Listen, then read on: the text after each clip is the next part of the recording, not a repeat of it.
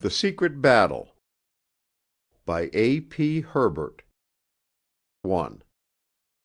I am going to write down some of the history of Harry Penrose, because I do not think full justice has been done to him, and because there must be many other young men of his kind who flung themselves into this war at the beginning of it, and have gone out of it after many sufferings with the unjust and ignorant condemnation of their fellows. At times, it may be, I shall seem to digress into the dreary commonplaces of all war chronicles, but you will never understand the ruthless progression of Penrose's tragedy without some acquaintance with each chapter of his life in the army. He joined the battalion only a few days before we left Plymouth for Gallipoli, a shy, intelligent-looking person, with smooth, freckled skin and quick, nervous movements. And although he was at once posted to my company, we had not become at all intimate when we steamed at last into Mudros Bay. But he had interested me from the first, and at intervals in the busy routine of a troop ship passing without escort through submarine waters, I had been watching him and delighting in his keenness and happy disposition. It was not my first voyage through the Mediterranean, though it was the first I had made in a transport, and I liked to see my own earlier enthusiasm vividly reproduced in him. Cape Spartel and the first glimpse of Africa, Tangiers and Tarifa and all that magical hour's steaming through the narrow waters with the pink and white houses hiding under the hills, Gibraltar town shimmering and asleep in the noonday sun, Malta and the bumboat women, karozes swaying through the narrow, chattering streets, cool drinks at cafés in a babel of strange tongues. All these were to Penrose part of the authentic glamour of the East, and he said so. I might have told him, with the fatuous pomp of wider experience, that they were in truth but a very distant reflection of the genuine East, but I did not. For it was refreshing to see any one so frankly confessing to the sensations of adventure and romance. To other members of the officers' mess, the spectacle of Gibraltar from the sea may have been more stimulating than the spectacle of Southend, though this is doubtful; but it is certain that few of them would have admitted the grave impeachment.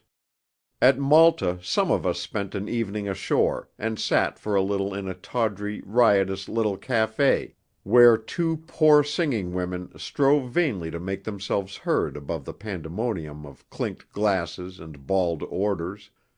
There we met many officers newly returned from the landing at Cape Helles, some of them with slightly bodily wounds, but all of them with grievous injuries staring out of their eyes. Those of them who would speak at all were voluble with anecdotes of horror and blood. Most of our own party had not yet lost the light-hearted mood in which men went to the war in those days.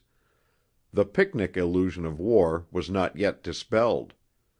Also, individually, no doubt, we had that curious confidence of the unblooded soldier that none of these strange, terrible things could ever actually happen to us. We should forever hang upon the pleasant fringes of war, sailing in strange seas, and drinking in strange towns, but never definitely entangled in the more crude and distasteful circumstances of battle. And if there were any of us with a secret consciousness that we deceived ourselves, tonight was no time to tear away the veil. Let there be lights and laughter and wine. Tomorrow, if need be, let us be told how the wounded had drowned in the wired shallows, and reckon the toll of that unforgettable exploit and the terrors that were still at work. And so we would not be dragooned into seriousness by these messengers from the Peninsula, but rather, with no injury to their feelings, laughed at their croakings and continued to drink. But Harry Penrose was different. He was all eagerness to hear every detail, hideous and heroic. There was one officer present, from the 29th Division, a man about 30, with a tanned, melancholy face and great solemn eyes, which for all the horrors he related seemed to have something yet more horrible hidden in their depths. Him Harry plied with questions, his reveler's mood flung impatiently aside, and the man seemed ready to tell him things, though from his occasional reservations and sorrowful smile I knew that he was pitying Harry for his youth, his eagerness, and his ignorance. Around us were the curses of overworked waiters, and the babble of loud conversations, and the smell of spilt beer. There were 2 officers uproariously drunk, and in the distance pathetic snatches of songs were heard from the struggling singer on the dais. We were in one of the first outposts of the Empire, and halfway to one of her greatest adventures. And this excited youth at my side was the only one of all that throng who was ready to hear the truth of it, and to speak of death. I lay emphasis on this incident, because it well illustrates his attitude towards the war at that time, which too many have now forgotten, and because I then first found the image which alone reflects the many curiosities of his personality. He was like an imaginative, inquisitive child, a child that cherishes a secret gallery of pictures in its mind, and must continually be feeding this storehouse with new pictures of the unknown, that is not content with a vague outline of something that is to come, a dentist or a visit or a doll, but will not rest till the experience is safely put away in its place, a clear, uncompromising picture to be taken down and played with at will. Moreover, he had the fearlessness of a child. But I shall come to that later. And so we came to Mudros, threading a placid way between the deceitful Aegean islands. Harry loved them because they wore so green and inviting an aspect, and again I did not undeceive him and tell him how parched and austere, how barren of comfortable grass and shade he would find them on closer acquaintance. We steamed into Mudros Bay at the end of an unbelievable sunset.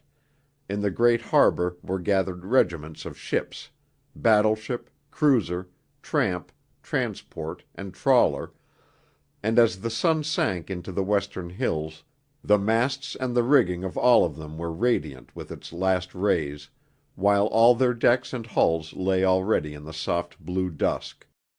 There is something extraordinarily soothing in the almost imperceptible motion of a big steamer gliding at slow speed to her anchorage. As I leaned over the rail of the boat deck and heard the tiny bugle calls float across from the French or English warships, and watched the miniature crews at work upon their decks, I became aware that Penrose was similarly engaged close at hand, and it seemed to me an opportunity to learn something of the history of this strange young man. Beginning with his delight in the voyage and all the marvellous romance of our surroundings, I led him on to speak of himself. Both his parents had died when he was a boy at school. They had left him enough to go to Oxford upon, without the help of the exhibition he had won, and he had but just completed his second year there when the war broke out. For some mysterious reason he had immediately enlisted instead of applying for a commission like his friends. I gathered, though not from anything he directly said, that he had had a hard time in the ranks. The majority of his companions in training had come down from the north with the first draft of Tynesiders. And though, God knows, the Tynesider as a fighting man has been unsurpassed in this war, they were a wild, rough crowd before they became soldiers, and I can understand that for a high-strung, sensitive boy of his type the intimate daily round of eating, talking, and sleeping with them must have made large demands on his patriotism and grit. But he said it did him good, and it was only the pestering of his guardian and relations that, after 6 months, forced him to take a commission. He had a curious lack of confidence in his fitness to be an officer, a feeling which is deplorably absent in hundreds not half as fit as he was. But from what I had seen of his handling of his platoon on the voyage, and the men are difficult after a week or two at sea, I was able to assure him that he need have no qualms. He was, I discovered, pathetically full of military ambitions.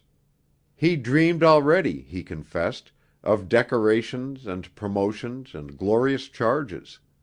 In short, he was like many another undergraduate officer of those days in his eagerness and readiness for sacrifice, but far removed from the common type in his romantic, imaginative outlook towards the war. Romantic is the only word, I think, and it is melancholy for me to remember that even then I said to myself, "I wonder how long the romance will last, my son." But I could not guess just how terrible was to be its decay. We were not to be long at Mudros. For 3 days we lay in the sweltering heat of the great hill-circled bay, watching the warships come and go, and buying fruit from the little Greek sailing boats which fluttered around the harbour. These were days of hot anxiety about one's kit.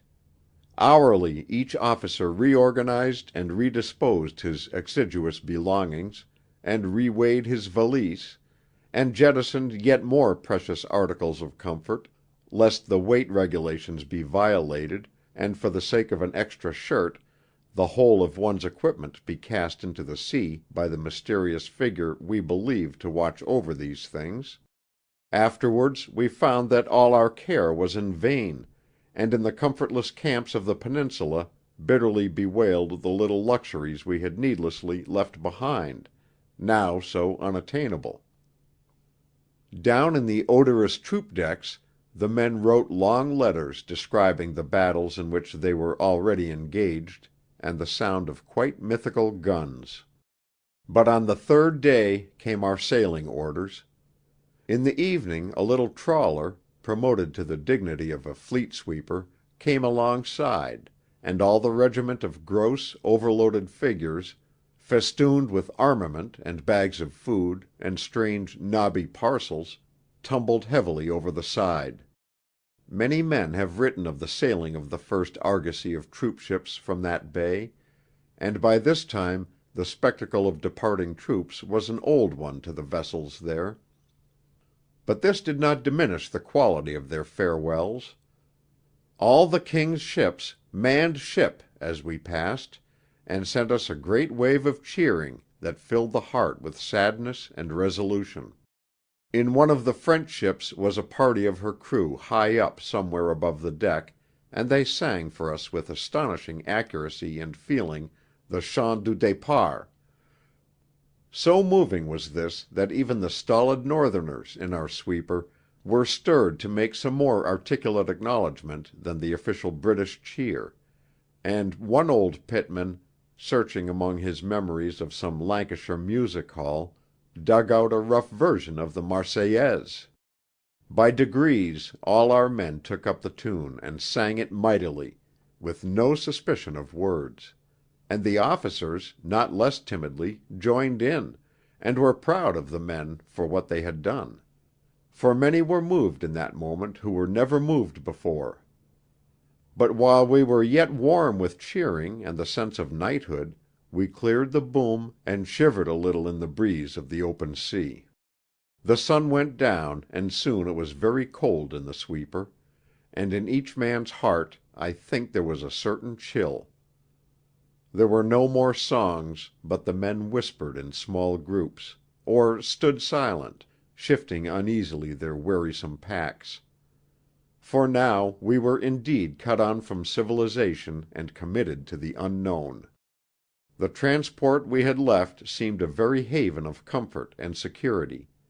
One thought longingly of white tables in the saloon, and the unfriendly linen bags of bully beef and biscuits we carried were concrete evidence of a new life. The war seemed no longer remote, and each of us realized indignantly that we were personally involved in it. So for a little all these soldiers had a period of serious thought unusual in the soldier's life.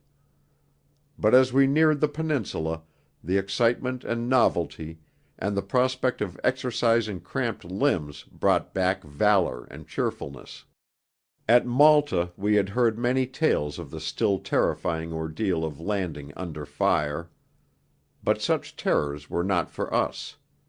There was a bright moon, and as we saw the pale cliffs of Cape Helles, all, I think, expected each moment a torrent of shells from some obscure quarter.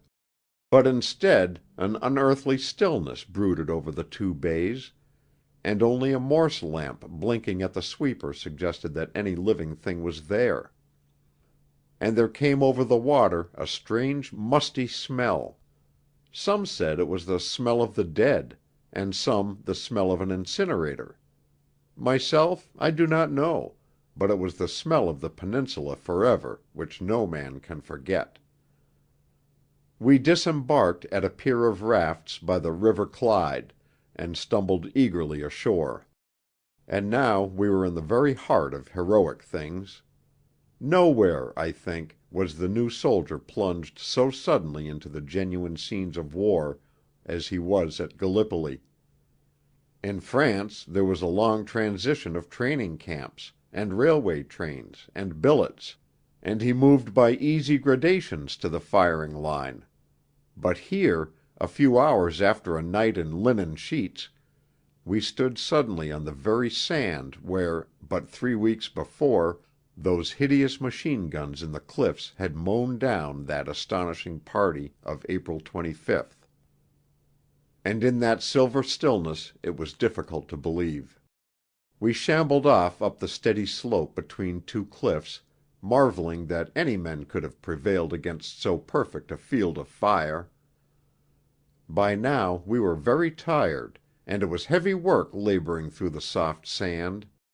Queer, Moorish-looking figures in white robes peered at us from dark corners, and here and there a man poked a tousled head from a hole in the ground, and blinked upon our progress. Some one remarked that it reminded him of nothing so much as the native camp at Earl's Court on a fine August evening, and that indeed was the effect. After a little the stillness was broken by a sound which we could not conceal from ourselves was the distant rattle of musketry. Somewhere a gun fired startlingly, and now as we went each man felt vaguely that at any minute we might be plunged into the thick of a battle, laden as we were, and I think each man braced himself for a desperate struggle. Such is the effect of marching in the dark to an unknown destination. Soon we were halted in a piece of apparently waste land circled by trees, and ordered to dig ourselves a habitation at once, for, in the morning, it was whispered, the Turks search all this ground. Everything was said in a kind of hoarse, mysterious whisper, presumably to conceal our observations from the ears of the Turks, 5 miles away. But then we did not know they were 5 miles away. We had no idea where they were, or where we were ourselves. Men glanced furtively at the North Star for guidance, and were pained to find that, contrary to their military teaching, it told them nothing. Even the digging was carried on a little stealthily, till it was discovered that the Turks were not behind those trees.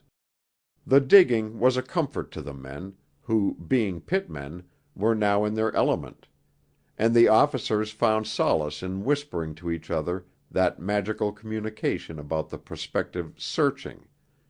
It was the first technical word they had used in the field, and they were secretly proud to know what it meant. In a little the dawn began, and the grey trees took shape, and the sun came up out of Asia, and we saw at last the little sugar-loaf peak of Achi Baba, absurdly pink and diminutive in the distance. A man's first frontal impression of that great rampart, with the outlying slopes masking the summit, was that it was disappointingly small. But when he had lived under and upon it for a while, day by day, it seemed to grow in menace and in bulk, and ultimately became a hideous, overpowering monster, pervading all his life, so that it worked upon men's nerves, and almost everywhere in the peninsula they were painfully conscious that every movement they made could be watched from somewhere on that massive hill. But now the kitchens had come, and there was breakfast and vicious, milkless tea. We discovered that all around our seeming solitude the earth had been peopled with sleepers, who now emerged from their holes. There was a stir of washing and cooking and singing, and the smoke went up from the wood fires in the clear, cool air. D Company officers made their camp under an olive tree, with a view over the blue water to Samothrace and Imbros, and now, in the early cool before the sun had gathered his noonday malignity, it was very pleasant. At 7 o'clock the searching began. A mile away, on the northern cliffs, the first shell burst, stampeding a number of horses. The long-drawn warning scream and the final crash gave all the expectant battalion a faintly pleasurable thrill, and as each shell came a little nearer the sensation remained. No one was afraid. Without the knowledge of experience, no one could be seriously afraid on this cool, sunny morning in the grove of olive trees. Those chill hours in the sweeper had been much more alarming. The common sensation was, "At last I am really under fire. To-day I shall write home and tell them about it." And then, when it seemed that the line on which the shells were falling must, if continued, pass through the middle of our camp, the firing mysteriously ceased. Harry, I know, was disappointed. Personally, I was pleased. I learned more about Harry that afternoon. He had been much exhausted by the long night, but was now refreshed and filled with an almost childish enthusiasm by the pictorial attractions of the place. For this enthusiastic soul one thing only was lacking in the site of the camp: the rise of the hill which here runs down the center of the peninsula hid from us the Dardanelles. These, he said, must immediately be viewed. It was a bright afternoon of blue skies and gentle air; not yet had the dry northeast wind come to plague us with dust clouds, and all the vivid colors of the scene were unspoiled. We walked over the hill through the parched scrub, where lizards darted from under our feet and tortoises lay comatose in the scanty shade, and came to a kind of inland cliff, where the Turks had had many riflemen at the landing, for all the ground was littered with empty cartridges. And there was unfolded surely the most gorgeous panorama this war has provided for prosaic Englishmen to see. Below was a cool, inviting grove of imperial cypresses. All along the narrow strip between us and the shore lay the rest lines of the French, where moved lazy figures in blue and red, and blass Senegalese in many colors. To the left was the wide sweep of Morto Bay, and beyond the first section of Achi Baba rising to Detot's battery in terraces of olives and vines. But what caught the immediate eye, what we had come to see and had sailed hither to fight for, was that strip of unbelievably blue water before us, deep, generous blue, like a Chinese bowl. On the farther shore, towards the entrance to the straits, we could see a wide green plain, and beyond and to the left, peak after peak of the mountains of Asia. And far away in the middle distance there was a glint of snow from some regal summit of the Anatolian mountains. That wide green plain was the plain of Troy. The scarcity of classical scholars in expeditionary forces, and the wearisome observations of pressmen on the subject of Troy, have combined to belittle the significance of the classical surroundings of the Gallipoli campaign. I myself am a stolid, ill-read person, but I confess that the spectacle of those historic flats was not one, in diplomatic phrase, which I could view with indifference. On Harry, ridiculously excited already, the effect was almost alarming. He became quite lyrical over two little sweepers apparently anchored near the mouth of the straits. "That," he said, Must have been where the Greek fleet lay. God, it's wonderful!" Up on the slope towards De Tott's battery the guns were busy, and now and then Asiatic Annie sent over a large shell from the region of Achilles' tomb, which burst ponderously in the sea off Cape Helles. And there we sat on the rough edge of the cliff and talked of Achilles and Hector and Diomed and Patroclus and the far-sounding bolts of Jove.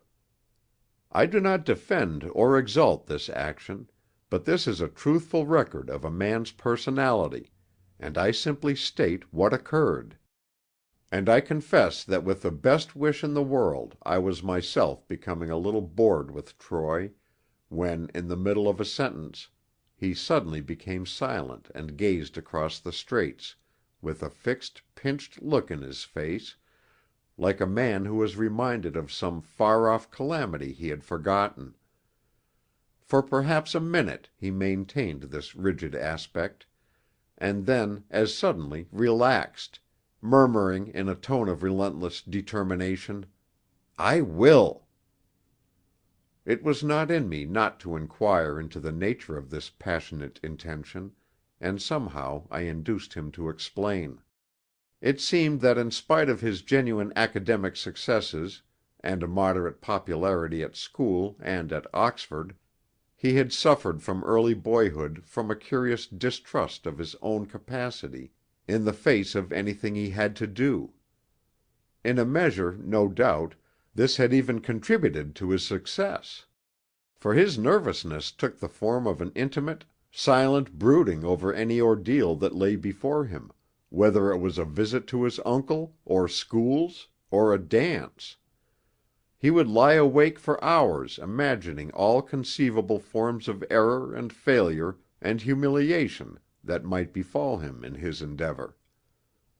And though he was to this extent forewarned and forearmed, it must have been a painful process. And it explained to me the puzzling intervals of seeming melancholy which I had seen varying his usually cheerful demeanor. "You remember last night," he said, "I had been detailed to look after the baggage when we disembarked, and take charge of the unloading party? As far as I know, I did the job all right, except for losing old Tompkins' valise. But you can't think how much worry and anxiety it gave me beforehand. All the time on the sweeper I was imagining the hundreds of possible disasters: the working party not turning up, and me left alone on the boat with the baggage; the colonel's things being dropped overboard; a row with the M.L.O.; getting the baggage ashore and then losing the battalion, or the working party, or the baggage. It all worked out quite simply, but I tell you, Benson, it gave me hell. And it's always the same.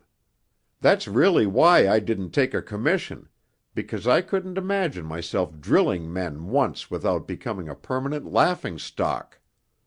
I know now that I was a fool about that. I usually do find that out. But I can't escape the feeling next time. And now it's not only little things like that, but that's what I feel about the whole war. I've a terror of being a failure in it, a failure out here, you know, a sort of regimental dud. I've heard of lots of them, the kind of man that nobody gives an important job because he's sure to muck it up, though I do believe Eccleston's more likely to be that than me. But that's what I was thinking just now. Somehow, looking at this view, Troy and all that, and thinking how those Greeks sweated blood for 10 years, on afternoons like this, doing their duty for the damned old kings, and how we've come out here to fight in the same place thousands of years afterwards, and we still know about them and remember their names, well, it gave me a kind of inspiration. I don't know why. I've got a bit of confidence, God knows how long it will last, but I swear I won't be a failure. I won't be the battalion dud. and I'll have a damned good try to get a medal of some sort and be like Achilles or somebody." Sheer breathlessness put a sudden end to this outburst, and since it was followed by a certain shyness at his own revelations, I did not probe deeper. But I thought to myself that this young man's spirit of romance would die hard. I did not know whether it would ever die, for certainly I had never seen that spirit working so powerfully in any man as a positive incentive to achievement. And I tell you all this because I want you to understand how it was with him in the beginning. But now the bay was in shadow below us. On the hill the solemn stillness that comes over all trenches in the hour before dusk had already descended, and away towards the cape the Indians were coming out to kneel in prayer beside the alien sea. The romance of war was in full song. And scrambling down the cliff, we bathed almost reverently in the Hellespont. 2. Those first 3 days were, for many of us, who did not know the mild autumn months, the most pleasant we spent on the peninsula. The last weeks of May had something of the quality of an old English summer, and the 7 plagues of the peninsula had not yet attained the intolerable violence of June and July. True, the inhabited portion of the narrow land we won had already become in great part a wilderness. The myrtle and rock rose and tangled cistus, and all that wealth of spring flowers in which the landing parties had fallen and died in April, had long been trodden to death, and there were wide stretches of yellow desert, where not even the parched scrub survived. But in the 2½ miles of bare country which lay between the capes and the foothills of Achi Baba was one considerable oasis of olives and stunted oaks, and therein, on the slopes of the bridge, was our camp fortunately set. The word camp contains an unmerited compliment to the place. The manner of its birth was characteristic of military arrangements in those days. When we were told, on that first mysterious midnight, to dig ourselves a shelter against the morning's searching, we were far from imagining that what we dug would be our peninsular home and haven of rest from the firing line for many months to come. And so we made what we conceived to be the quickest and simplest form of shelter against a quite temporary emergency: long, straight, untraversed ditches, running parallel to and with but a few yards between each other. No worse form of permanent dwelling place could conceivably have been constructed, for the men were cramped in these places with a minimum of comfort and a maximum of danger. No man could climb out of his narrow drain without casting a shower of dust from the crumbling parapet on to his sleeping neighbour in the next ditch, and 3 large German shells could have destroyed half the regiment. Yet there were many such camps, most of them lacking the graceful concealment of our trees. Such targets even the Turkish artillery must sometimes hit. There were no dugouts in the accepted sense of the Western Front, no deep, elaborate, staircased chambers hollowed out by miners with miners' material. Our dugouts were dugouts in truth, shallow excavations scooped in the surface of the earth. The only roof for a man against sun and shells was a waterproof sheet stretched precariously over his hole. It is sufficient testimony to the indifference of the Turkish artillery that with such naked concentrations of men scattered about the peninsula, casualties in the rest camps were so few. Each officer had his own private hole, set democratically among the men's, and an officer's mess was simply made by digging a larger hole and roofing it with 2 waterproof sheets instead of 1. There was no luxury among the infantry there, and the gulf which yawns between the lives of officer and man in France, as regards material comfort, was barely discernible in Gallipoli. Food was dull and monotonous. For weeks we had only bully beef and biscuits, and a little coarse bacon and tea, but it was the same for all, one honourable equality of discomfort. At first there were no canteen facilities, and when some newcomer came from one of the islands with a bottle of champagne and another of chartreuse, we drank it with bully and cast iron biscuit. Drinking water was as precious as the elixir of life, and almost as unobtainable, but officer and man had the same ration to eke out through the thirsty day. Wells were sunk, and sometimes immediately condemned, and when we knew the water was clear and sweet to taste, it was hard to have it corrupted with the metallic flavor of chemicals by the medical staff. Then indeed did a man learn to love water. Then did he learn discipline, when he filled his water bottle in the morning with the exiguous ration of the day, and fought with the intolerable craving to put it to his lips, and there and then gurgle down his fill. In the spring nights it was very cold, and men shivered in their single blanket under the unimaginable stars. But very early the sun came up, and by 5 o'clock all the camp were singing, and there were 3 hours of fresh coolness when it was very good to wash in a canvas bucket, and smoke in the sun before the torrid time came on. And again at 7, when the sun sat perched on the great rock of Samothrace, and Imbros was set in a fleecy marvel of pink and saffron clouds, there were 2 hours of pure physical content. But these, I think, were more nearly perfect than the morning, because they succeeded the irritable fevers of the day. Then the crickets in the branches sang less tediously, and the flies melted away, and all over the peninsula the wood fires began to twinkle in the dusk, as the men cooked over a few sticks the little delicacies which were preserved for this hour of respite. When we had done, we sat under our olive tree in the clear twilight, and watched the last aeroplane sail home to Rabbit Islands, and talked and argued till the glowworms glimmering in the scrub, and up the hill the long roll of the Turks' rapid fire told us that darkness was at hand, and the chill dew sent us into our crannies to sleep.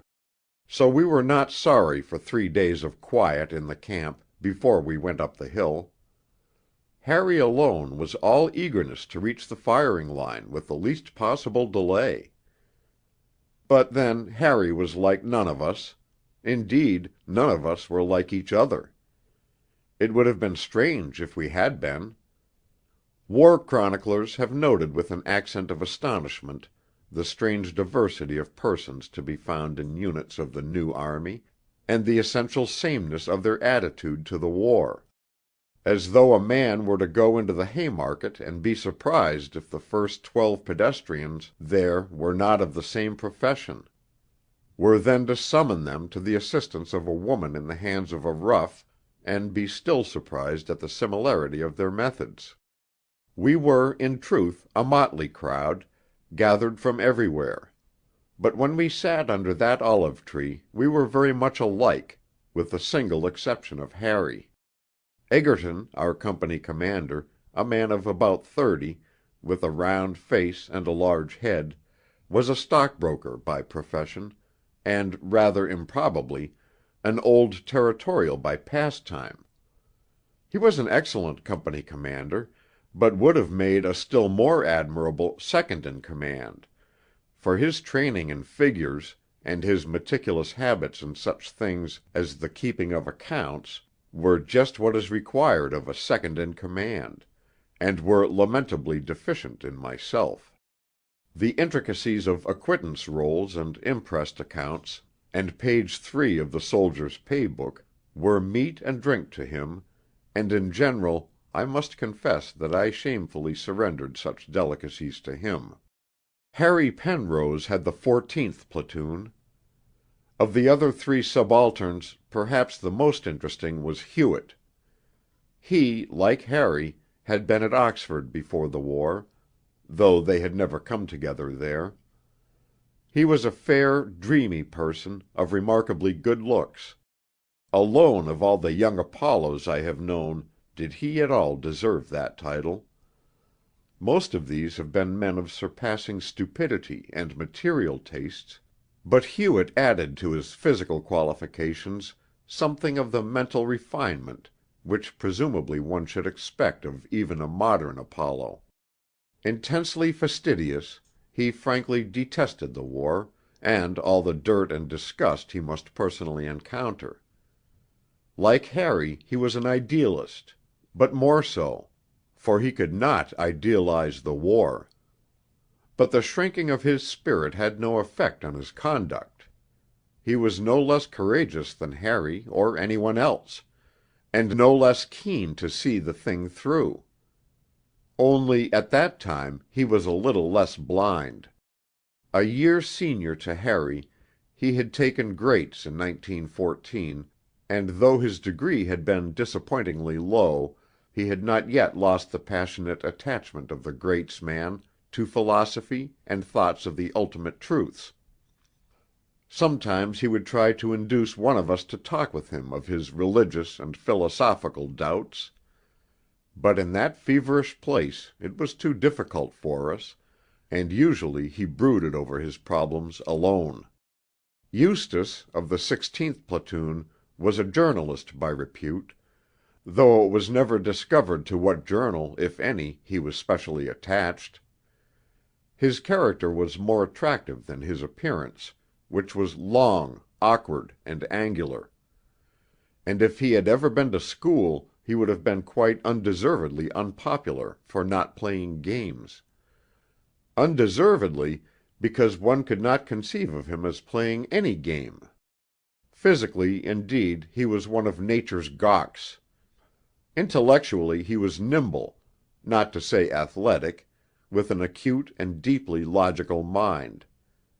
As a companion, more especially a companion in war, he was made tedious by a habit of cynicism and a passion for argument. The cynicism, I think, had developed originally from some early grievance against society, had been adopted as an effective pose, and had now become part of his nature. Whatever its origin, it was wearing to us, for in the actual scenes of war one likes to cling to one's illusions while any shred of them remains, and would rather they faded honorably under the gentle influence of time than be torn to fragments in a moment by reasoned mockery. But Eustace was never tired of exhibiting the frailty and subterfuge of all men, particularly in their relations to the war. The nation arrived for him as regularly as the German submarines would allow, and all his views were in that sense distinctly national. If any of us were rash enough to read that paper ourselves, we were inevitably provoked to some comment which led to a hot wrangle on the public schools, or Kitchener, or the rights of the war, and the pleasant calm of the dusk was marred. For Eustace could always meet us with a powerfully logical case, and while in spirit we revolted against his heresies, we were distressed by the appeal they made to our reluctant reasons. Harry, the most ingenuous of us all and the most devoted to his illusions, was particularly worried by this conflict. It seemed very wrong to him that a man so loyal and gallant in his personal relations with others should trample so ruthlessly on their dearest opinions. Burnett was of a very different type. Tall and muscular, with reddish hair and vivid blue eyes, he looked, as he wanted to look, a man of action by nature and practice. He had knocked about for some years in Africa and Australia, a process which had failed equally to establish his fortunes or soften his rough edges, and from the first he affected the patronizing attitude of the experienced campaigner. The little discomforts of campfire were nothing to him, for were they not part of his normal life? And when I emerged from my dugout pursued by a centipede of incredible ferocity, he held forth for a long time on the best method of dispatching rattlesnakes in the Umgoga, or some such locality. By degrees, however, as life became more unbearable, the conviction dawned upon us that he was no less sensible to heat and hunger and thirst than mere temporary campaigners, and rather more ready to utter his complaints. Finally, the weight of evidence became overwhelming, and it was whispered at the end of our first week at Gallipoli that Burnett was bogus. The quality of being bogus was in those days the last word in military condemnation, and in Burnett's case events showed the verdict to be lamentably correct. So we were a strangely assorted crowd, only alike, as I have said, in that we were keen on the winning of this war and resolved to do our personal best towards that end. Of the five of us, Hewett and Eustace had the most influence on Harry. Me he regarded as a solid kind of wall that would never let him down, or be guilty of any startling deviations from the normal. By Hewett he was personally and spiritually attracted; by Eustace, alternately fascinated and disturbed. And it was a very bad day for Harry when Hewett's death removed that gentle, comfortable influence. We were ordered to relieve the —s at midnight on the fourth day, and once again we braced ourselves for the last desperate battle of our lives. All soldiers go through this process during their first weeks of active service, every time they move anywhere. Immense expectations, vows, fears, prayers, fill their minds, and nothing particular happens. Only the really experienced soldier knows that it is the exception and not the rule for anything particular to happen, and the heroes of romance and history who do not move a muscle when told that they are to attack at dawn are generally quite undeserving of praise, since long experience has taught them that the attack is many times more likely to be cancelled than to occur. Until it actually does happen they will not believe in it; they will make all proper preparations, but quite rightly do not move a muscle. We, however, were now to have our first illustration of this great military truth. For, indeed, we were to have no battle. Yet that night's march to the trenches was an experience that made full compensation. It was already dusk when we moved out of the rest camp, and the moon was not up. As usual in new units, the leading platoons went off at a reckless canter, and stumbling after them in the gathering shadows over rocky, precipitous slopes, and in and out of the clumps of bush, falling in dark holes onto indignant sleepers, or maddeningly entangled in hidden strands of wire, the rear companies were speedily out of touch. To a heavily laden infantryman there are few things more exasperating than a night march into the line conducted too fast. If the country be broken and strewn with obstacles, at which each man must wait while another climbs or drops, or wrestles or wades in front of him, and must laboriously scamper after him in the shadows lest he, and thereby all those behind him, be lost; if the country be unknown to him, so that, apart from purely military considerations, the fear of being lost is no small thing, for a man knows that he may wander all night alone in the dark, surrounded by unknown dangers, cut off from sleep and rations and the friendly voices of companions, a jest among them when he discovers them; then such a march becomes a nightmare.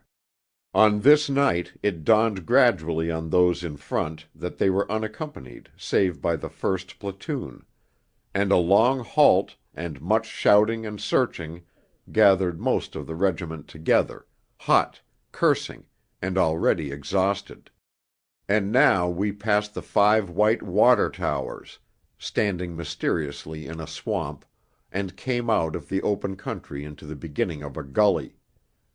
These gullies were deep, steep-sided ravines, driven through all the lower slopes of Achi Baba, and carrying in the spring a thin stream of water, peopled by many frogs, down to the straits or the sea.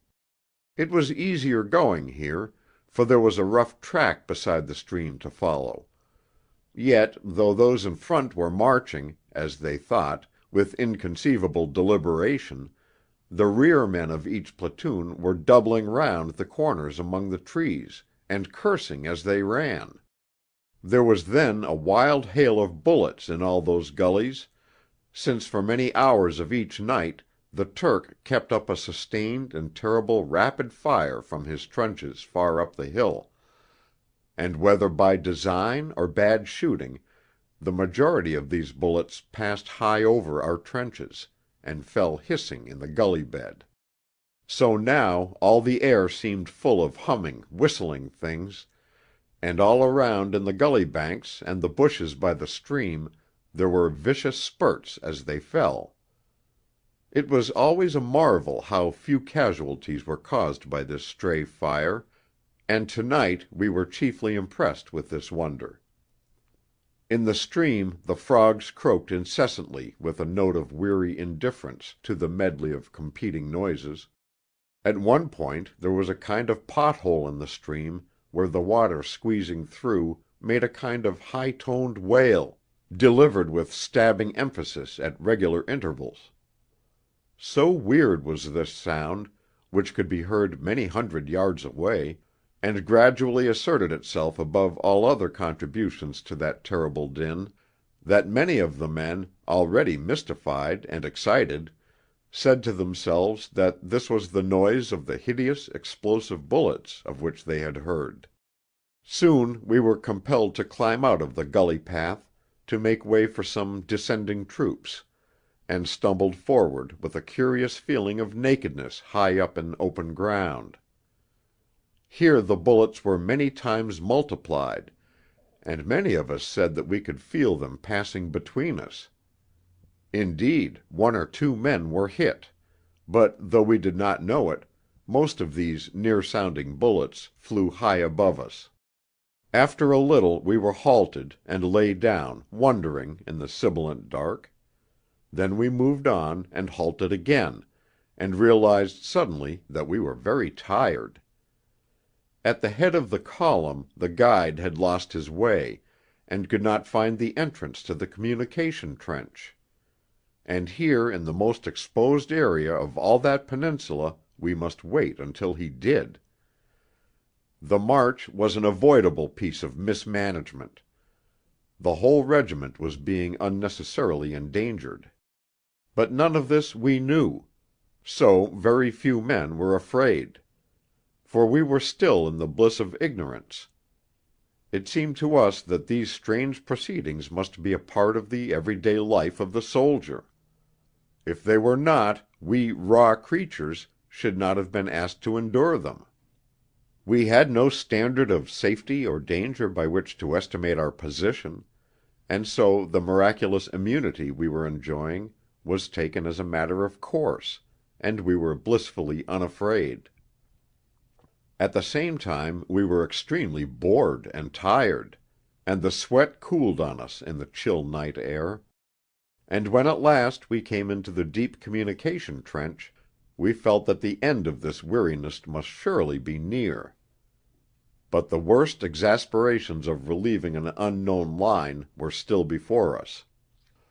It was a 2-mile trudge in the narrow ditches to the front line.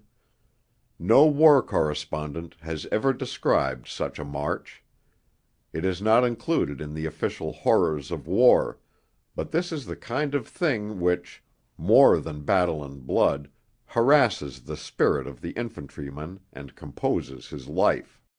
The communication trenches that night were good and deep and dry, and free from the awfulness of mud, but they were very few, and unintelligently used. There had been an attack that day, and coming by the same trench was a long stream of stretchers and wounded men, and odd parties coming to fetch water from the well, and whole battalions relieved from other parts of the line. Our men had been sent up insanely with full packs, for a man so equipped to pass another naked in the narrow ditch would have been difficult. When all those that he meets have also straps and hooks and excrescences about them, Each separate encounter means heartbreaking entanglements, and squeezes and sudden paroxysms of rage. That night we stood a total of hours hopelessly jammed in the suffocating trench, with other troops trying to get down. A man stood in those crushes, unable to sit down, unable to lean comfortably against the wall because of his pack, unable even to get his hand to his water bottle and quench his intolerable thirst, unable almost to breathe for the hot smell of herded humanity. Only a thin ribbon of stars overhead, remotely roofing his prison, reminded him that indeed he was still in the living world, and not pursuing some hideous nightmare. At long last some one would take charge of the situation, and by sheer muscular fighting for space the two masses would be extricated. Then one moved on again. And now each man has become a mere lifeless automaton. Every few yards there is a wire hanging across the trench at the height of a man's eyes, and he runs blindly into it, or it catches in the piling swivel of his rifle. Painfully he removes it, or in a fit of fury tears the wire away from him. Or there is a man lying in a corner with a wounded leg crying out to each passer-by not to tread on him, or a stretcher party slowly struggling against the tide.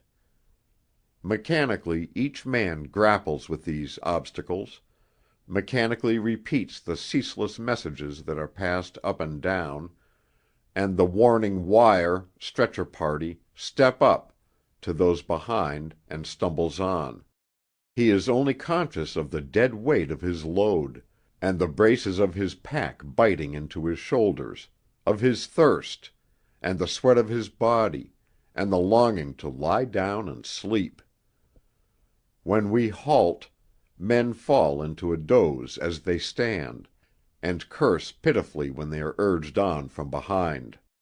We reach the inhabited part of the line, and the obstacles become more frequent, for there are traverses every 10 yards, and men sleeping on the floor, and a litter of rifles, water cans, and scattered equipment.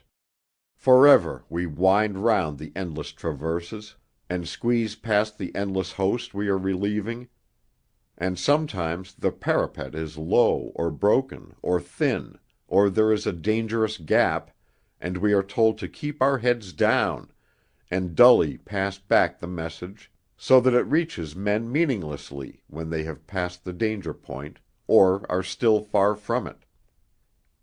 All the time there is a wild rattle of rapid fire from the Turks, and bullets hammer irritably on the parapet, or fly singing overhead. When a man reached his destined part of the trench that night, there were still long minutes of exasperation before him, for we were inexperienced troops, and first of all the men crowded in too far together, and must turn about, and press back so as to cover the whole ground to be garrisoned.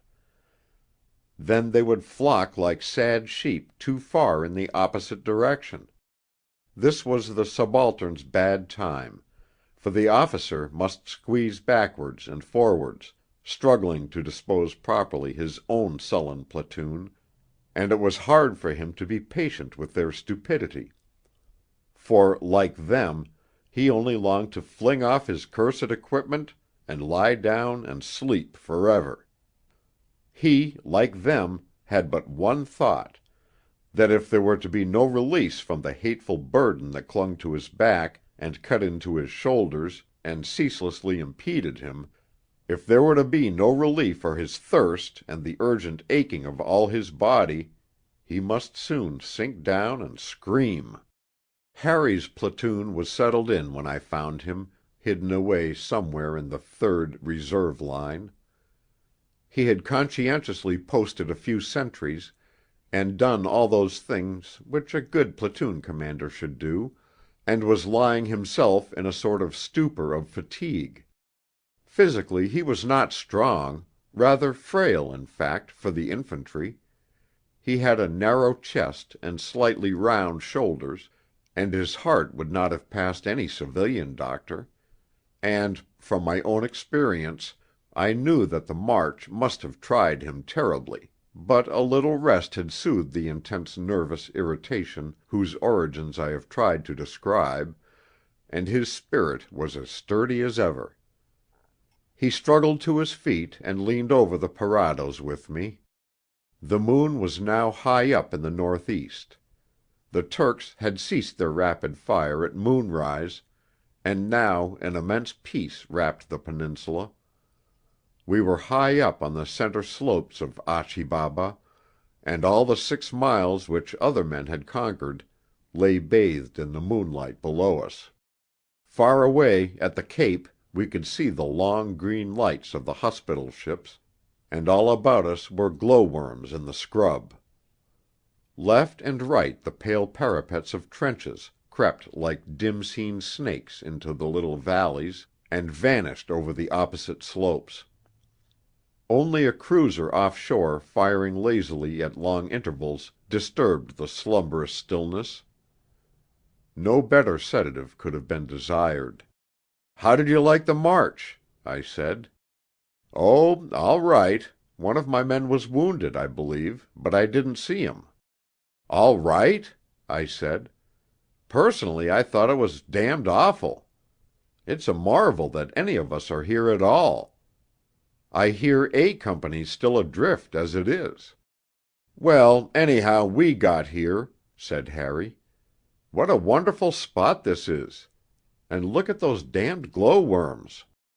I was anxious to know what impression the night had made on Harry, but these and other answers gave me no real clue. I had a suspicion that it had, in truth, considerably distressed him, but any such effect had clearly given way to the romantic appeal of the quiet moon. I, too, was enjoying the sense of peace, but I was still acutely conscious of the unpleasantness of the night's proceedings, and a certain envy took hold of me at this youth's capacity to concentrate on the attractive shadow of distasteful things. There was a heavy, musty smell over all part of the trench, the smell of a dead Turk lying just over the parapet, and it occurred to me, maliciously, to wake Harry from his dreams and bring home to him the reality of things. "Funny smell you've got here, Harry," I said. "Know what it is?" "Yes, it's cactus, or amaryllis, or one of those funny plants they have here, isn't it? I read about it in the papers." This was too much. "It's a dead Turk," I told him, with a wicked anticipation of the effect I should produce. The effect, however, was not what I expected. "No," said Harry, with obvious elation. "Let's find the devil." Forthwith he swarmed over the parapet, full of life again, nosed about till he found the reeking thing, and gazed on it with undisguised interest. No sign of horror or disgust could I detect in him. Yet it was not pure ghoulishness. It was simply the boy's greed for experience and the savour of adventure. Anyhow, my experiment had failed, and I found that I was glad. But when I was leaving him for the next platoon, he was lying down for a little sleep on the dirty floor of the trench, and as he flashed his electric torch over the ground, I saw several small white objects writhing in the dust. The company commander whom we had relieved had told me how under all these trenches the Turks and the French had buried many of their dead, and in a moment of nauseating insight I knew that these things were the maggots which fed upon their bodies. "Harry," I said, "you can't sleep there. Look at those things." And I told him what they were. "Rubbish," he said. "They're glowworms gone to sleep." Well, then I left him. But that's how he was in those days. 3. So many men have written descriptions of trench life in France. There have been so many poems, plays, and speeches about it, that the majority of our nation must have a much clearer mental picture of life on the Western Front than they have of life at the Savoy, or life in East Ham. But the Gallipoli Peninsula was never part of the Western Front, and no man came back from that place on leave. Lucky, indeed, if he came at all. The campaign was never, for obvious reasons, an important item in official propaganda, and the various non-official agencies which now bring home the war to Streatham had not begun to articulate when the campaign came to an end, and so neither Streatham nor anyone else knew anything about it. And though for a soldier to speak, however distantly, of the details of trench life in France is now in some circles considered a solecism equivalent to the talking of shop, I hope I may still without offence make some brief reference to the trenches of the Peninsula. For, in truth, it was all very different. Above all, from dawn to dawn it was genuine infantry warfare. In France, apart from full dress attacks, an infantryman may live for many months without once firing his rifle, or running the remotest risk of death by a rifle bullet. Patiently he tramps, and watches, and digs, and is shelled, clinging fondly to his rifle night and day, but seldom or never in a position to use it. So that in the stagnant days of the past he came to look upon it as a mere part of his equipment, like his water bottle, only heavier and less comforting, and in real emergencies fumbled stupidly with the unfamiliar mechanism. This was true for a long time of the normal or peace-time sectors of France. But in those hill trenches of Gallipoli the Turk and the Gentile fought with each other all day with rifle and bomb, and in the evening crept out and stabbed each other in the dark. There was no release from the strain of watching and listening and taking thought. The Turk was always on higher ground. He knew every inch of all those valleys and vineyards and scrub-strewn slopes, and he had an uncanny accuracy of aim.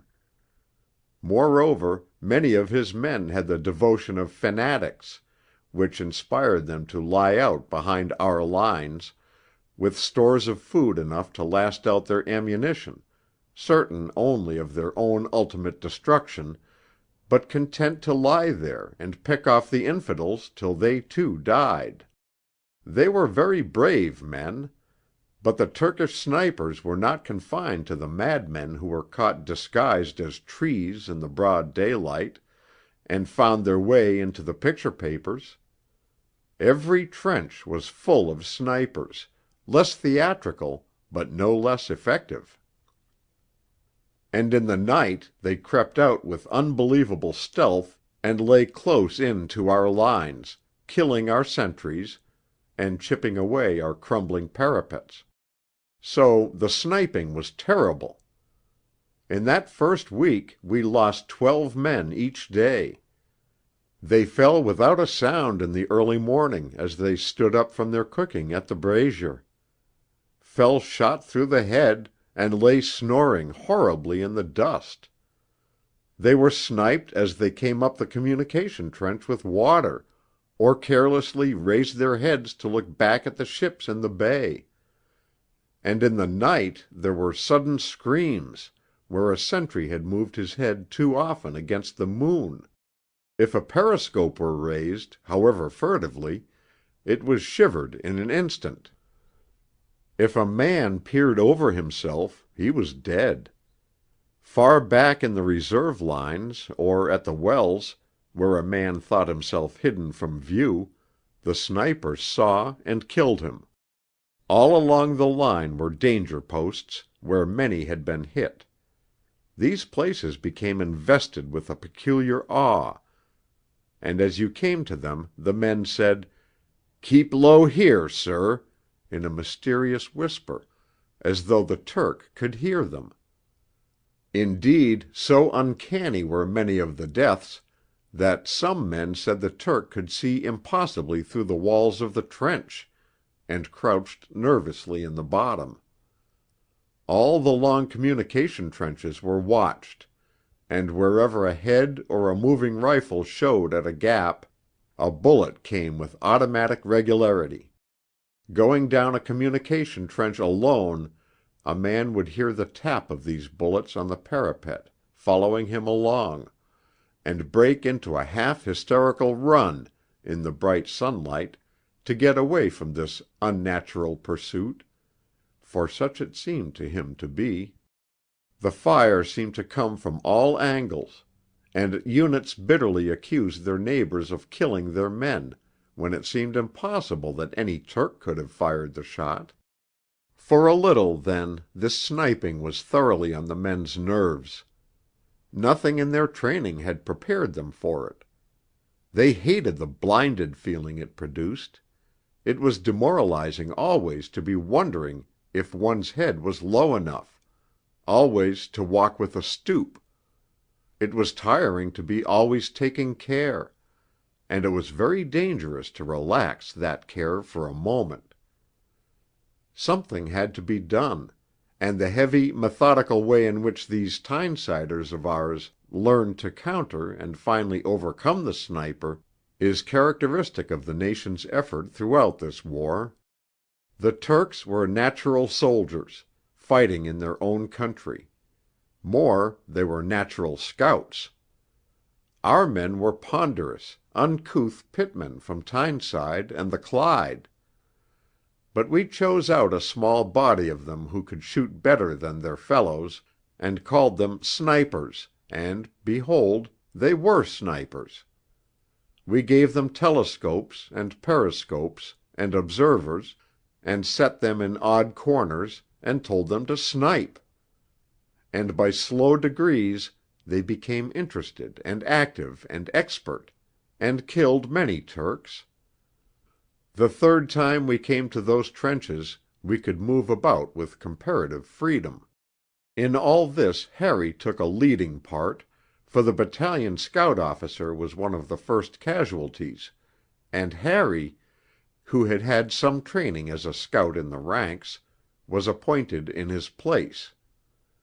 In this capacity he was in charge of the improvised snipers, and all day moved about the line from post to post, encouraging and correcting. All this he did with characteristic energy and enthusiasm, and tired himself out with long wanderings in the scorching sun. In those trenches all movement was an intense labour. The sun blazed always into the suffocating ditch, where no breath of air came. The men not on duty lay huddled wherever they could steal an inch of shade, with the flies crawling about their eyes and open mouths. Progress was a weary routine of squeezing past men, or stepping over men, or running into men round corners, as one stooped to escape death. In little niches in the wall were mess tins boiling over boxwood fires, so that the eyes smarted from their smoke, and the air was full of hot fumes, and everywhere was the stuffy smell of human flesh. In the heat of the day these things produced in the healthiest man an intolerable irritation and fatigue. To a frail, sensitive youth like Harry, his day-long rambles must have been torture. But though he too became touchy, he pursued his task with determination, and would not be tempted away.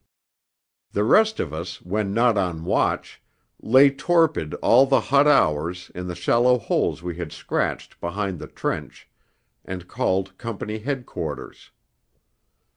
These places were roofed only with the inevitable waterproof sheet, and had there been any serious shelling, would have been death traps. Into these dwellings came many strange animals, driven from their nests among the roots of the scrub, snakes, lizards, and hideous centipedes. Large, clumsy, winged things, which some said were locusts, fell into the trench, and for a few hours strove vainly to leap out again till they were trampled to death.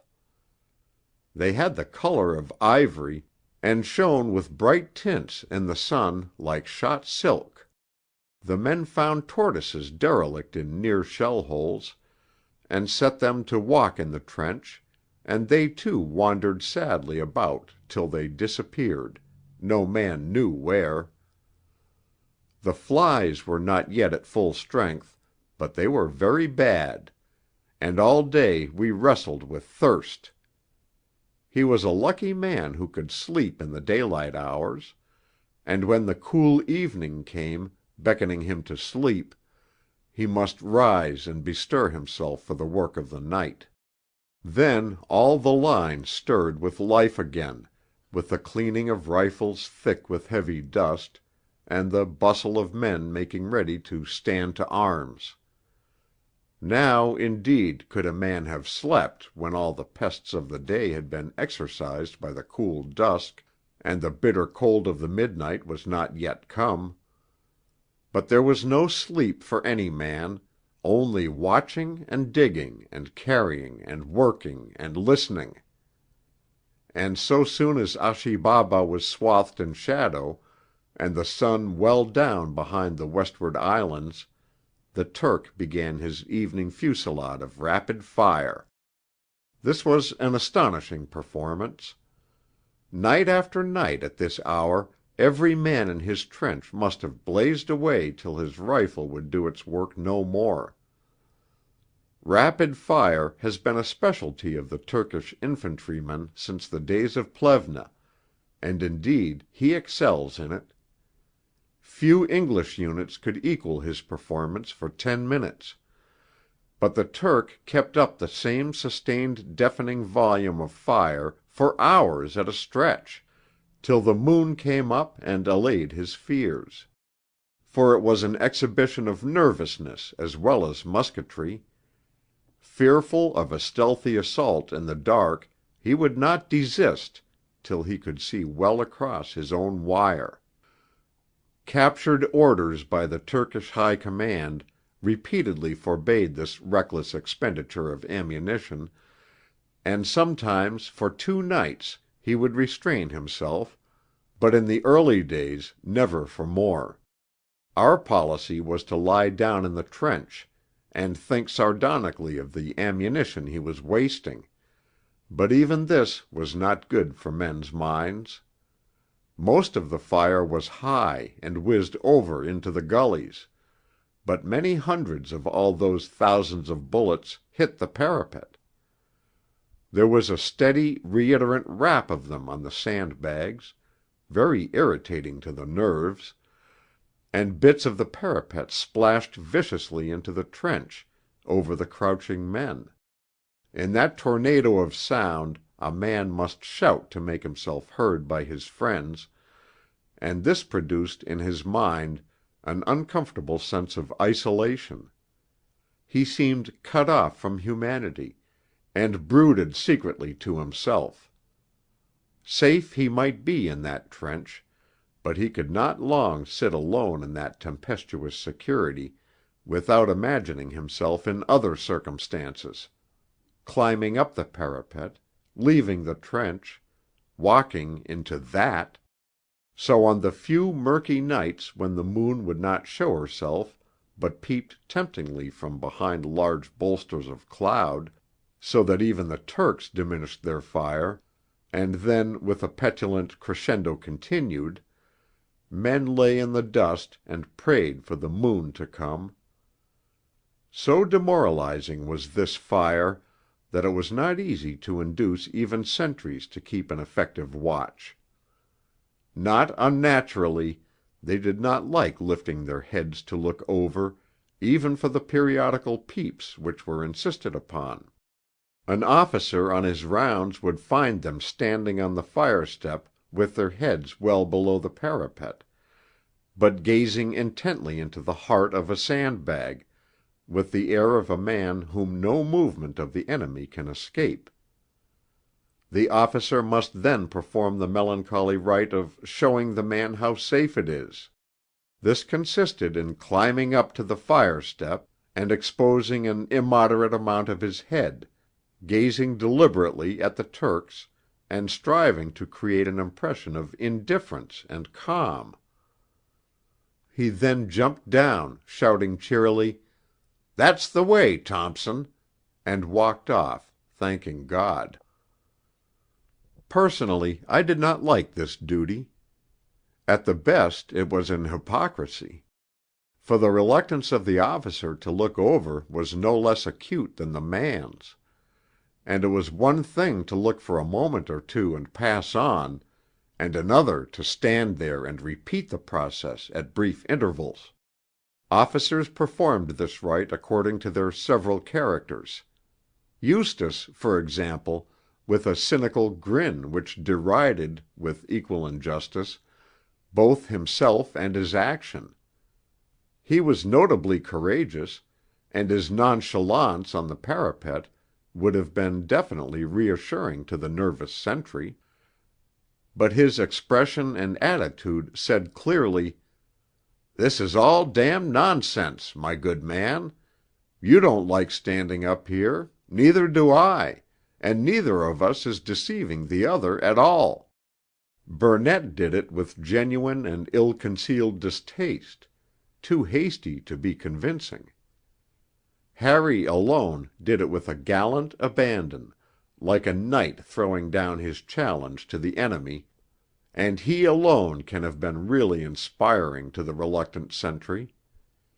He had a keen dramatic instinct, and in these little scenes rather enjoyed the part of the unperturbed hero calming the timorous herd. Watching him once or twice, I wondered how much was acting and how much real fearlessness.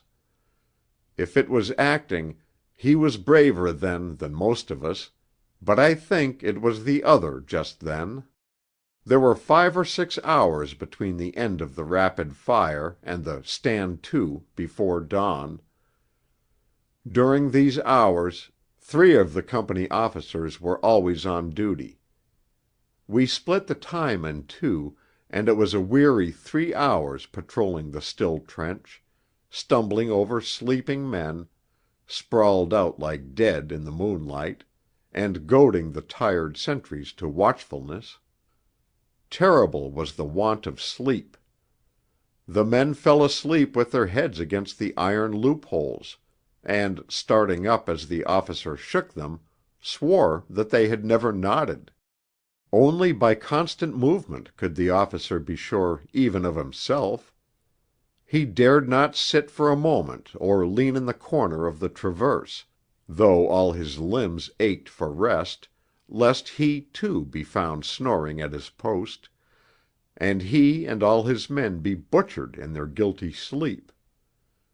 And so he drags his sore feet ceaselessly backwards and forwards, marveling at the stillness and the stars and the strange, musky night smell which has crept out of the earth.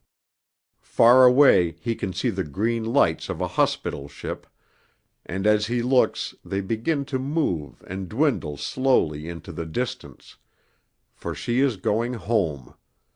And he thinks of the warmth and light and comfort in that ship, and follows her wistfully with his eyes till she is gone. Turning back, he sees a sentry, silent above him. He, too, is watching the ship, and each man knows the other's thoughts, but they do not speak. At last comes the officer relieving him, cold and irritable from his brief sleep. He is a little late, and they compare watches resentfully. And unless they be firm friends, at that moment they hate each other. But the one who is relieved goes down to the dugout in the support line, a little jauntily now, though his feet are painful, feeling already that he could watch many hours more. And suddenly the moon is beautiful, and the stars are friendly, for he is going to sleep. But when he comes to the little narrow hole which is the dugout, there are 2 officers already filling most of the floor, noisily asleep. One of them is lying on his waterproof sheet. He tugs angrily at it, but it is caught in something and will not come away. He shakes the man, but he does not wake. Too tired to continue, he lies down awkwardly in the crooked space which is left between the legs and arms and equipment of the others. He draws his meager trench coat over his body and pulls his knees up that they too may be covered. There is nothing over his feet, and already they are cold. His head he rests on a rough army haversack. In the middle of it there is a hard knob, a soap tin, or a book, or a tin of beef. For a little he lies uncomfortably like this, hoping for sleep. His ear is crushed on the hard pillow. There is something knobbly under his hip. He knows that he ought to get up and rearrange himself, but he lacks the necessary energy. Finally he raises himself on his elbow and tugs at the towel in his haversack to make him a pillow. The strap of the haversack is fastened, and the towel will not emerge. He unfastens the haversack, and in desperation pulls out the whole of its contents with the towel. His toothbrush and his sponge and his diary are scattered in the dust. Some of the pages of the diary are loose, and if he leaves it they will be lost. He feels in the darkness for his electric torch, and curses because he cannot find it. He has lent it to the damned fool who relieved him. Why can't people have things of their own? Painfully groping, he gathers his belongings and puts them, one by one, in the haversack, arranging his towel on the top. His elbow is sore with leaning on it, but the pillow is ready. Lying down again, he falls quickly to sleep. Almost at once there is a wild din in his dreams. Rapid fire again. Springing up, he rushes into the trench with the others. It is an attack. Who is attacking? The men in the trench know nothing. It started on the right, they say, and now the whole line is ablaze again with this maddening rifle fire. Running back to the dugout, he gropes in the wreckage of coats and equipment for his belt and revolver. He must hurry to the front line to take charge of his platoon. There are no telephones to the firing line. What the hell is happening? When he is halfway up the communication trench, cannoning into the walls in his haste and weariness, the firing suddenly stops. It was a wild panic started by the Senegalese, holding the line on our right. Damn them black idiots! He goes back swearing with the other officers, and they lie down anyhow. It is too late now to waste time on fussy arrangements. When he wakes up again, there is already a hint of light in the east. It is the stand to arms before dawn. His feet are numb and painful with cold, his limbs are cramped and aching, and his right forearm has gone to sleep. The flesh of his legs is clammy, and sticks to the breeches he has lived and slept in for 5 days. He longs for a bath. Slowly with the others he raises himself and gropes weakly in the muddle of garments on the floor for his equipment. He cannot find his revolver. Burnett has lost his belt and mutters angrily to himself. All their belongings are entangled together in the narrow space. They disengage them without speaking to each other. Each one is in a dull coma of endurance. For the moment their spirit is at its lowest ebb. It is the most awful moment of warfare. In a little they will revive, but just now they cannot pretend to bravery or cheerfulness, only curse feebly and fumble in the darkness. They go out into the trench and join their platoons. The N.C.O.'s are still shaking and bullying the men still asleep. Some of these are almost senseless, and can only be roused by prolonged physical violence. The officer braces himself for his duties, and by all the men are more or less awake and equipped, though their heads droop as they sit, and their neighbors nudge them into wakefulness as the officer approaches. Mechanically he fills and lights a pipe, and takes a cautious sip at his water bottle. The pipe turns his empty stomach, and an intolerable emptiness assails him. He knocks out the pipe and peers over the parapet. It is almost light now, but a thin mist hides the Turkish trench. His face is greasy and taut with dirt, and the corners of his eyes are full of dust. His throat is dry, and there is a loathsome stubble on his chin, which he fingers absently, pulling at the long hairs. Steadily the light grows and grows, and the men begin to chatter, and suddenly the sun emerges over the corner of Achi Baba, and life and warmth come back to the numb souls of all these men. Stand to is over, but as the men tear off their hateful equipment and lean their rifles against the wall of the trench, there is a sudden burst of shelling on the right. Figures appear running on the skyline. They are against the light, and the shapes are dark, but there seems to be a dirty blue in their uniforms. No one quite knows how the line runs up there. It is a salient. The figures must be Turks attacking the French.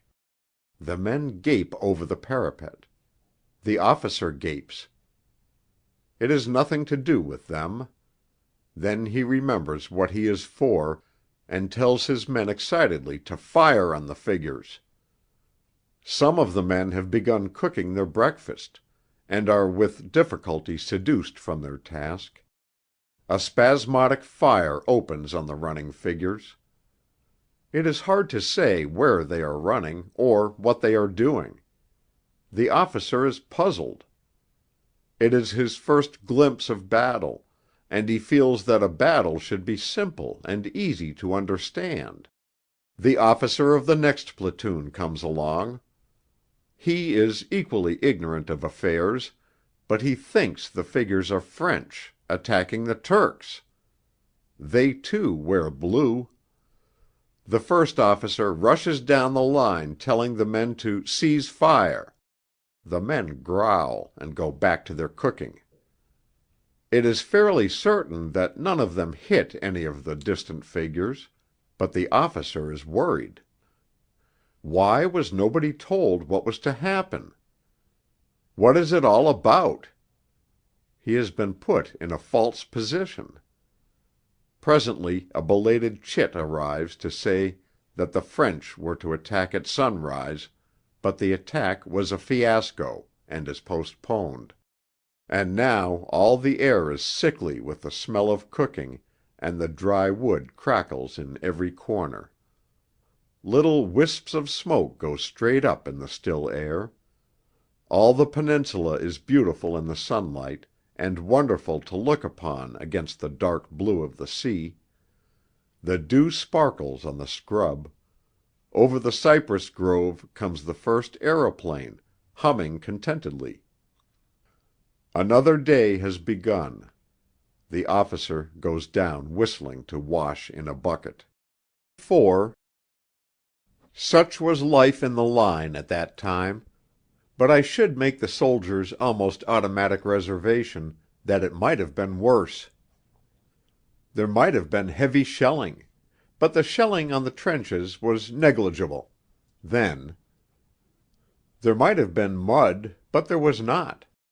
And 8 such days might have left Harry Penrose quite unaffected in spirit, in spite of his physical handicaps, by reason of his extraordinary vitality and zest. But there were 2 incidents before we went down which did affect him, and it is necessary that they should be told. On the 5th day in the line he did a very brave thing, brave at least in the popular sense, which means that many another man would not have done that thing. To my mind, a man is brave only in proportion to his knowledge and his susceptibility to fear. The standard of the mob, the standard of the official military mind, is absolute. There are no fine shades. No account of circumstance and temperament is allowed. And perhaps this is inevitable. Most men would say that Harry's deed was a brave one. I have said so myself, but I am not sure. 80 to 100 yards from one section of our line was a small stretch of Turkish trench, considerably in advance of their main line. From this trench a particularly harassing fire was kept up, night and day, and the brigade staff considered that it should be captured.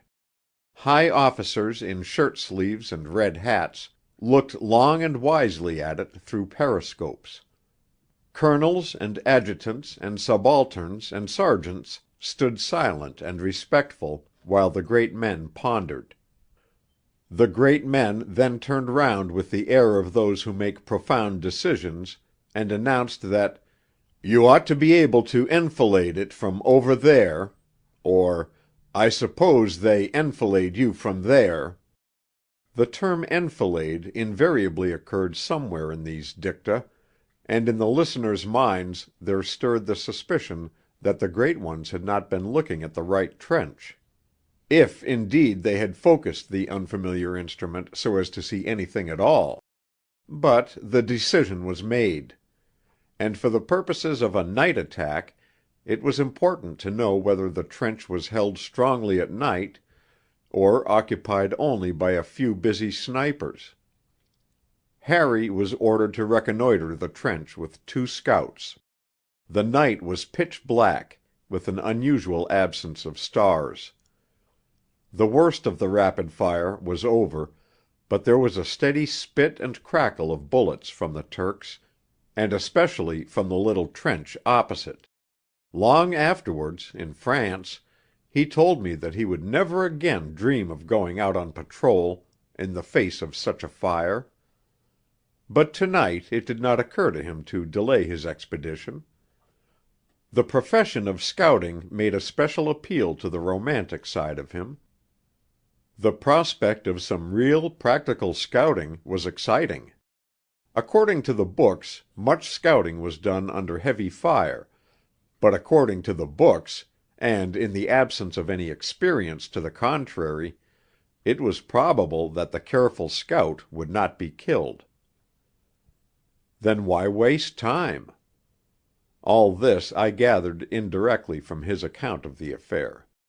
2 bullets smacked into the parapet by his head as he climbed out of the dark sap and wriggled forward into the scrub, but even these did not give him pause. Only while he lay and waited for the 2 men to follow did he begin to realize how many bullets were flying about. The fire was now really heavy, and when I heard that Harry had gone out I was afraid. But he as yet was only faintly surprised. The colonel had sent him out. The colonel had said the Turks fired high, and if you kept low you were quite safe, and he ought to know. This was a regular thing in warfare, and must be done. So on like reptiles into the darkness, dragging with hands and pushing with knees. Progress in the orthodox scout fashion was surprisingly slow and exhausting. The scrub tickled and scratched your face, the revolver in your hands caught in the roots, the barrel must be choked with dust. Moreover, it was impossible to see anything at all, and the object of a reconnaissance being to see something, this was perplexing. Even when the frequent flares went up and one lay pressed to the earth, one's horizon was the edge of a tuft of scrub 5 yards away. This always looked like the summit of some commanding height, but, laboring thither, one saw by the next flare only another exactly similar horizon beyond. So must the worm feel, wandering in the rugged spaces of a well-kept lawn. It was long before Harry properly understood this phenomenon, and by then his neck was stiff and aching from lying flat and craning his neck back to see in front. But after many hours of crawling, the ground sloped down a little, and now they could see the sharp, stabbing flashes from the rifles of the snipers in the little trench ahead of them. Clearly they were only snipers, for the flashes came from only 8 or 9 particular spots, spaced out at intervals. Now the scouts glowed with a sense of achievement as they watched. They had found out. Never again could Harry have lain like that, naked in the face of those near rifles, coldly calculating and watching, without an effort of real heroism. On this night he did it easily, confident, unafraid. Elated with his little success, something prompted him to go farther and confirm his deductions. He whispered to his men to lie down in a fold of the ground, and crept forward to the very trench itself, aiming at a point midway between 2 flashes. There was no wire in front of the trench, but as he saw the parapet looming like a mountain close ahead, he began to realize what a mad fool he was, alone and helpless, within a yard of the Turks, an easy mark in the light of the next flare. But he would not go back, and squirming on, worked his head into a gap in the parapet, and gazed into a vast blackness. This he did with a wild incautiousness, the patience of a true scout overcome by his anxiety to do what he intended as soon as possible. The Turks' own rifles had drowned the noise of his movements, and providentially no flare went up till his body was against the parapet. When at length the faint wavering light began and swelled into sudden brilliance, he could see right into the trench, and when the shadows chased each other back into its depths as the light fell, he lay marveling at his own audacity.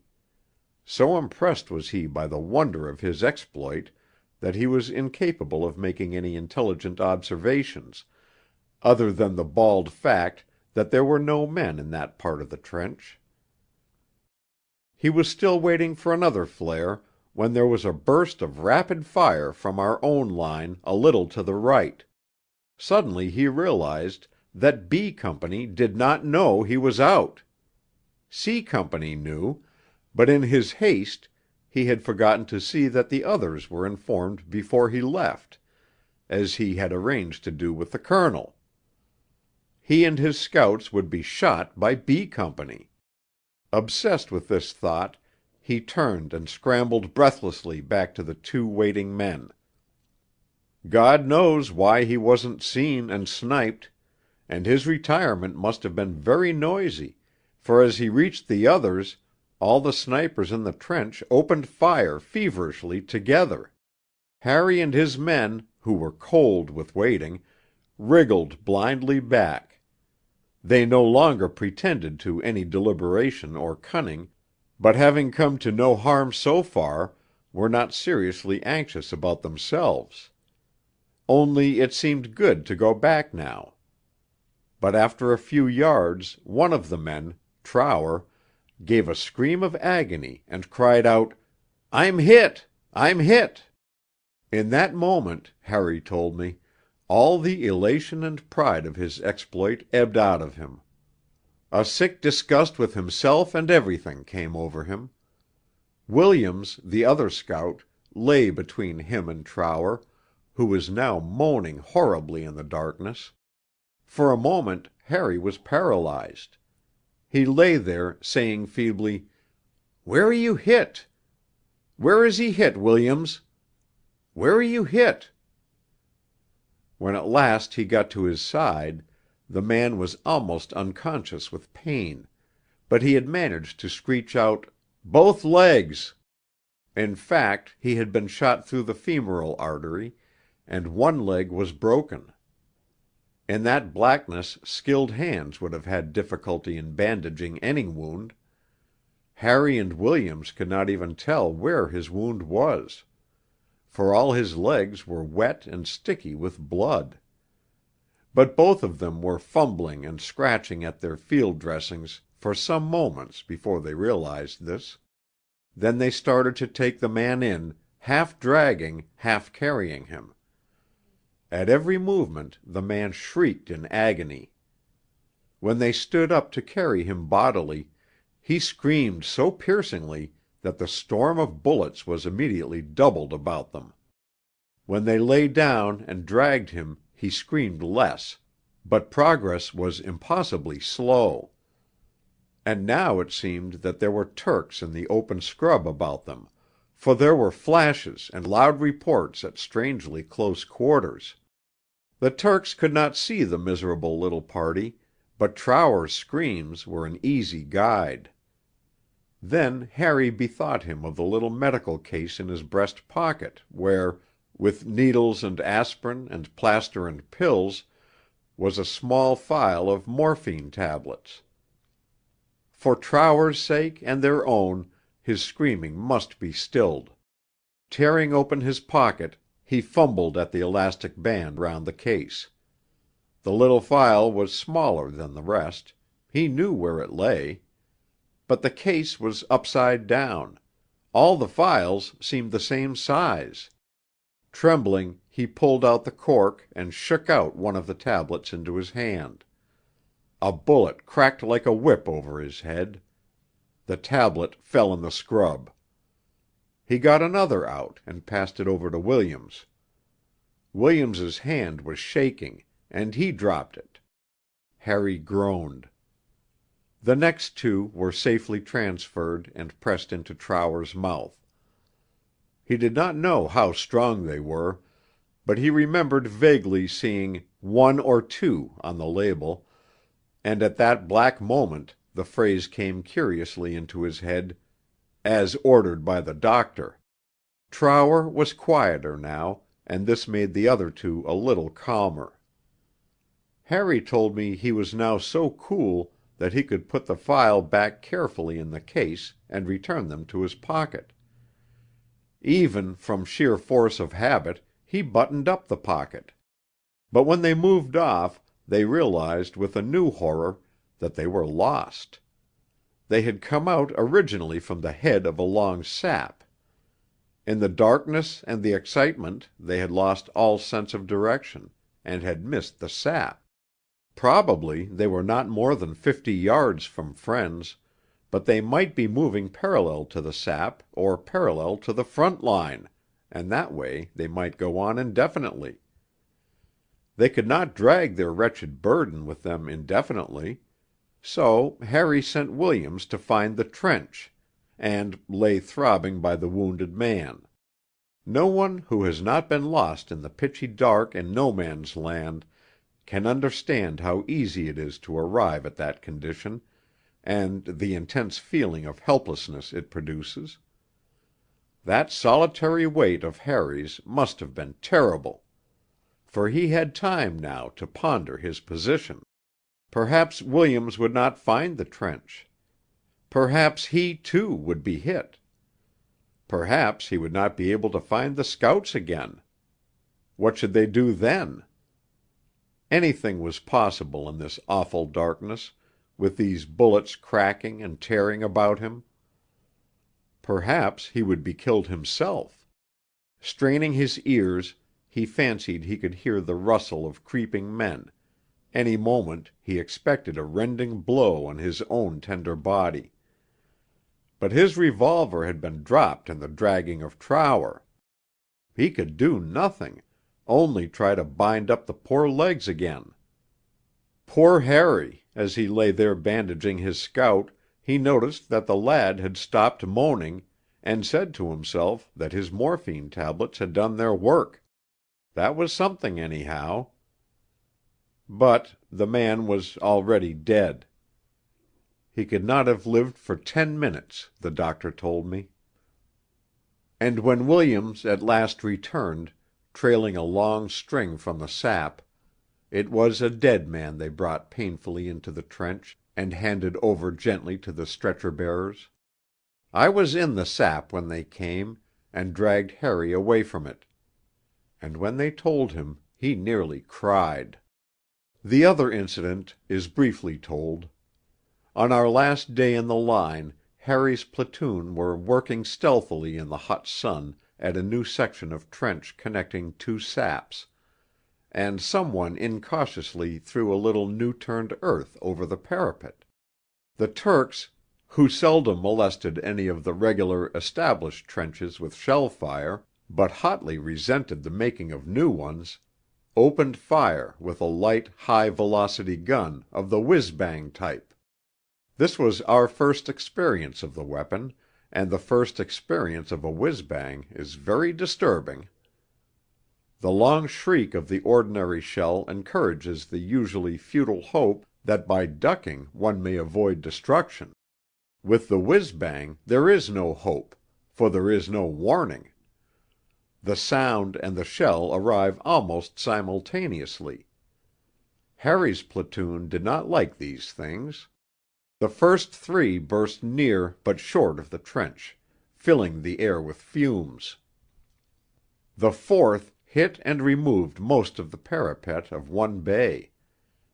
Harry, hurrying along to the place, found the four men there considerably surprised, crouching in the corners and gazing stupidly at the yawning gap. It was undesirable, if not impossible, to rebuild the parapet during daylight, so he moved them into the next bay. He then went along the trench to see that all the men had ceased work. He heard two more shells burst behind him as he went. On his way back, two men rushing round a corner, two men with white faces smeared with black and a little blood, almost knocked him down. They were speechless. He went through the bay which had been blown in. It was silent, empty. The bay beyond was silent too, save for the buzzing of 1,000 flies. In it he had left 8 men. 6 of them were lying dead. 2 had marvelously escaped. The first whiz-bang had blown away the parapet, the second, following immediately after, had passed miraculously through the hole, straight into the trench, a piece of astounding bad luck or good gunnery. The men could not be buried till dusk, and we left them there. 2 hours later, as we sat under a waterproof sheet and talked quietly of this thing, there came an engineer officer wandering along the trench. He had come, crouching, through those 2 shattered and yawning bays.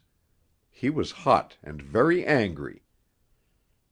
"Why the hell don't you bury those Turks?" he said. "They must have been there for weeks." This is the kind of charge which infuriates the soldier at any time, and we did not like the added suggestion that those 6 good men of the 14th Platoon were dead Turks. We told him they were Englishmen, dead 2 hours. "But my God, man," he said, "they're black." We led him back, incredulous, to the place. When we got there, we understood. Whether from the explosion or the scorching sun in that airless place, I know not, but those 6 men were, as he said, literally black. Black and reeking and hideous. And the flies! Harry and I crouched at the end of the bay, truly unable to believe our eyes. I hope I may never again see such horror as was in Harry's face. They were his platoon, and he knew them, as an officer should. After the explosion, there had been only 4 whom he could definitely identify. Now there was not one. In 2 hours! I do not wish to labor this or any similar episode. I have seen many worse things. Every soldier has. In a man's history they are important only in their effect upon him, and the effect they have is determined by many things, by his experience, and his health, and his state of mind. But if you are to understand what I may call the battle psychology of a man as I want you to understand Harry's, you must not ignore particular incidents. For in this respect the lives of soldiers are not uniform.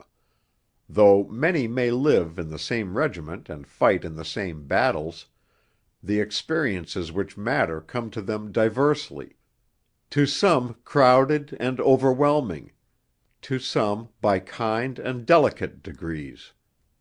And so do their spirits develop. These two incidents following so closely upon each other had a most unhappy cumulative effect on Harry. His night's scouting, in spite of its miserable end, had not perceptibly dimmed his romantic outlook. It had been an adventure, and from a military point of view a successful adventure.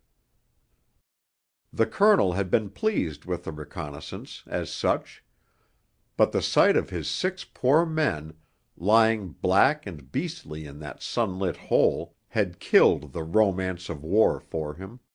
Henceforth it must be a necessary but disgusting business, to be endured like a dunghill. But this, in the end, was inevitable. With all soldiers it is only a matter of time, though for a boy of Harry's temperament it was an ill chance that it should come so soon.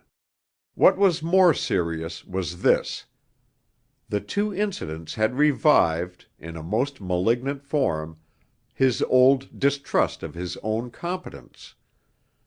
I found that he was brooding over this, accusing himself, quite wrongly, I think, of being responsible for the death of 7 men. He had bungled the scouting. He had recklessly attracted attention to the party, and Trower, not he, had paid for it. He had moved 4 men into a bay where 4 others already were, and 6 of them had been killed.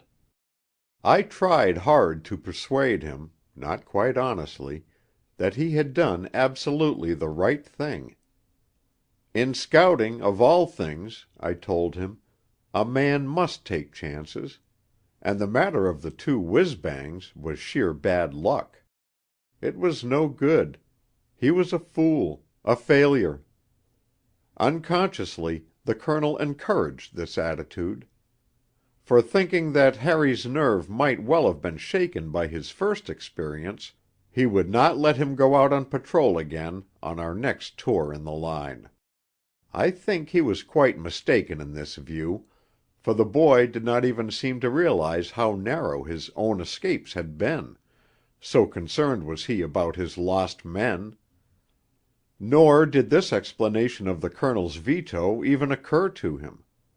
Rather, it confirmed him in his distrust of himself, for it seemed to him that the colonel, too, must look upon him as a bungler, a waster of men's lives. All this was very bad, and I was much afraid of what the reaction might be. But there was one bright spot. So far he only distrusted his military capacity. There was no sign of his distrusting his own courage. I prayed that that might not follow. 5. Mid-June came with all its plagues and fevers and irritable distresses. Life in the rest camp became daily more intolerable. There set in a steady wind from the northeast, which blew all day down the flayed rest areas of the peninsula, raising great columns of blinding, maddening dust. It was a hot, parching wind, which in no way mitigated the scorch of the sun, and the dust it brought became a definite enemy to human peace. It pervaded everything. It poured into every hole and dugout, and filtered into every man's belongings. It formed a gritty sediment in water and tea, it passed into a man with every morsel of food he ate, and scraped and tore at his inside. It covered his pipe so that he could not even smoke with pleasure. It lay in a thick coating on his face so that he looked like a wan ghost, paler than disease had made him. It made the cleaning of his rifle a too frequent farce. It worked under his breeches, and gathered at the back of his knees, chafing and torturing him, and if he lay down to sleep in his hole, it swept in billows over his face, or men passing clumsily above kicked great showers upon him. Sleep was not possible in the rest camps while that wind blew. But indeed there were many things which made rest in the rest camps impossible. Few more terrible plagues can have afflicted British troops than the flies of Gallipoli. In May, by comparison, there were none. In June they became unbearable. In July they were literally inconceivable. Most Englishmen have lain down some gentle summer day to doze on a shaded lawn, and found that one or two persistent flies have destroyed the repose of the afternoon. Many women have turned sick at the sight of a blowfly in their butcher's shop. Let them imagine a semi-tropical sun in a place where there is little or no shade, where sanitary arrangements are less than primitive, where, in spite of all precautions, there are scraps of bacon and sugar and tea leaves lying everywhere in the dust, and every man has his little daily store of food somewhere near him, where there are dead bodies and the carcasses of mules easily accessible to the least venturesome fly. Let them read for one fly 100, 1,000, 1,000,000, and even then they will not exaggerate the horror of that plague. Under it the disadvantages of a sensitive nature and a delicate upbringing were easy to see. An officer lies down in the afternoon to sleep in his hole. The flies cluster on his face. Patiently, at first, he brushes them away, with a drill-like mechanical movement of his hand. By and by he does it angrily. His temper is going. He covers his face with a handkerchief. It is distressingly hot, but at least he may have some rest. The flies settle on his hand, on his neck, on the bare part of his leg. Even there the feel of them is becoming a genuine torment. They creep under the handkerchief. There is one on his lip, another buzzing about his eye.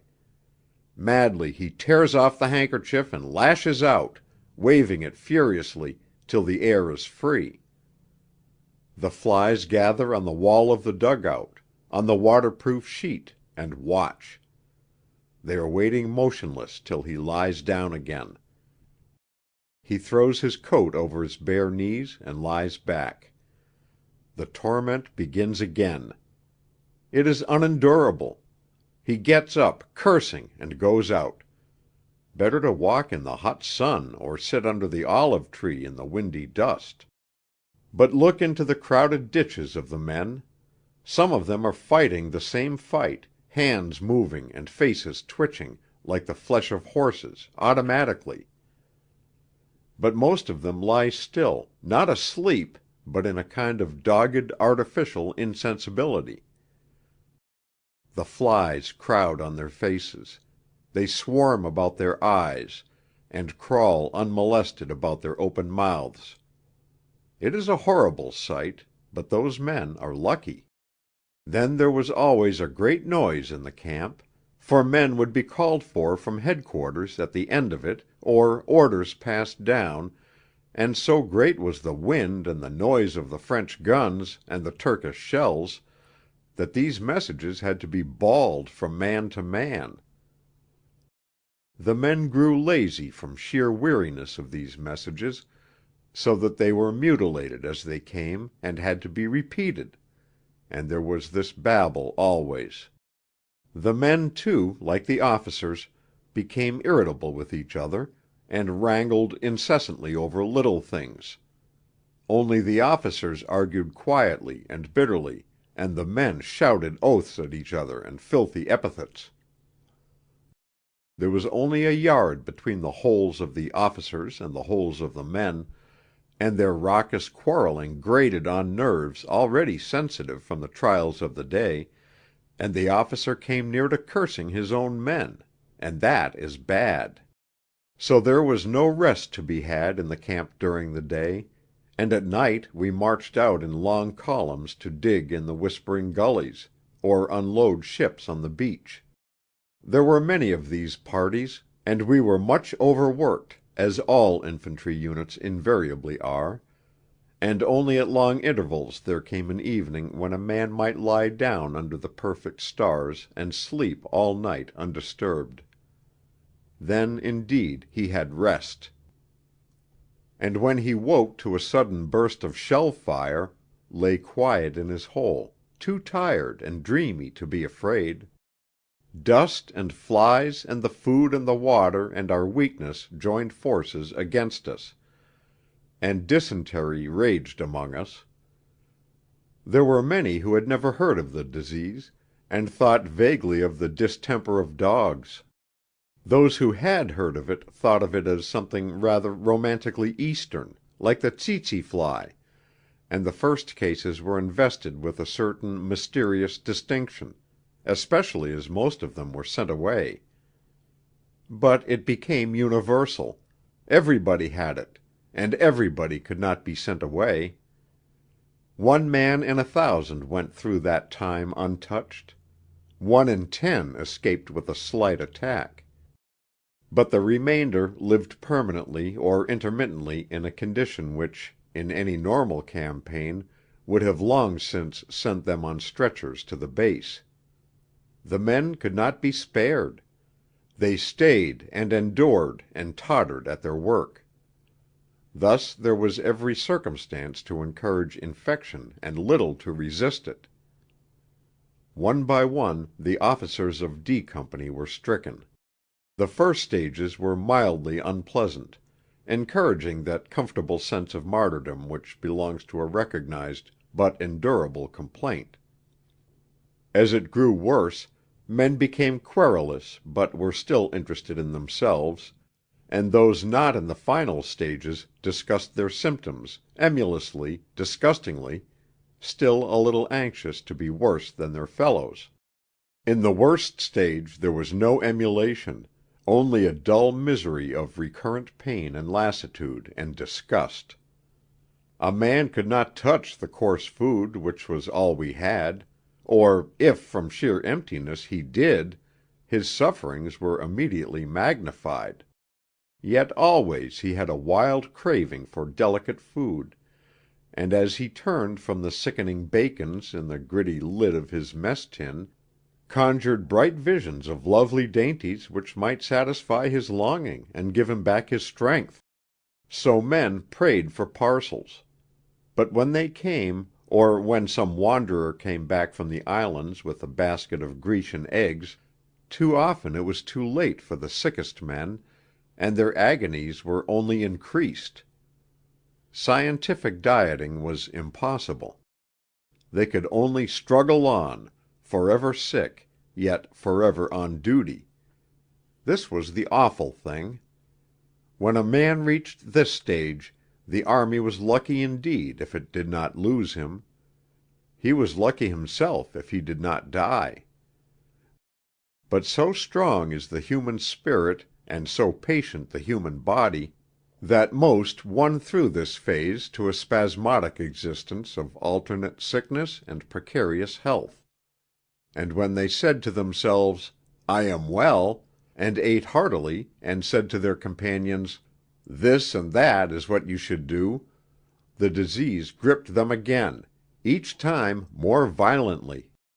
All this sapped the strength of a man, and finally there came a terrible debility, a kind of paralyzing lassitude when it needed a genuine flogging of the will for him to lift himself and walk across the camp, and his knees seemed permanently feeble, as if a fever had just left him. Yet many endured this condition for weeks and months, till the fever definitely took them. Some became so weak that while they still tottered up to the line and about their duties, they could not gratuitously drag themselves to the beach to bathe. Then indeed were they far gone, for the evening swims were the few paradisial moments of that time. When the sun had but an hour to live, and the wind and the dust and the flies were already dwindling, we climbed down a cliff path where the Indians kept their sacred but odorous goats. There was a fringe of rocks under the cliffs where we could dive. There we undressed, hot and grimy, lousy, thirsty, and tired. Along the rocks solitary Indians were kneeling towards Mecca. Some of the old battered boats of the first landing were still nosing the shore, and at a safe distance was a dead mule. The troops did not come here, but waded noisily in the shallow water. So all was quiet, save for an occasional lazy shell from Asia and the chunk-chunk of a patrol boat. The sea at this hour put on its most perfect blue, and the foothills across the straits were all warm and twinkling in the late sun. So we sat and drank in the strengthening breeze, and felt the clean air on our contaminated flesh, and plunging luxuriously into the lovely water, forgot for a magical moment all our weariness and disgust. When a man could not do this, he was ill indeed. And by this time we had found each other out. We had discovered a true standard of right and wrong. We knew quite clearly now, some of us for the first time, what sort of action was dirty, and we were fairly clear how likely each of us was to do such an action. We knew all our little weaknesses and most of our serious flaws. Under that olive tree they could not long be hid. In the pleasant life of London or Oxford we had had no occasion to do anything dishonourable or underhand. In our relations with other men we had not even wished to be guilty of anything worse than mild unkindness or consistent unpunctuality. But behind the footlights of Gallipoli we had found real burning temptations, and we had found our characters. D Company on the whole was lucky, and had stood the test well. We knew that Burnett was bogus, but we knew that Williams of A Company was incalculably more bogus. We had stood in the dark sap at night, and reluctantly overheard the men of his company speak of him and his officers. But little weaknesses beget great irritations in that life, and the intimate problems of communal feeding were enough to search out all our weaknesses. We knew that some of us, though courageous, were greedy; that others, though not greedy, were querulous about their food and had a nasty habit of sticking out for their rights. Indeed, I think I developed this habit myself. We had had trouble about parcels. Parcels, in theory, were thrown into the common stock of the mess. But Egerton and Burnett never had parcels, and were by no means the most delicate eaters of other people's dainties. Harry and Hewett reserved some portion of each parcel, a cake or a slab of chocolate, which they ate furtively in their dugouts, or shared with each other in the dusk. Burnett ostentatiously endowed the mess with his entire stock, but afterwards, at every meal, hinted sombrely at the rapacity of those who had devoured it. Harry and Hewett each made contributions to the mess, but Harry objected to the excessive consumption of this food by Burnett, and Hewett, who gave ungrudgingly to the rest of us, had a similar reservation, never expressed, as against Egerton. So all this matter of food set in motion a number of antagonisms, seldom or never articulate, but painfully perceptible at every meal.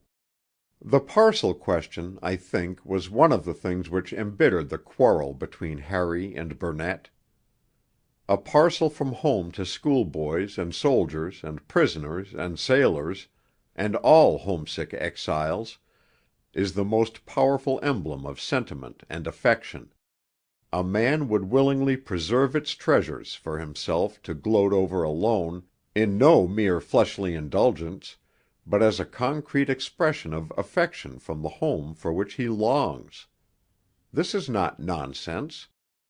He likes to undo the strings in the grubby hole which is his present home, and secretly become sentimental over the little fond packages and queer, loving thoughts which have composed it; and though in a generous impulse he may say to his companions, "Come and eat this cake," and see it in a moment disappear, it is hard for him not to think, "My sister, or wife, or mother, made this for me; they thought it would give me pleasure for many days.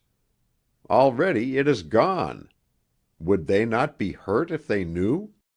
He feels that he has betrayed the tenderness of his home; and though the giving of pleasure to companions he likes may overcome this feeling, the compulsory squandering of such precious pleasure on a man he despises calls up the worst bitterness of his heart. So was it between Harry and Burnett. If, by the way, it be suggested that Burnett was entitled to feel the same sentimental jealousy about his parcels, I answer that Burnett's parcels came on his own order from the soulless hand of Fortnum and Mason. All of us were very touchy, very raw and irritable in that fevered atmosphere. Men who were always late in relieving another on watch, or unreasonably resented a minute's postponement of their relief, or never had any article of their own but forever borrowed, mess tins and electric torches and notebooks from more methodical people, or were overbearing to batmen, or shifted jobs onto other officers, or slunk off to bathe alone when they should have taken their sultry platoon, such men made enemies quickly. Between Eustace and Hewett, who had been good friends before and were to be good friends again, there grew up a slow animosity. Hewett was one of the methodical class of officer; Eustace was one of the persistent borrowers. Moreover, as I have said, he was a cynic, and he would argue. He had a contentious remark for every moment of the day; and though this tormented us all beyond bearing, Hewett was the only one with both the energy and the intellectual equipment to accept his challenges. So these two argued quietly and fiercely in the hot noon, or the blue dusk, till the rest of us were weary of them both, and the sound of Eustace's harsh tones was an agony to the nerves. They were both too consciously refined to lose their tempers healthily, and when they reached danger point, Hewett would slink away like an injured animal to his burrow. In this conflict Harry took no speaking part, for while in spirit and affection he was on Hewett's side, he paid intellectual tribute to Eustace's conduct of the argument, and listened as a rule in puzzled silence. Eustace again was his cordial ally against Burnett, while Hewett had merely the indifference of contempt for that officer. So it was all a strange tangle of friendship and animosity and good nature and bitterness. Yet on the surface, you understand, we lived on terms of toleration and vague geniality. Except for the disputations of Hewett and Eustace, there was little open disagreement. In the confined space of a company mess, permanent hostilities would make life impossible. It is only generals who are allowed to find that they can no longer act with each other, and resign. Platoon commanders may come to the same conclusion, but they have to go on acting. And so openly we laughed and endured and bore with each other. Only there was always this undertone of irritations and animosities which, in the maddening conditions of our life, could never be altogether silenced, and might at any moment rise to a strangled scream. Harry's appointment as scout officer was the first thing to set Burnett against Harry, though already many things had set Harry against Burnett. It had been commonly assumed, in view of Burnett's backwoods reputation, that he would succeed Martin as scout officer. The colonel's selection of Harry took us a little by surprise, though it only showed that the Colonel was a keener judge of character and ability than the rest of us. No one, I think, was more genuinely pleased that Burnett was not to be scout officer than Burnett himself, but in the interests of his daredevil pretensions he had to affect an air of disappointment, and let it be known by grunts and shrugs and sour looks that he considered the choice of Harry to be an injury to himself and the regiment. As far as Harry was concerned, this resentment of Burnett's was more or less genuine, for his reluctance to take on the job did not prevent him being jealous of the man who did. Then Burnett was one of the people who had nothing of his own, and seemed to regard Harry, as the youngest of us all, as the proper person to provide him with all the necessaries of life. In those days we had no plates or crockery, but ate and drank out of our scratched and greasy mess tins. Harry's mess tin disappeared, and for 3 days he was compelled to borrow from Hewett or myself, a tedious and, to him, hateful business. One day Burnett had finished his meal a long way ahead of any of us, and Harry, in the desperation of hungry waiting, asked him for the loan of his mess tin. Automatically he looked at the bottom of the tin, and there found his initials inscribed. It was his own tin. Further, someone had tried to scratch the initials out. Harry kept his temper with obvious difficulty.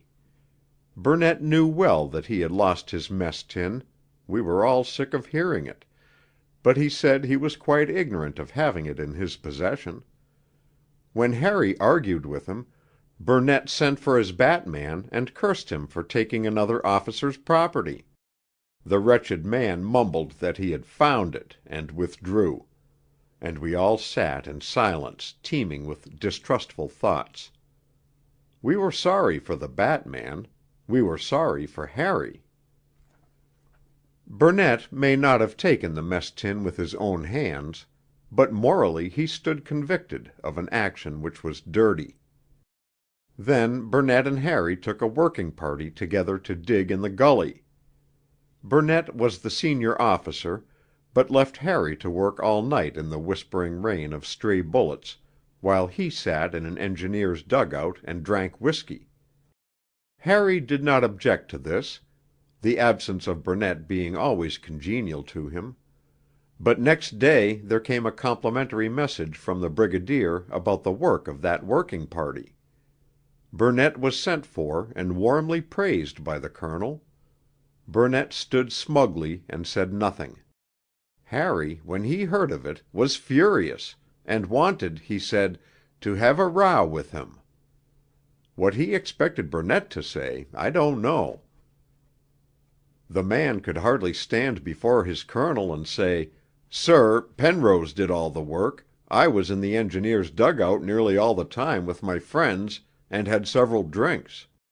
A row, in any case, would be intolerable in that cramped, intimate existence, and I dissuaded Harry, though I made Egerton have a few words with Burnett on the subject. Harry contented himself with ironic comments on Burnett's gallantry and industry, asking him blandly at meals if he expected to get his promotion over that working party, and suggesting to Egerton that Burnett should take Harry's next turn of duty because he is so good at it. This made Burnett beautifully angry.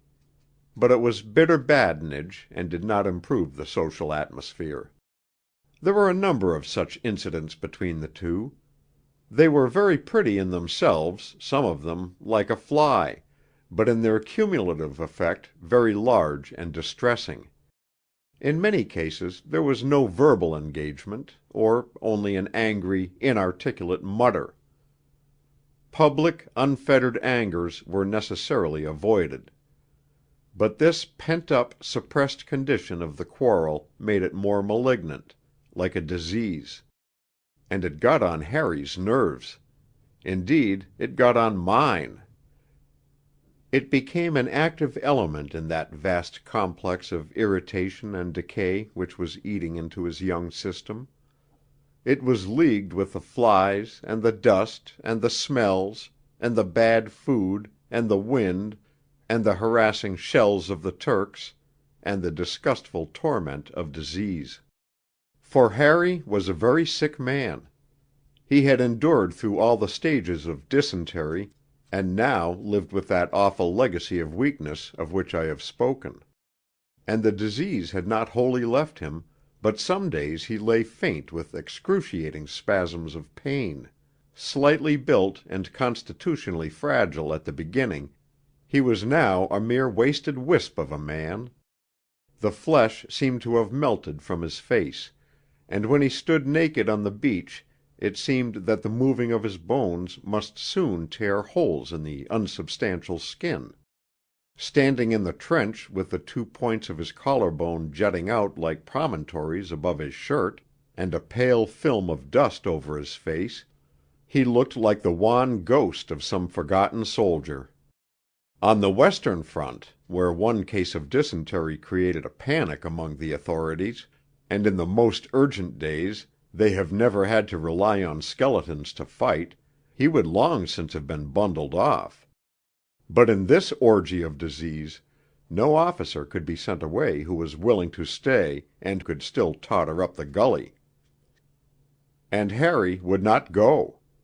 When he went to the battalion doctor, it was with an airy request for the impotent palliatives when provided for early dysentery, and with no suggestion of the soul-destroying sickness that was upon him. One day he would not come down to the rocks and bathe, so feeble he was. "I know now," he said, "the meaning of that bit in the Psalms, 'My knees are like water, and all my bones are out of joint.'" "Harry," I said, "you're not fit to stay here. Why not go sick?" At which he smiled weakly, and said that he might be better in a day or two. Pathetic hope! All men had it. And so Hewett and I walked down, a little sadly, alone, marvelling at the boy's courage. For it seemed to us that he wanted to stay and see it through, and if indeed he might recover, we could not afford to lose him. So we said no more. But by degrees I gained a different impression. Harry still opened his mind to Hewett and myself more than to anyone else, but it was by no direct speech, rather by the things he did not say, the sentences half finished, the look in his eyes, that the knowledge came that Harry did want to go away. The romantic impulse had perished long since in that ruined trench, but now even the more mundane zest of doing his duty had lost its savour in the long ordeal of sickness and physical distress. He did want to go sick. He had only to speak a word, and still he would not go. When I knew this, I marvelled at his courage yet more.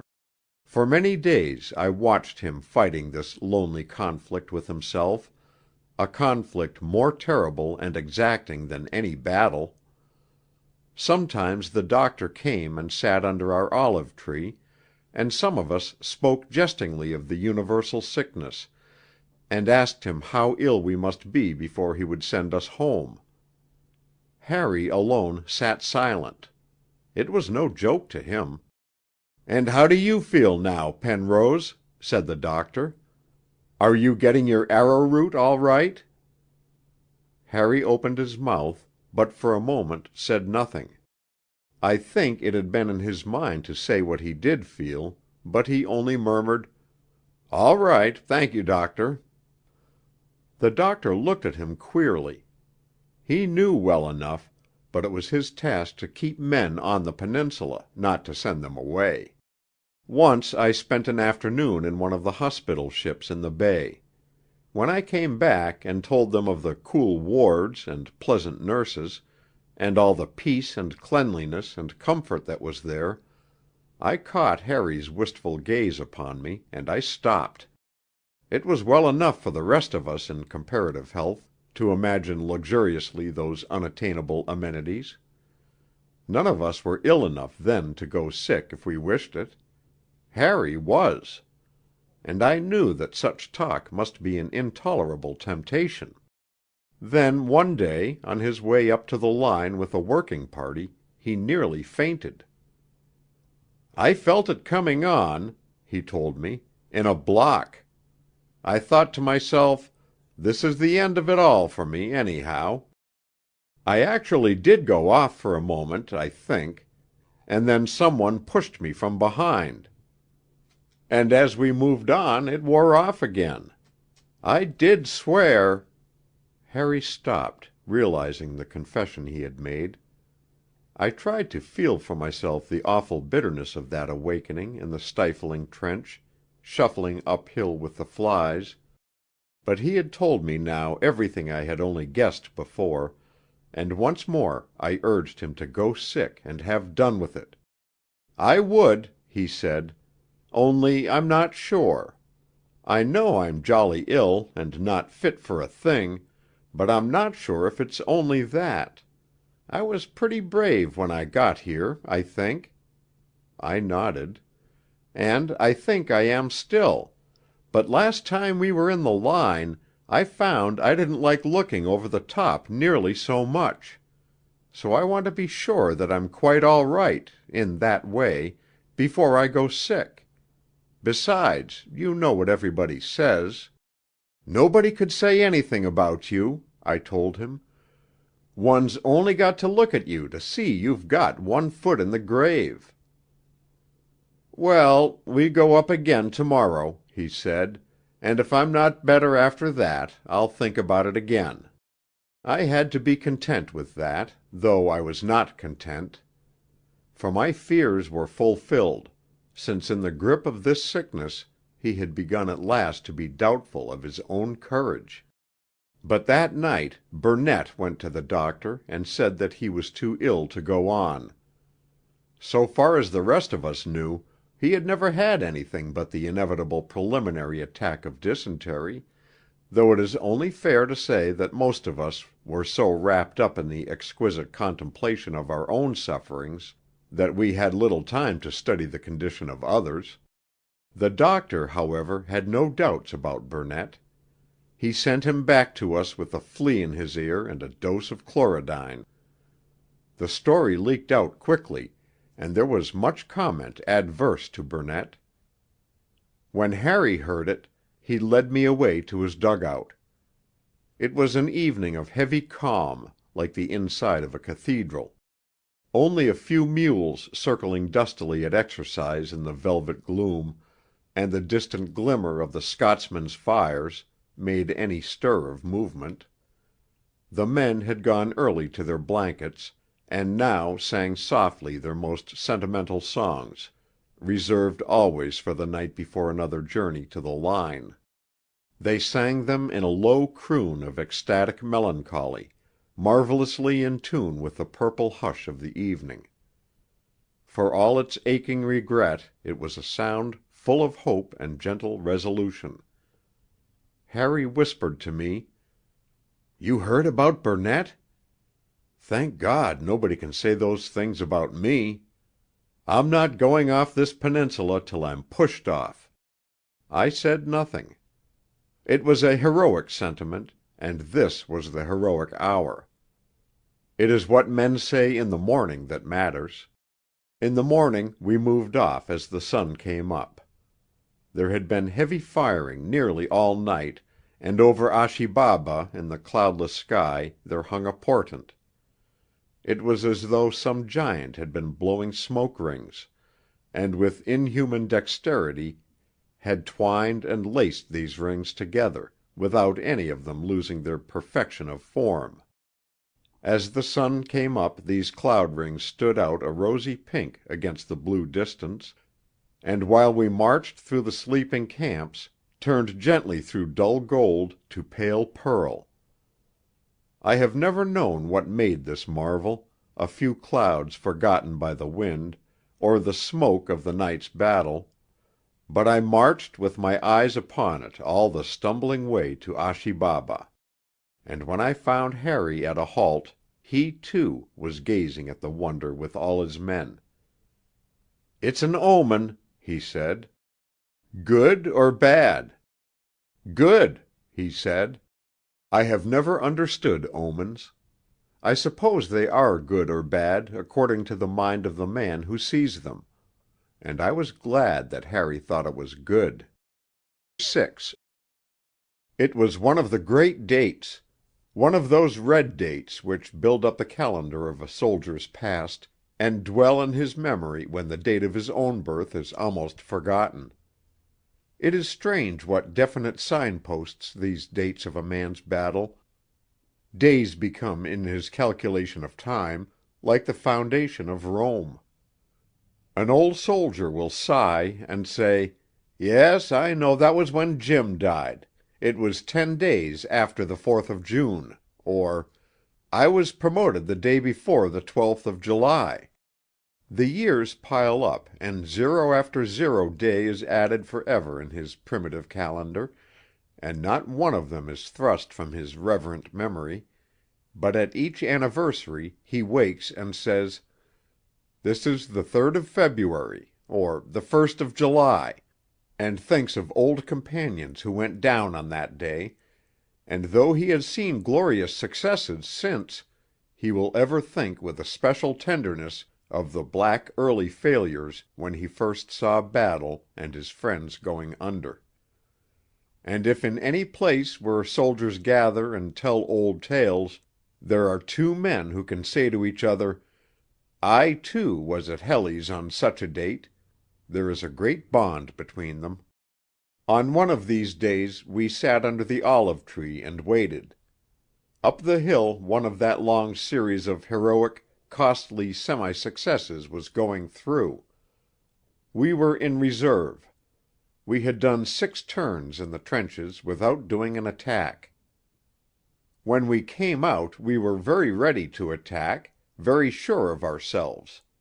Now we were not so sure of ourselves. We were waiting, and there was a terrible noise. Very early the guns had begun, and everywhere, from the Straits to the sea, were the loud barkings of the French 75's, thinly assisted by the British artillery, which was scanty, and had almost no ammunition. But the big ships came out from Imbros and stood off and swelled the chorus, dropping their huge shells on every peak of the little sugar loaf that tops Achi Baba, and covering his western slopes with monstrous eruptions of black and yellow.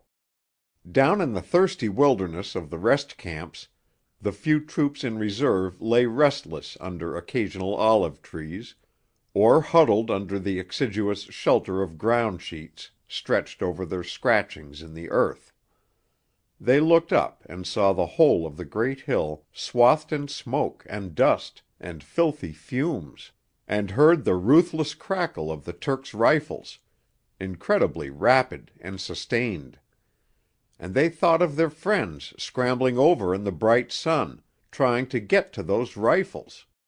They themselves were thin and wasted with disease, and this uncertainty of waiting in readiness for they knew not what, plucked at their nerves.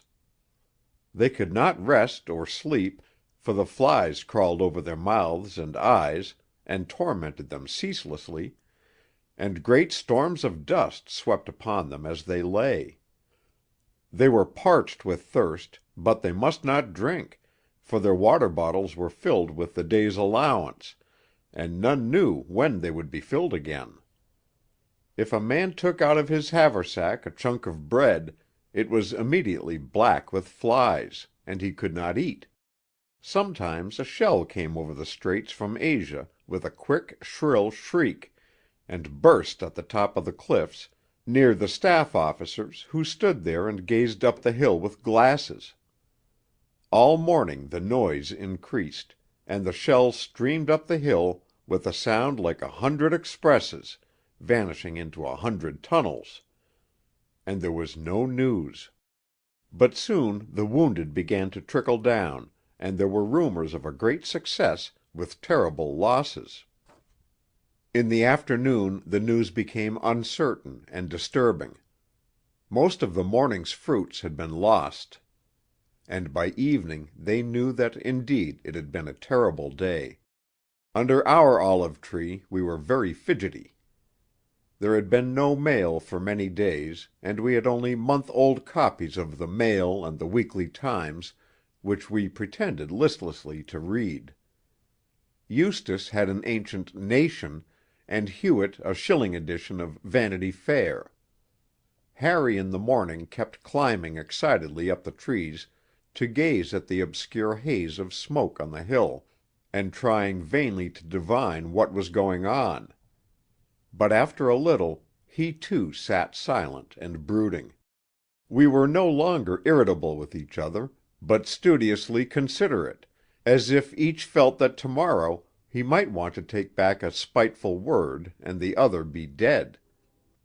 All our valises and our sparse mess furniture had long been packed away, for we had now been standing by for 24 hours, and we lay uneasily on the hard ground, shifting continually from posture to posture to escape the unfriendly protuberances of the soil. In the tree the crickets chirped on always, in strange indifference to the storm of noise about them. They were hateful, those crickets. Now and then Egerton was summoned to headquarters, and when he came back each man said to himself, "He has got our orders," and some would not look at him, but talked suddenly of something else. And some said to him with a painful cheeriness, "Any orders?" and when he shook his head, cursed a little, but in their hearts wondered if they were glad. For the waiting was bad indeed, but who knew what tasks they would have when the orders came? Often the reserves had the worst of it in these affairs, a forlorn hope of an attack without artillery, digging a new line under fire, beating off the counter-attack. But the waiting became intolerable, and all were glad, an hour before sunset, when we filed off slowly by half platoons. Every gun was busy again, and all along the path to the hill batteries of 75's barked suddenly from unsuspected holes, so close that a man's heart seemed to halt at the shock. The gully was full of confusion and wounded, and tired officers and odd groups of men bandying rumors and arguing in the sun. Halfway up, the tale came mysteriously down the line that we were to attack a trench by ourselves. A whole brigade had tried and failed. There was a redoubt. There were endless machine guns. Some laughed. A rumor. But most men felt in their heart that there was something in it, and inwardly pulled themselves together. At last they were to be in a real battle, and walk naked in the open through the rapid fire. And as they moved on, there came over them an overpowering sense of the irrevocable. They thought of that summer day in 1914 when they walked light-hearted into the recruiting office. It had seemed a small thing then, but that was what had done it. It had brought them into this blazing gully, with the frogs croaking, and the men moaning in corners, with their legs messed up. If they had known about this gully then, and these flies, and this battle they were going to, then, perhaps, they would have done something else in that August, gone into a dockyard, joined the A.S.C. like Jim Roberts. Well, they hadn't, and they were not really sorry, only let there be no more waiting, and let it be quick and merciful, no stomach wounds and nastiness, no lying out in the scrub for a day with the sun and the flies and no water. Look at that officer on the stretcher. He won't last long. Remember his face. His platoon relieved us somewhere. Where was it? Hope I don't get one like him. Nasty mess. Would like one in the shoulder if it's got to be. Hospital ship. Get home, perhaps. No, they send you to Egypt. Officer said so. Hello, halting here. Merton Trench. Old reserve line. Getting dark. Night attack? Not wait till dawn, I hope. Can't stand much more waiting. Pass the word. Company commanders to see the colonel. That's done it, there goes Egerton. Good man, thinks a lot of me. Try not to let him down. But what Egerton and the others heard from the colonel made a vain thing of all this bracing of men's spirits. There was a muddle, the attack was cancelled. No one knew where the Turks were, where anybody was. We were to stay the night in this old reserve trench and relieve the front line in the morning. When Egerton told his officers, only Burnett spoke. He said, "Damn, as usual, I wanted a go at the old Turks." And we knew that it was not true. The rest of us said nothing, for we were wondering if it were true of ourselves. I went with Harry to his platoon. They, too, said nothing, and their faces were expressionless. But they were cold now, and hungry, and suddenly very tired. And they had no real fire of battle in them. They had waited too long for this crowning experience of an attack, braced themselves for it too often to be disappointed, and I knew that they were glad. But they did not mind being glad. They pondered no doubts about themselves, only curled up like animals in corners to sleep. Harry, too, no doubt, had braced himself like the rest of us, and he, too, must have been glad, glad to lie down and look forward after all to seeing another sunrise. But I thought of his doubts about himself, and I felt that this business was far from easing his burden. For me and for the men it was a simple thing, the postponement of a battle with the Turks. For Harry it was the postponement of a personal test. The battle inside him still went on, only it went on more bitterly. There was a great muddle in front. Troops of two different brigades were hopelessly entangled in the shallow trenches they had taken from the Turks. They had few officers left, and their staffs had the most imperfect impressions of the whereabouts of their mangled commands. So the sun was well up when we finally took over the line. This was in defiance of all tradition, but the Turk was shaken and did not molest us. The men who passed us on their way down grimly wished us joy of what they had left. Their faces were pale and drawn, full of loathing and weariness, but they said little. And the impression grew that there was something up there which they could not even begin to describe. It was a still, scorching morning, and as we moved on the air became heavy with a sickening stench, the most awful of all smells that man can be called to endure, because it preyed on the imagination as well as the senses. For we knew now what it was. We came into a Turkish trench, broad and shallow. In the first bay lay two bodies, a Lowlander and a Turk. They lay where they had killed each other, and they were very foul and loathsome in the sun. A man looked up at them and passed on, thinking, "Glad I haven't got to stay here." In the next bay there were 3 dead, all Englishmen. And in the next there were more, and he thought, "It was a hot fight just here." But as he moved on, and in each succeeding bay beheld the same corrupt aftermath of yesterday's battle, the suspicion came to him that this was no local horror. Over the whole front of the attack, along 2 lines of trenches, these regiments of dead were everywhere found, strung in unnatural heaps along the parapets, or sprawling horribly into the trench so that he touched them as he passed. Yet still he could not believe, and at each corner thought, "Surely there will be none in this bay." But always there were more, until, if he were not careful or very callous, it began to get on his nerves, so that at the traverses he almost prayed that there might be no more beyond. Yet many did not realize what was before them till they were finally posted in the bays they were to garrison, 3 or 4 in a bay.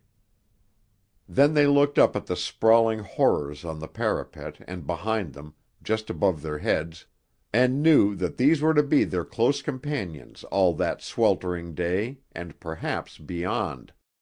The regiment we had relieved had been too exhausted by the attack, or too short-handed, to bury more than a few, and the Turkish snipers made it impossible to do anything during the day.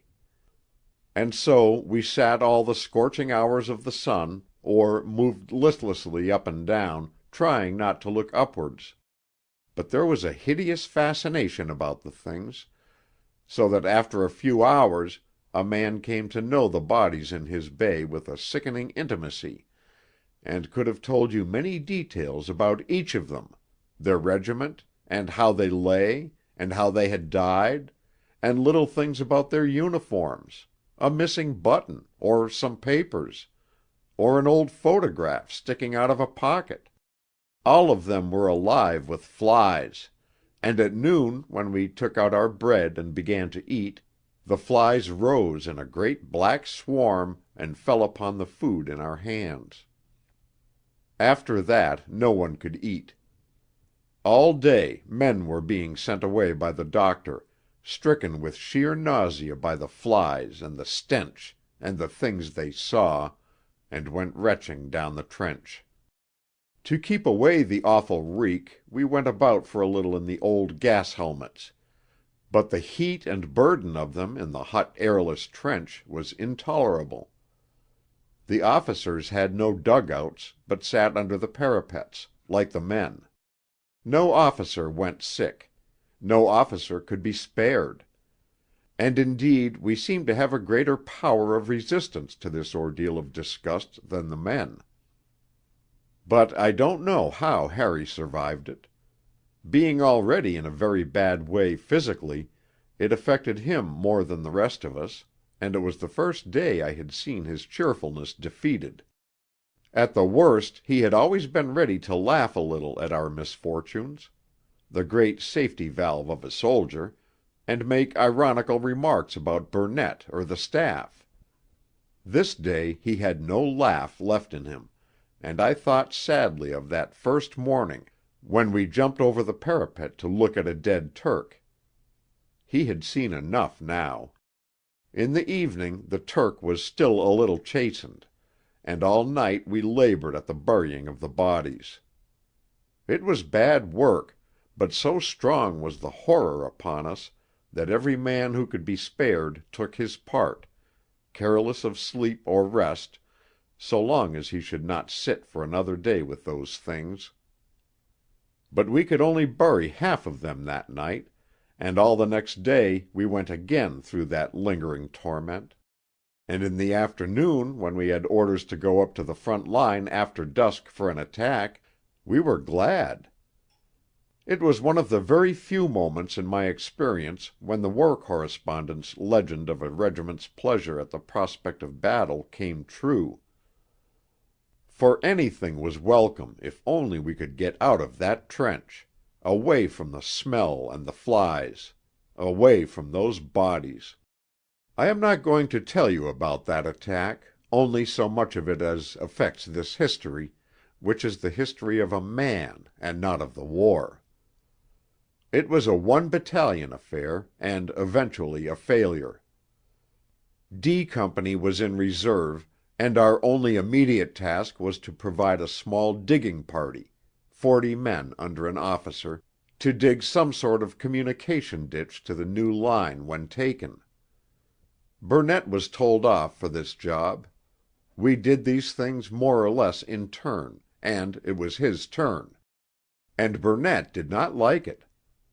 We sat round a single candle under a waterproof sheet in a sort of open recess at the back of the front line, while Egerton gave him his orders.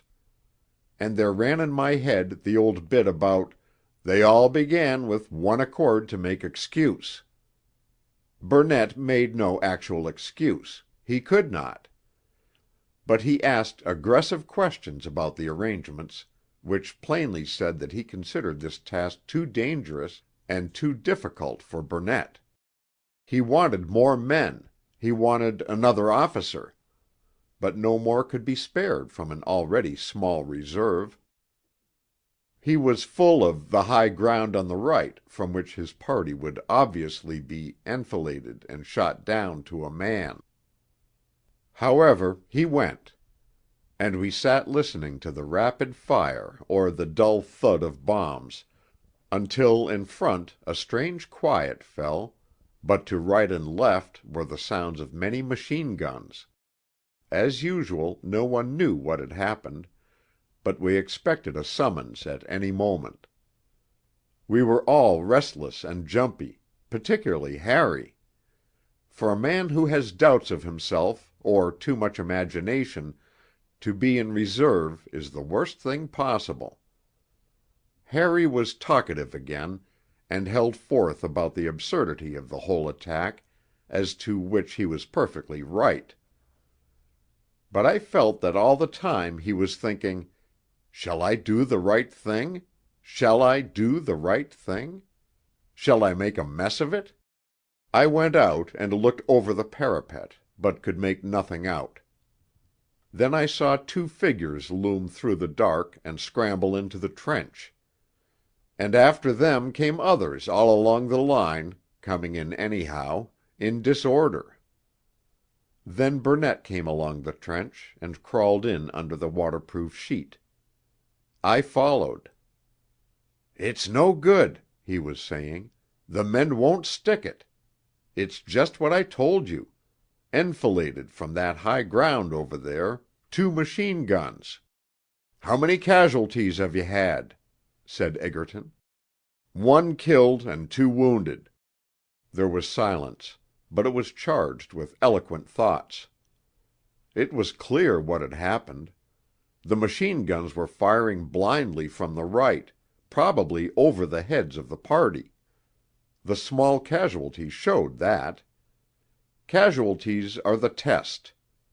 No doubt the men had not liked the stream of bullets overhead.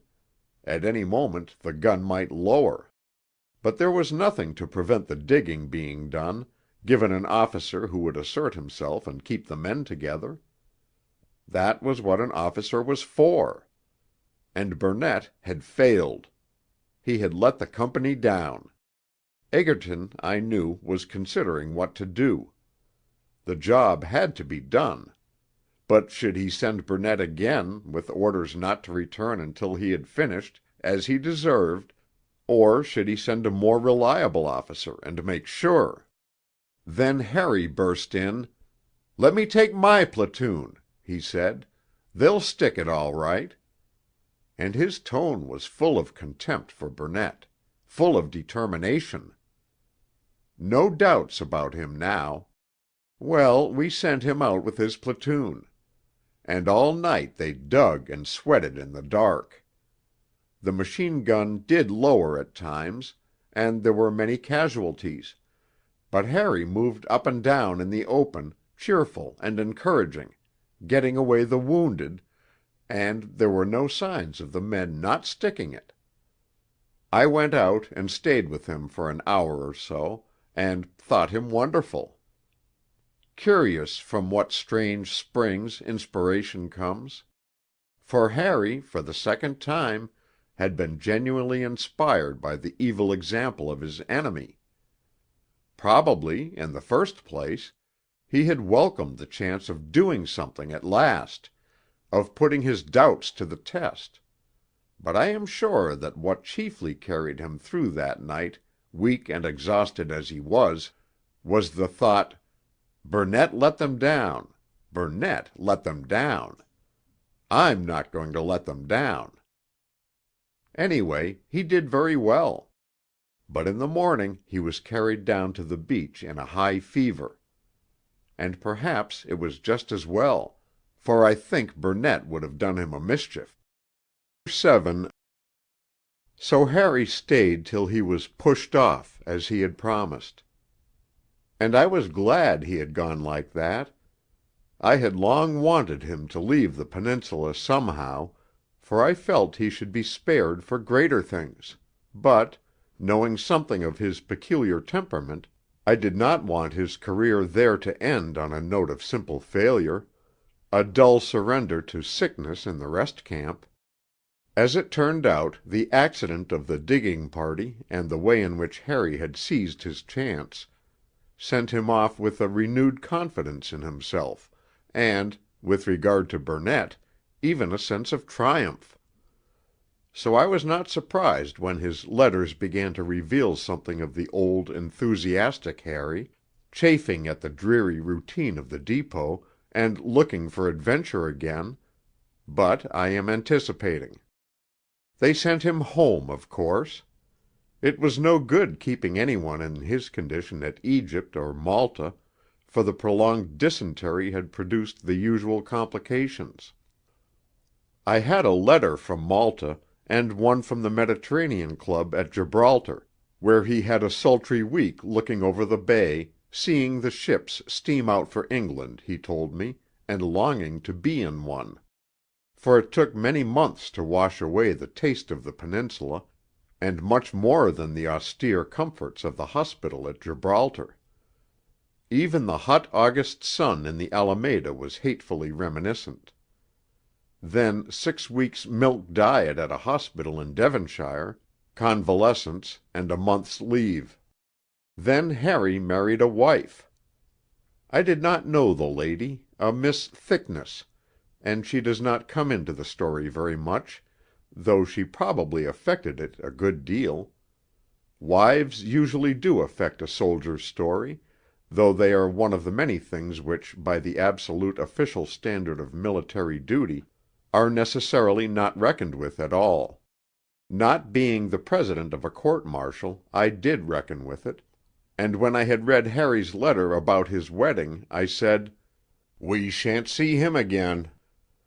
For in those early years it was generally assumed that a man returned from service at the front need not go out again, unless he wished, for a period almost incalculably remote.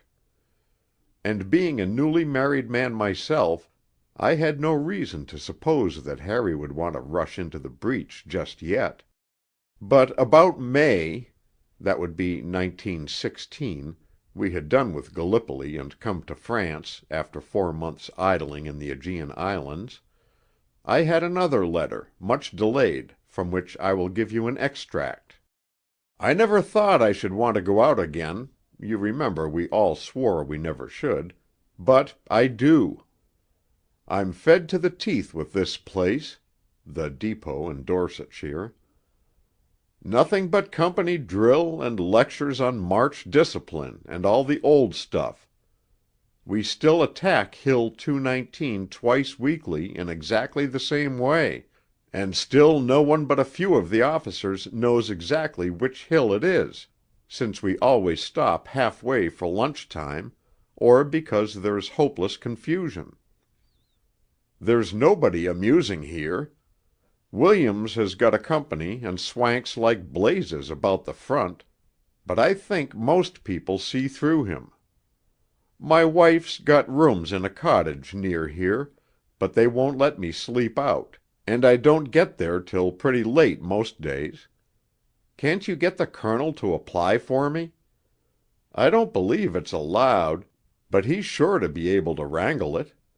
Otherwise I shall be here for the rest of the war, because the more you've been out the less likely you are to get out again, if you want to, while there are lots who don't want to go, and wouldn't be any earthly good and stand in hourly danger of being sent.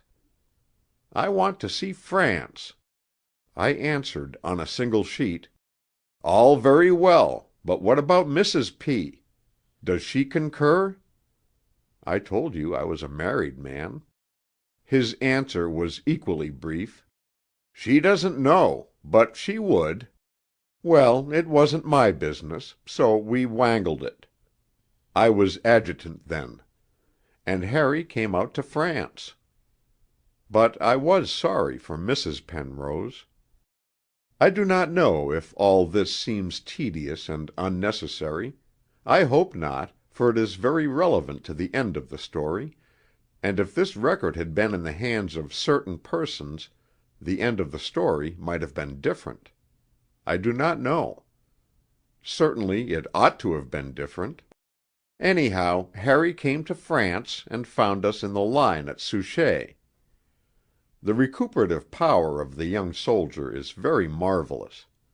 No one but myself would have said that this was not the same Harry of a year ago.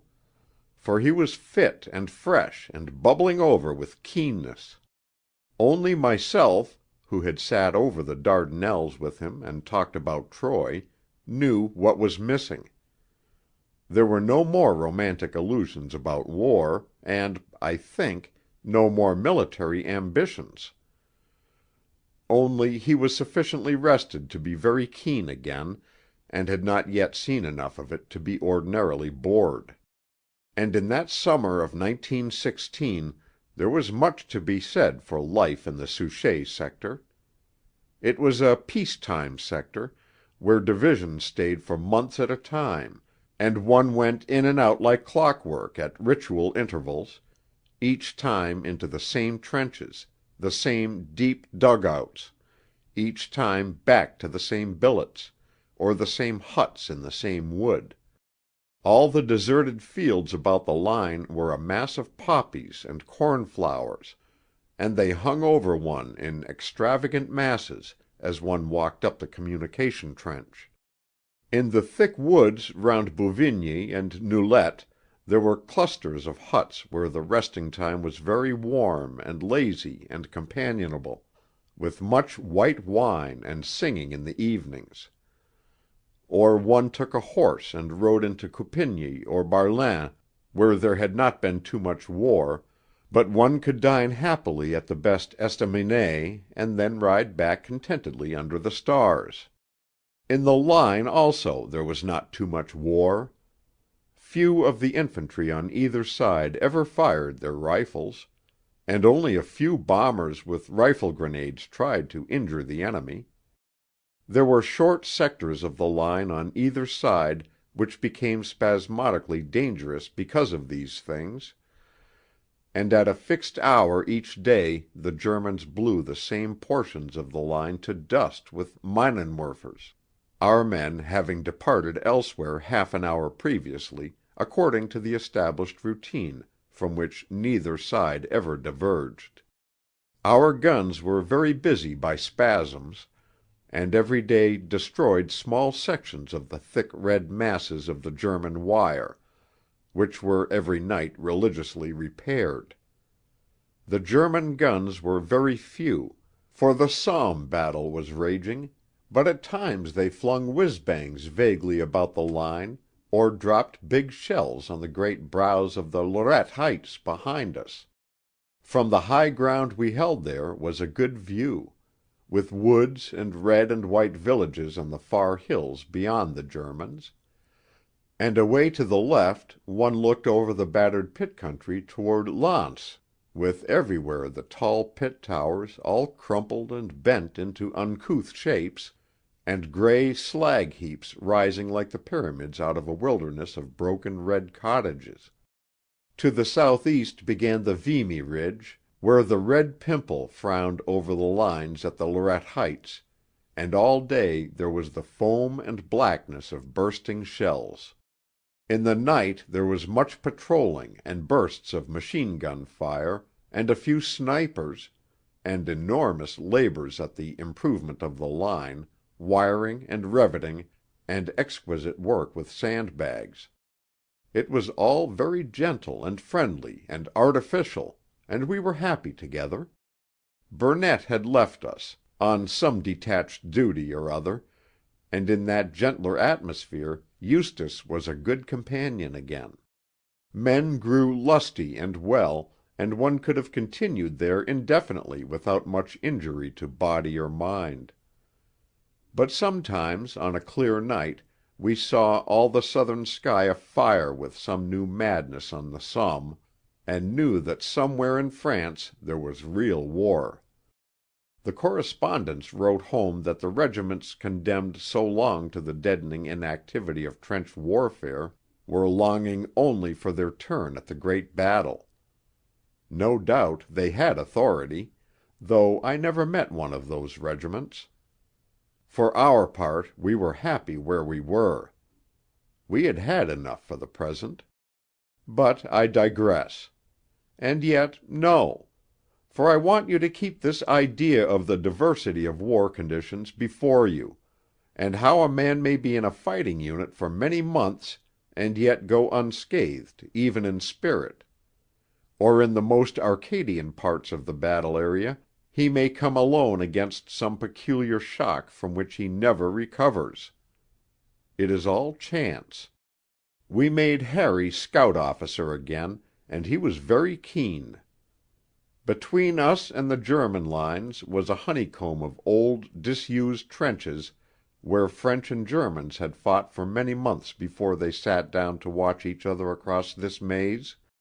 They were all overgrown now with flowers and thick grasses, but for the purposes of future operations it was important to know all about them, and every night Harry wriggled out and dropped into one of these to creep and explore, and afterwards put them on the map.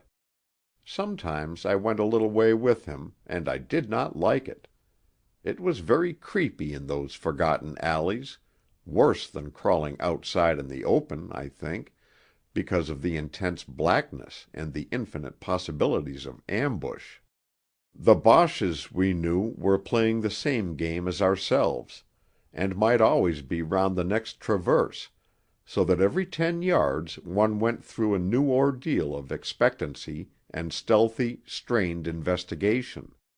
One stood breathless at the corner, listening, peering, quivering with the strain of it, and then a rat dropped into the next bay, or behind us one of our Lewis guns blazed off a few bursts, shattering the silence.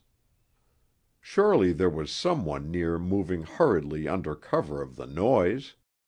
Then you stood again, stiff and cramped with the stillness, and you wanted insanely to cough, or shift your weight onto the other foot, or your nose itched and the grasses tickled your ear, but you must not stir, must hardly breathe.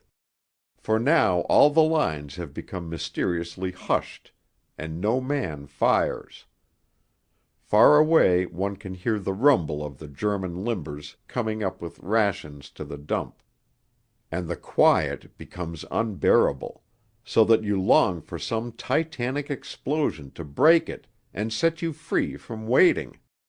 Then a machine gun opens again, and you slip round the corner to find nothing at all, only more blackness and the rats scuttling away into the grass, and perhaps the bones of a Frenchman. And then you begin all over again.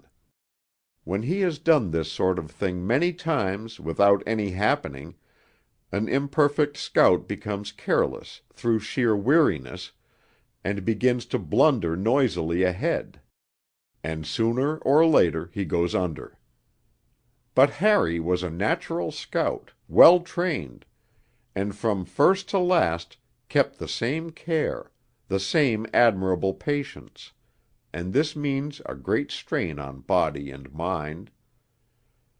In those old trenches you could go right up to the German line 200 yards away, and this Harry often did.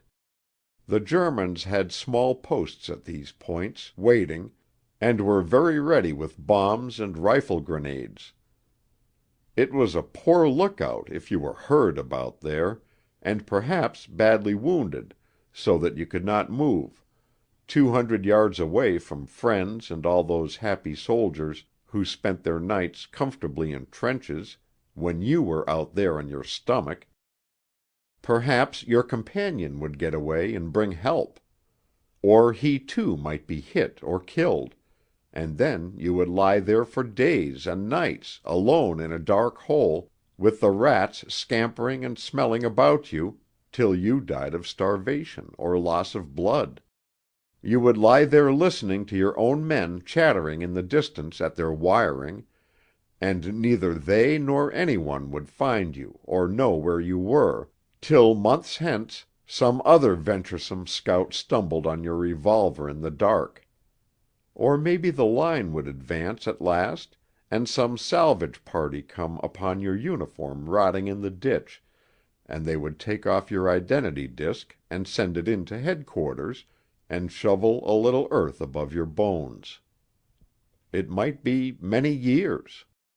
I am not an imaginative man, but that was the kind of thought I had while I prowled round with Harry, and I never went so far as he. He even had an occasional jest at the Germans, and once planted an old dummy close up to their lines.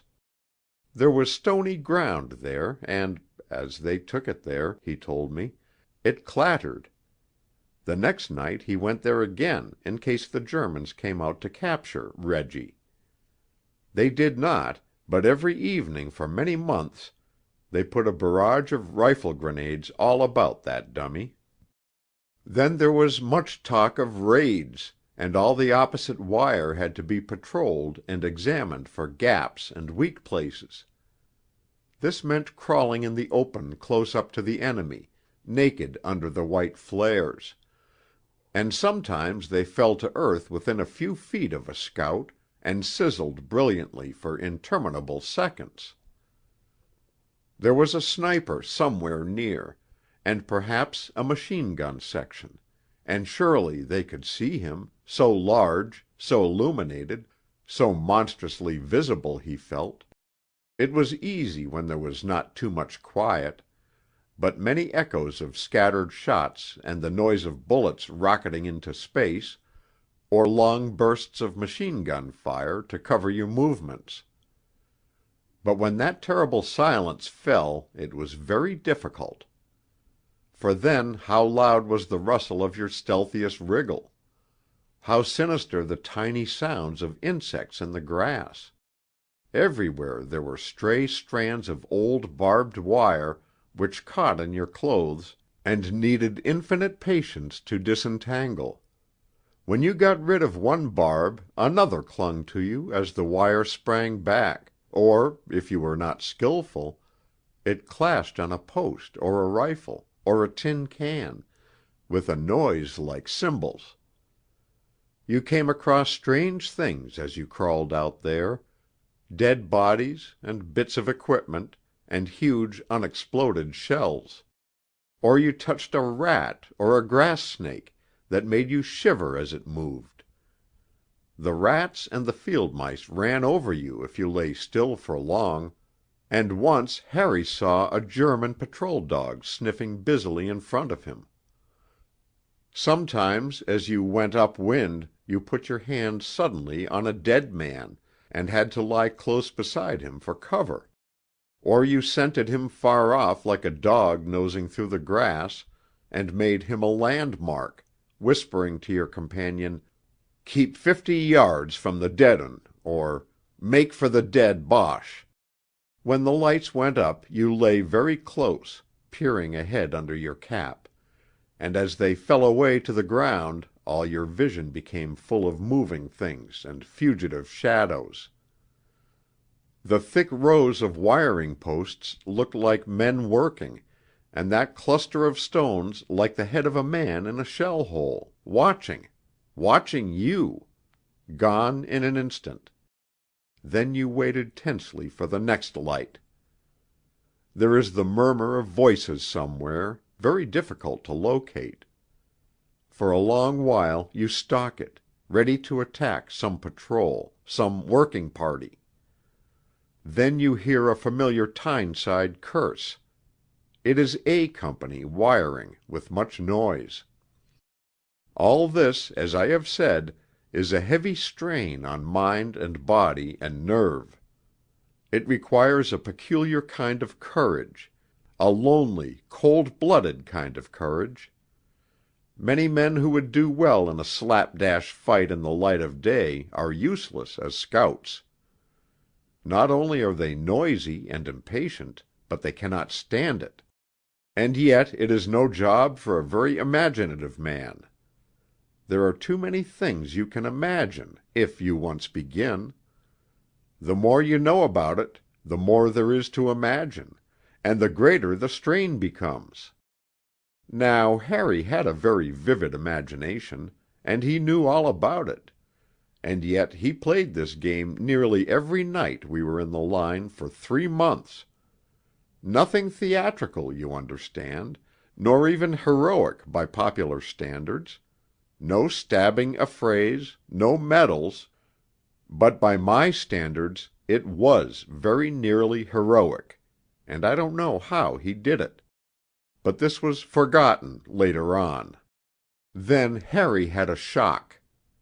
There was a large sap running out from our line along the crown of a steep ridge. This sap was not held during the day, but at night was peopled with bombers and snipers, and it was a great starting place for the patrols. One night Harry went out from this sap and crawled down the face of the ridge. It was a dark night, and the Boches were throwing up many flares. One of these came to earth 10 yards from Harry. At that moment he was halfway down the slope, crouched on one knee.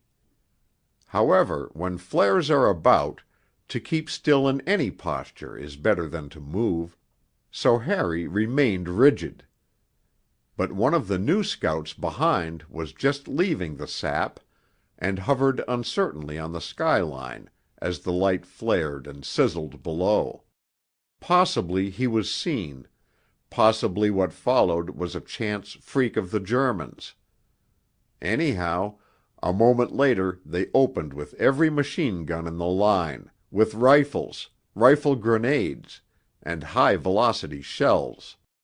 So venomous was the fire that every man in the line believed, and afterwards hotly asserted, that the whole fury of it was concentrated on his particular yard of trench. Few of us thought of the unhappy scouts lying naked outside. Harry, of course, flattened himself to the ground, and tried to wriggle into a hollow. On level ground you may with luck be safe under wild fire of this kind for a long time. Being on a slope, Harry was hopelessly exposed. I lay there, he told me, and simply sweated with funk. You won't believe me, but at one time I could literally feel a stream of machine gun bullets ruffling my hair, and thudding into the bank just above my back, and they dropped half a dozen whiz-bangs just in front of me. While it was going on I couldn't have moved for 1,000 pounds. I felt pinned to the ground. Then there was a lull and I leaped up, so did old Smith, bolted for the sap and simply dived in head first. They were still blazing off 16 to the dozen, and it was the mercy of God we weren't hit. Talk about wind-up. And when we got in 2 bombers thought it was an attack, and took us for Boches. Rather funny, while the strafe was going on I kept thinking, poor old Smith, he's a married man. He was a few yards from me. And Smith tells me he was thinking, Mr. Penrose, a married man, married man. What about some more whiskey? Well, he made a joke of it, as one tries to do as long as possible, and that night was almost happily exhilarated, as a man sometimes is after escaping narrowly from an adventure. But I could see that it had been a severe shock. The next night he had a cold and a bad cough, and said he would not go out for fear of making a noise and giving the show away. The following night he went out, but came in very soon, and sat rather glum in the dugout, thinking of something. I always waited up till he came in to report, and we used to discuss the situation over some whiskey or a little white wine. The following day the colonel gave him a special job to do. There was the usual talk of a raid on a certain section of the enemy lines. But there was a theory that this particular section had been evacuated. Flares were sent up from all parts of it, but this was supposed to be the work of one man, a hard worker, who walked steadily up and down, pretending to be a company. Harry was told off to test the truth of this myth, to get right up to that trench, to look in, and see what was in it. It was a thing he had done twice before, at least. though myself I should not have cared to do it at all.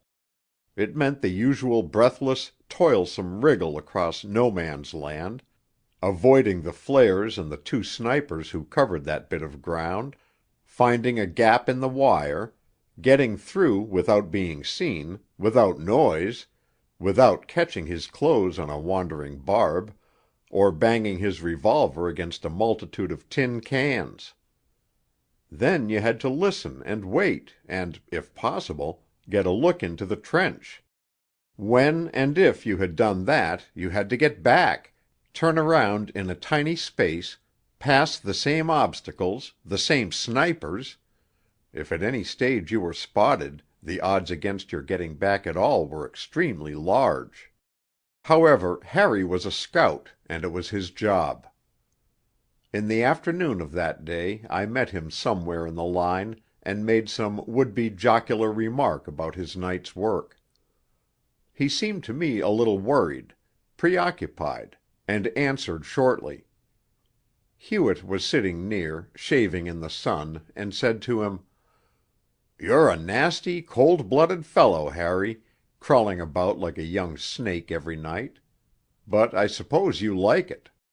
Harry said slowly, with a casual air, "Well, so I did, but I must say that strafe the other night put the wind up me properly, and when I went out last night I found I was thinking all the time, suppose they did that again. And when I got to the top of a ridge or anywhere a bit exposed, I kept imagining what it would be like if all those machine guns started just then, simply dashed into a shell hole, and I found myself working for safe spots where one would be all right in case of accidents. Sort of lost confidence, you know."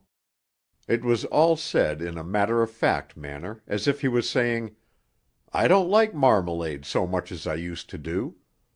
And there was no suggestion that he was not ready to go and look in the Boche front line, or the Unter den Linden, if necessary. But I was sorry about this. I told him that he must not imagine; that strafe was a unique affair, never likely to be repeated. But when I went back to the dugout I spoke to the colonel. That night I went up with Harry to Foster Alley, and watched him writhing away into the grey gloom. There were many stars, and you could follow him for 30 yards. And as I watched, I wondered, is he thinking, suppose they do that again? And when he gets over near the wire, will he be thinking, what would happen if they saw me now? If so, I said, God help him, and went back to headquarters.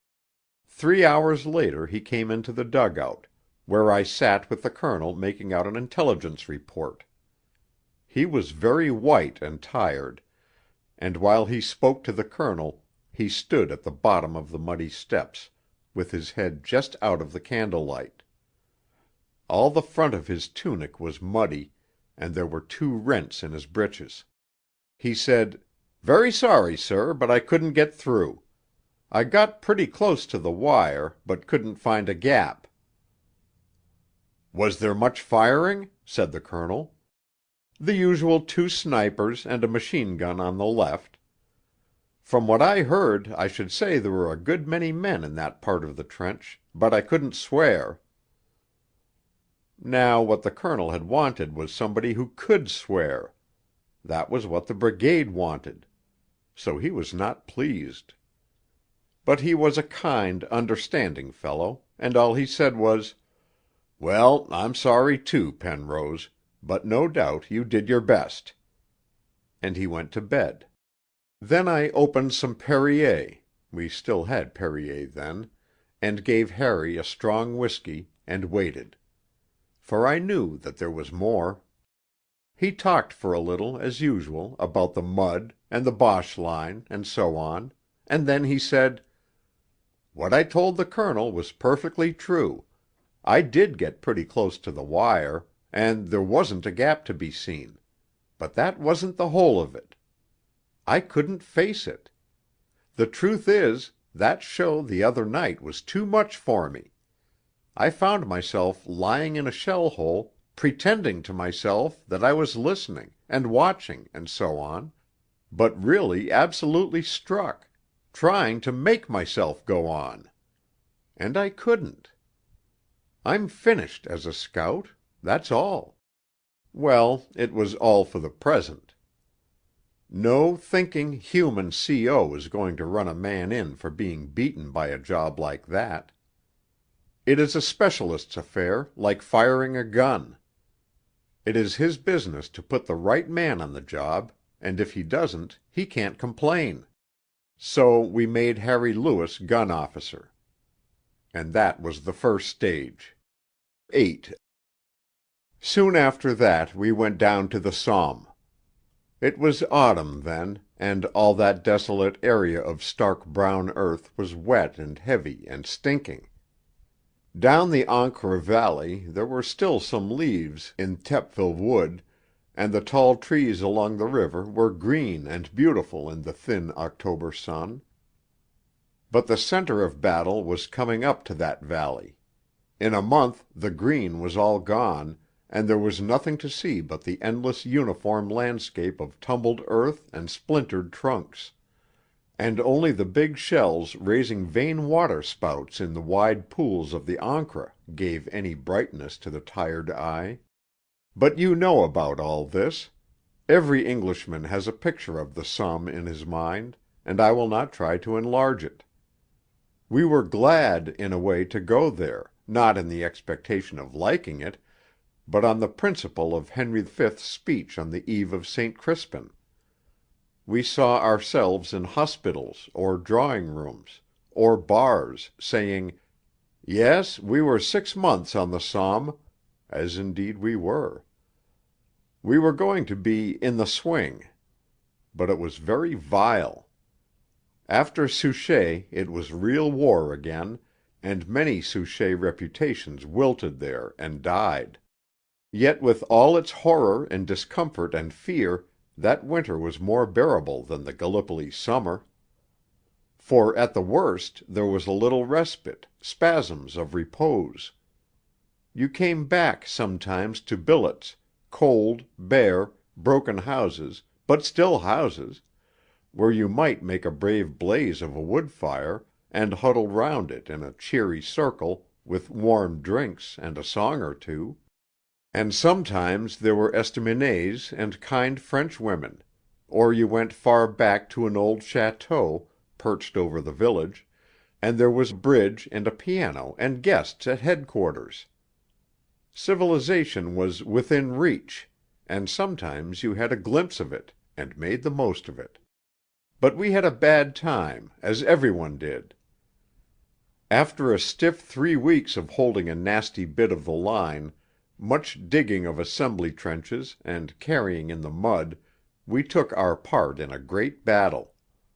I shall not tell you about it, it is in the histories. But it was a black day for the battalion. We lost 400 men and 20 officers, more than twice the total British casualties at Omdurman. Hewitt was killed, and 6 other officers. The colonel and 12 more were wounded.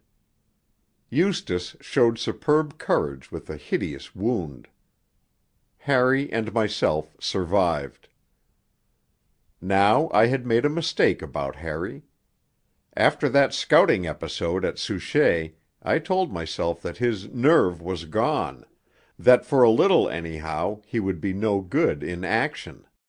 But soon after we got to the Somme he had surprised me by doing a very good piece of work under fire. We were digging a new jumping-off line in no man's land, 200 men at work at once. They were spotted, the Boches dropped some Minnies about, and there was the beginning of a slight stampede, you know the sort of thing. Mythical orders to retire came along. All Harry did was to get the men back and keep them together, and keep them digging. The officer's job, but he did very well, and to me, as I say, surprisingly well. The truth was, as I afterwards perceived, that only what I may call his scouting nerve was gone. It is a peculiar kind of super nerve, as I have tried to show, and losing it he had lost a very valuable quality, but that was all at present. Or I may put it another way. There is a theory held among soldiers, which I will call the theory of the favorite fear. Every civilian has his favorite fear: death by burning or by drowning, the fear of falling from a great height, or being mangled in a machine, something which it makes us shiver to think about. Among soldiers such special fears are even more acute, though less openly confessed, but in the evenings men will sometimes lie on the straw in the smoky barns and whisper the things of which they are most afraid. It is largely a matter of locality and circumstance. In Gallipoli, where the Turks' rapid musketry fire was almost incredibly intense and their snipers uncannily accurate, men would say that they hated bullets, but shell fire left them unmoved. The same men traveled to France and found rifle fire practically extinct but gunpowder increasingly terrible, and rapidly reversed their opinions. More often, however, there has been some particular experience which, out of a multitude of shocks, has been able to make a lasting impression, and leave behind it the favorite fear. One man remembers the death of a friend caught by the gas without his gas mask, and is possessed with the fear that he may one day forget his own and perish in the same agony. And such is the effect of conduct on these obsessions that this man will neglect the most ordinary precautions against other dangers, will be reckless under heavy shell fire, but will not move an inch without his respirator. With others it is the fear of being left to die between the lines, caught on the wire and riddled by both sides, the fear of snipers, of 5.9's, even of whizz-bangs. One man feels safe in the open, but in the strongest dugout has a horror that it may be blown in upon him. There is the fear of the empty trench, where, like a child on the dark staircase, another man is convinced that there are enemies lying behind the parapet ready to leap upon him. And there is the horror of being killed on the way down from the line after a relief. But most to be pitied of all the men I have known was one who had served at Gallipoli in the early days. Few men then could have an orderly burial in a recognized ground, but often the stretcher-bearers buried them hastily where they could in and about the lines. This man's fear was that one day a sniper would get him in the head, that unskilled companions would pronounce his death sentence, and that he would wake up, perhaps within a few yards of his own trench, and know that he was buried but not dead. That was how it was with Harry. The one thing he could not face at present was crawling lonely in the dark with the thought of that tornado of bullets in his head. Nothing else frightened him, now, more than it frightened the rest of us, though, God knows, that was enough. So that he did quite well in this battle in a sound, undistinguished way. He commanded a platoon for the occasion, and took them through the worst part of the show without exceptional losses, and he got as far as any of the regiment got. He held out there for 2 days under very heavy shell fire, with a mixed lot of men from several battalions, and a couple of strange officers.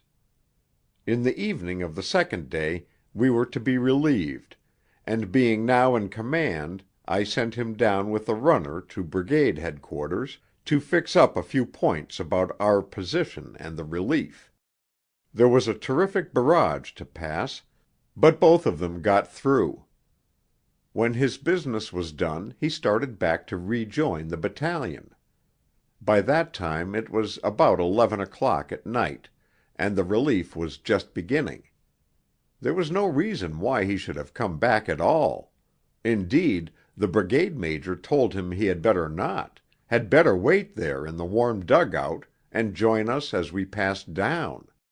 Now, when a man has been through a 2 days' battle of this kind, has had no sleep and hardly any food for 2 days, and finished up with a 2-mile trudge over a stony wilderness of shell holes, through a vicious barrage of heavy shells, when after all this he finds himself, worn and exhausted so that he can hardly stand, but safe and comfortable in a deep dugout where there are friendly lights and the soothing voices of calm men, and when he has the choice of staying there, the right side of the barrage, till it is time to go out to rest, or of going back through that same barrage, staggering into the same shell holes, with the immediate prospect of doing it all over again with men to look after as well as himself, well, the temptation is almost irresistible. But Harry did resist it. I can't tell you how. And he started back. The barrage was worse than ever, all down the valley road, and apparently, when they came near the most dangerous part, Harry's runner was hit by a big splinter and blown 20 yards. There were no stretchers unoccupied for 5 miles, and it was evident that the boy, he was only a kid, would die in a little time. He knew it himself, but he was very frightened in that hideous valley where the shells still fell, and he begged Harry not to leave him. And so we came upon them as we stumbled down, thanking our stars we were through the worst of it, Harry and the runner crouched together in a shell hole, with the heart of the barrage blazing and roaring 60 yards off, and stray shells all around. From a military, or, indeed, a common-sense point of view, it was a futile performance, the needless risk of a valuable officer's life. They do not give decorations for that kind of thing. But I was glad he had stayed with that young runner. And I only tell you this to show you how wrong I was, and how much stuff he had in him still. And now Colonel Philpott comes into the story. I wish to God he had kept out of it altogether. He was one of a class of officer with which our division was specially afflicted, at least we believed so, if only for the credit of the British Army, for if they were typical of the old army I do not know how we came out of 1914 with as much honor as we did. But I am happy to think they were not. We called them the Old Duds, and we believed that for some forgotten sin of ours, or because of a certain strong, temporary spirit we had, they were dumped upon us by way of penalty. We had peculiarly few regular officers, and so perhaps were inclined to be extra critical of these gentlemen. Anyhow, at one time they came in swarms, lazy, stupid, ignorant men, with many years of service, retired, reserve, or what not, but no discoverable distinction either in intellect or character or action. And when they had told us about Simla and all the injustices they had suffered in the matter of promotion or pay, they ousted some young and vigorous temporary fellow who at least knew something of fighting, if there were stray passages in the King's Regulations which he did not know by heart, and in about a week their commands were discontented and slack. In about 2 months they were evacuated sick, for they had no guts, most of them, and that was the finest moment of their careers, for them and for us. Lieutenant Colonel W. K. Philpott, substantive captain after God knows how many years, outdudded them all, though, to give him his due, he had more staying power than most of them. He took over the battalion when Colonel Roberts was wounded, and the contrast was painfully acute. I was his adjutant for 12 months in all, and an adjutant knows most things about his C.O. He was a short, stoutish fellow, with beady eyes and an unsuccessful mustache, slightly gray, like a stubble field at dawn. He had all the exaggerated respect for authority and his superiors of the old school regular, with none of its sincerity, for while he said things about the brigadier which no colonel should say before a junior officer, he positively cringed when they met; and though he bullied defaulters, and blustered about his independence before juniors, there was no superior military goose to whom he would have said the most different "Bo." He was lazy beyond words, physically and mentally, but to see him double out of the mess when a general visited the village was an education. It made one want to vomit. Then, of course, he believed very strongly in the Book, not Holy Writ, but all that mass of small red publications which expound the whole art of being a soldier in a style calculated to invest with mystery the most obvious truths. "It says it in the Book," was his greatest gambit, and a good one, too. Yet he betrayed the most astonishing ignorance of the Book. Any second lieutenant could have turned him inside out in 2 minutes on field service regulations, and just where you expected him to be really efficient and knowledgeable, the conduct of trials and military law and so on, he made the most hideous elementary howlers. But ignorance is easily forgivable if a man will work, if a man will learn. But he would neither. He left everything to somebody else, the second in command, the adjutant, the orderly room. He would not say what he wanted; he very seldom knew; and when in despair you made out his orders for him, he invariably disagreed. When he disagreed he was as obstinate as a mule, without being so clever. When he did agree it took half an hour to explain the simplest arrangement. If you asked him to sign some correspondence for the brigade, he was too lazy and told you to sign it yourself; and when you did that he apologized to the brigade for the irregularities of his adjutant, a temporary fellow, you know, for he had an ill-concealed contempt for all temporaries, and that was perhaps one reason why we disliked him so much. He would not believe that a young officer, who had not spent 20 years drinking in mess rooms, could have any military value whatever.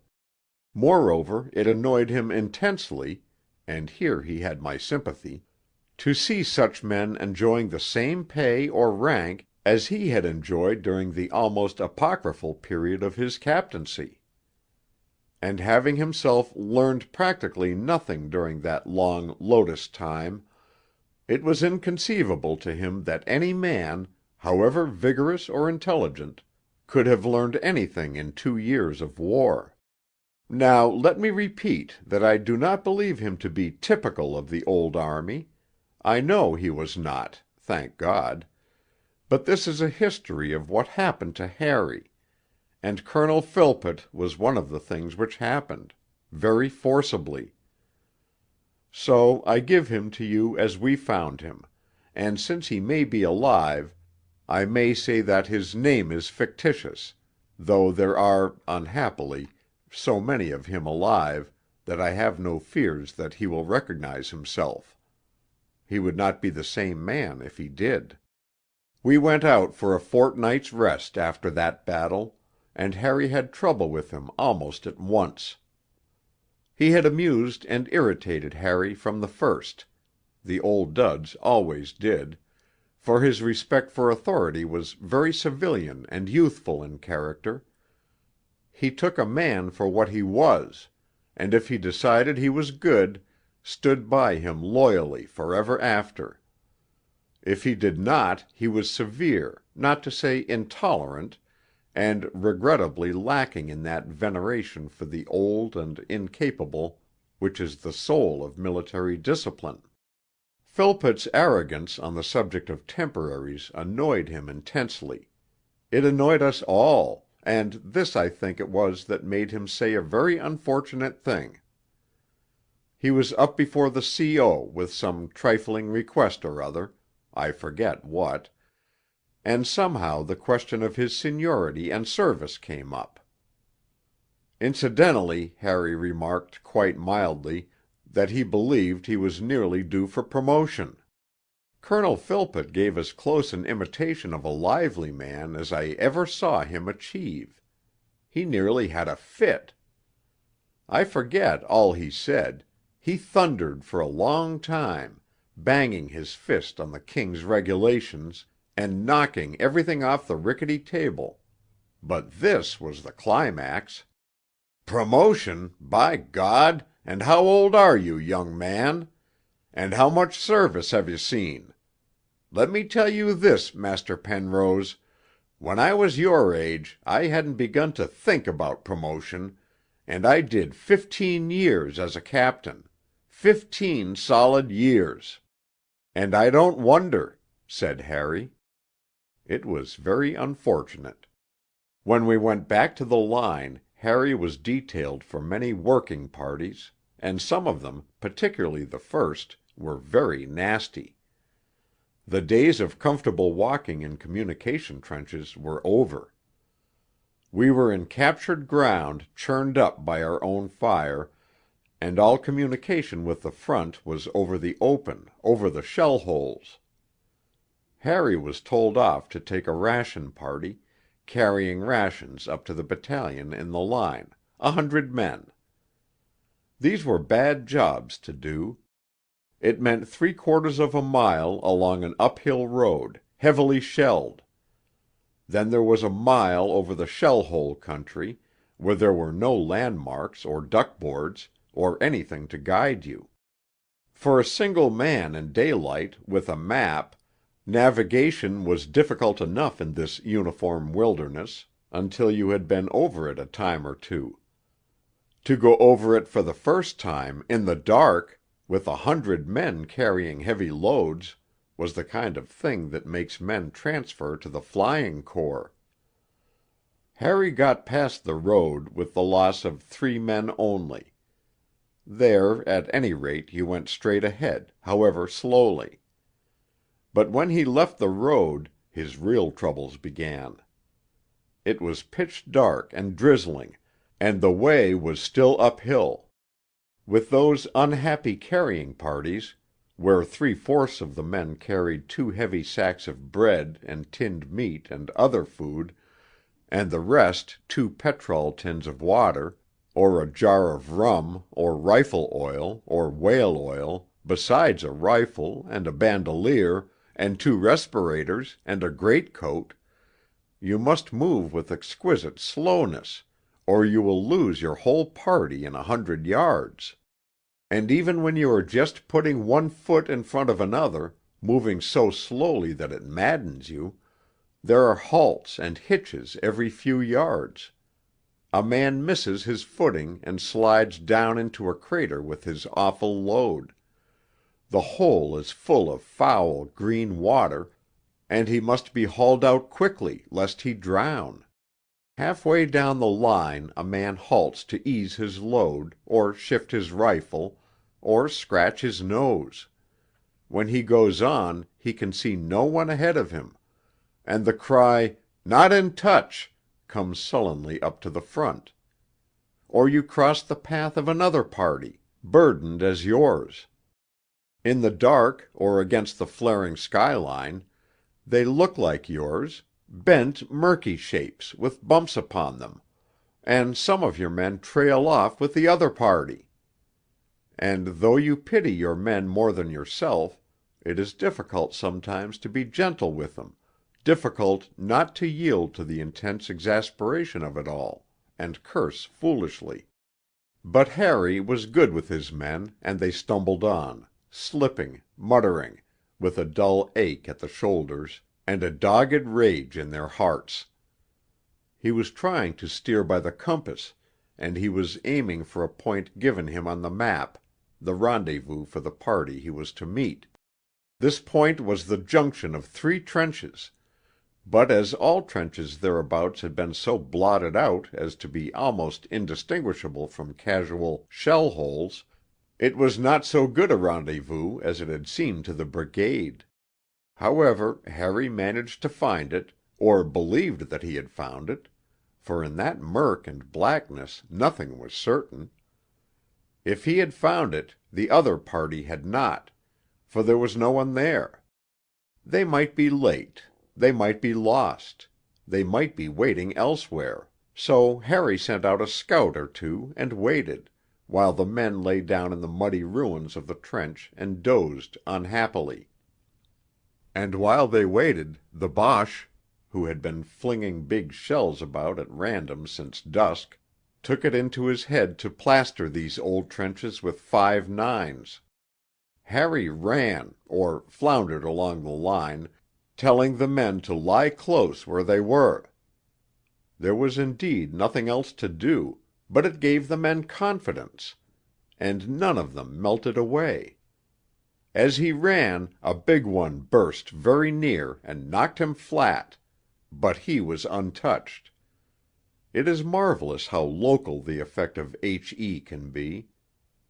For about 10 minutes they had a bad time, and then it ceased suddenly. And now was one of those crucial moments which distinguish a good officer from a bad, or even an ordinary officer.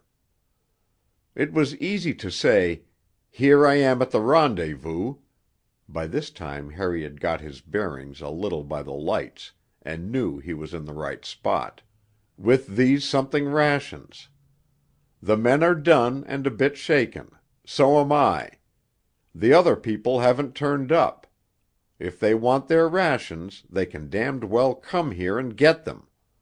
I've done my part, and I'm going home. But a real good officer, with a conscience and an imagination, would say, 'Yes, but I've been sent up here to get these rations to the men in the line.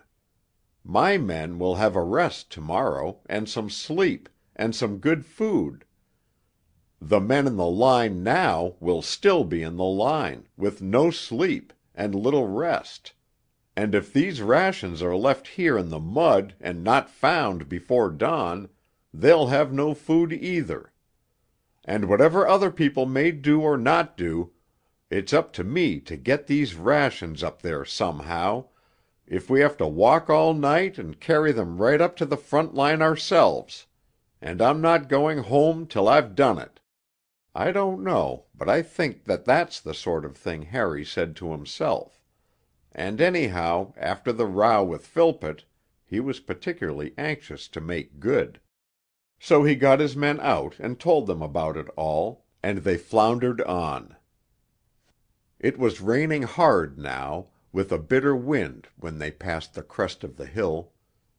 Harry had a vague idea of the direction of the line so long as they were on the slope, but on the flat, when they had dodged round a few hundred shell holes, halting and going on and halting again, all sense of direction departed, and very soon they were hopelessly lost.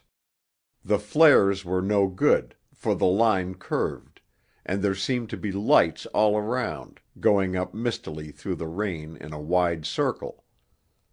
Once you were properly lost, the compass was useless, for you might be in the Boche lines, you might be anywhere. At such moments a kind of mad, desperate self-pity, born of misery and weariness and rage, takes hold of the infantryman, and if he carries a load, he is truly ready to fall down and sleep where he is, or die. And in the wretched youth in charge, there is a sense of impotence and responsibility that makes his stomach sink within him. Some of the men began to growl a little, but Harry held on despairingly. And then, by God's grace, they ran into another party, an N.C.O. and a few men. These were the party, or some of them, that should have met them at the rendezvous. They too had been lost and were now wandering back to the line. Well, Harry handed over the rations and turned home, well pleased with himself. He was too sick of the whole affair, and it was too dark and beastly to think of getting a receipt. It was a pity, for while he trudged home, the N.C.O., as we afterwards heard, was making a mess of the whole business. Whether he had not enough men, or perhaps lost them, or miscalculated the amount of rations, or what, is not clear, but half of all that precious food was found lying in the mud at noon the next day, when it was too late, and half the battalion in the line went very short. Then the colonel rang up Philpott and complained bitterly about the conduct of the officer in charge of our ration party. Philpott sent for Harry and accused him hotly of dumping the rations carelessly anywhere, of not finishing his job. Harry gave his account of the affair quite simply, without enlarging on the bad time he had had, though that was clear enough to a man with any knowledge. But he could not show a receipt. Philpott was the kind of man who valued receipts more than righteousness. He refused to believe Harry's straightforward tale, cursed him for a lazy swine, and sent him to apologize to the colonel of the blanks. That officer did listen to Harry's story, believed it, and apologized to him. Harry was a little soothed, but from that day I know there was a great bitterness in his heart. For he had done a difficult job very well, and had come back justly proud of himself and his men. And to have the work wasted by a bungling N.C.O., and his word doubted by a Philpott, and that I may call the beginning of the second stage. 9. For after that Harry began to be in a bad way again. That shelling in the night and the near concussion of the shell that knocked him over had been one of those capital shocks of which I have spoken. From that time on, shell fire in the open became a special terror, a new favorite fear. Afterwards he told me so. And all that winter we had shell fire in the open.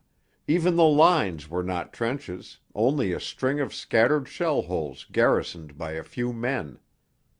Everywhere, night and day, you had that naked feeling. Yet in France, at the worst, given proper rest and variety, with a chance to nurse his courage and soothe his nerves, a resolute man could struggle on a long time after he began to crack. But Harry had no rest, no chance. The affaire Philpott was having a rich harvest. For about 3 weeks in the February of that awful winter, the battalion was employed solely on working parties, all sorts of them, digging, carrying, behind the line, in the line, soft jobs, terrible jobs. Now, as adjutant, I used to take particular care that the safe jobs in the rear should be fairly shared among the companies in a rough rotation, and that no officers or men should have too many of the bad ones. The night carrying parties to the front line. But about now Colonel Philpott began to exert himself about these parties. He actually issued orders about the arrangements, and whether by accident or design, his orders had this particular effect, that Harry took about 3 times as many of the dangerous parties as anyone else. We were in a country of rolling down with long trough-like valleys of ravines between. To get to the front line you had to cross 2 of these valleys, and in each of them the Boche put a terrific barrage all night, and every night. The second one, the Valley of Death, was about as near to Inferno as I wished to see, for it was enfiladed from both ends, and you had shell fire from 3 directions. Well, for 3 weeks Harry took a party through this valley 4 or 5 nights a week. Each party meant a double passage through 2 corners of hell, with a string of weary men to keep together, and encourage and command, with all that maddening accumulation of difficulties I have tried already to describe. And at the end of that winter, after all he had done, it was too much. I protested to the colonel, but it was no good. "Master Penrose can go on with these parties," he said, "till he learns how to do them properly. After 10 days of this, Harry began to be afraid of himself, or, as he put it, "I don't know if I can stand much more of this."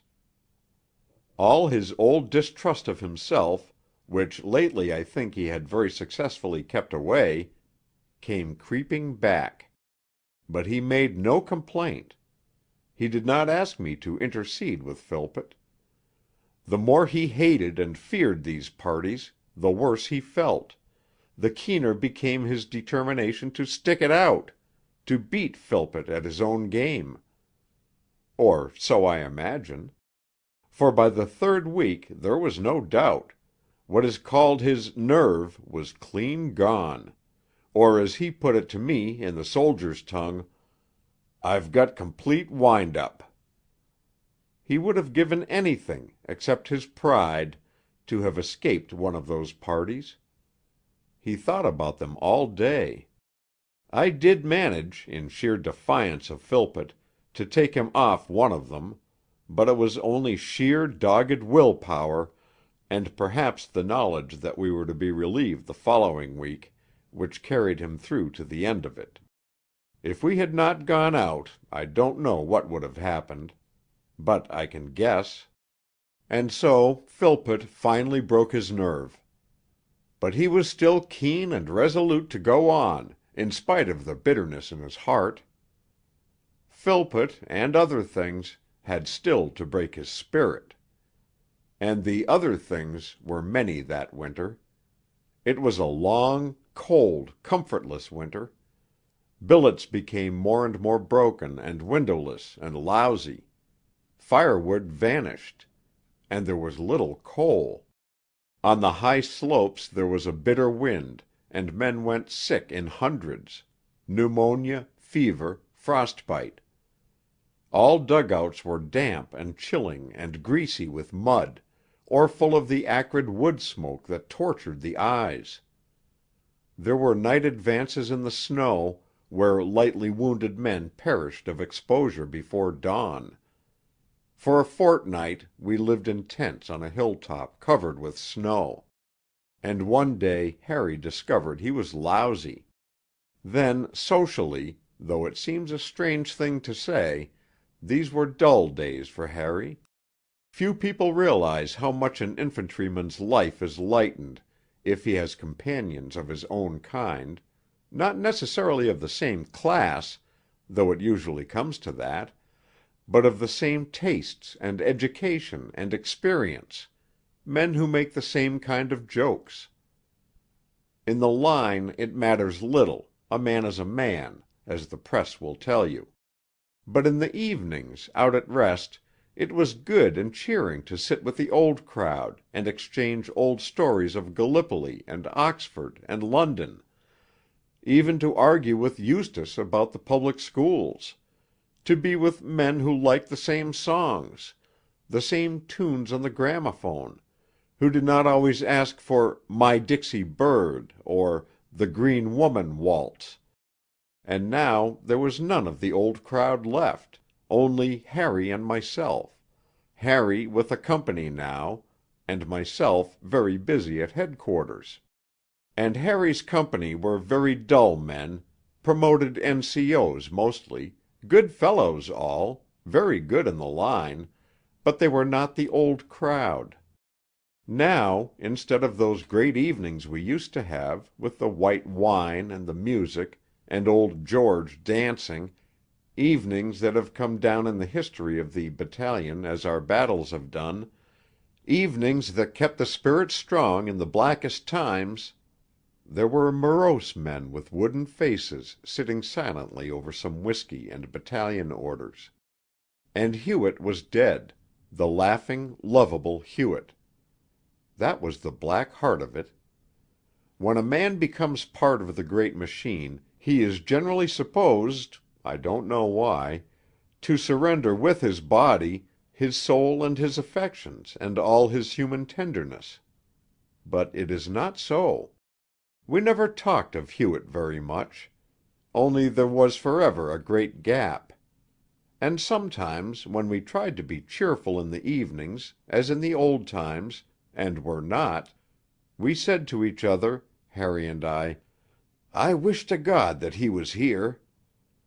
Yet for long periods I forgot Hewett. Harry never forgot him. Then there was something about which I may be wrong, for Harry never mentioned it, and I am only guessing from my own opinion.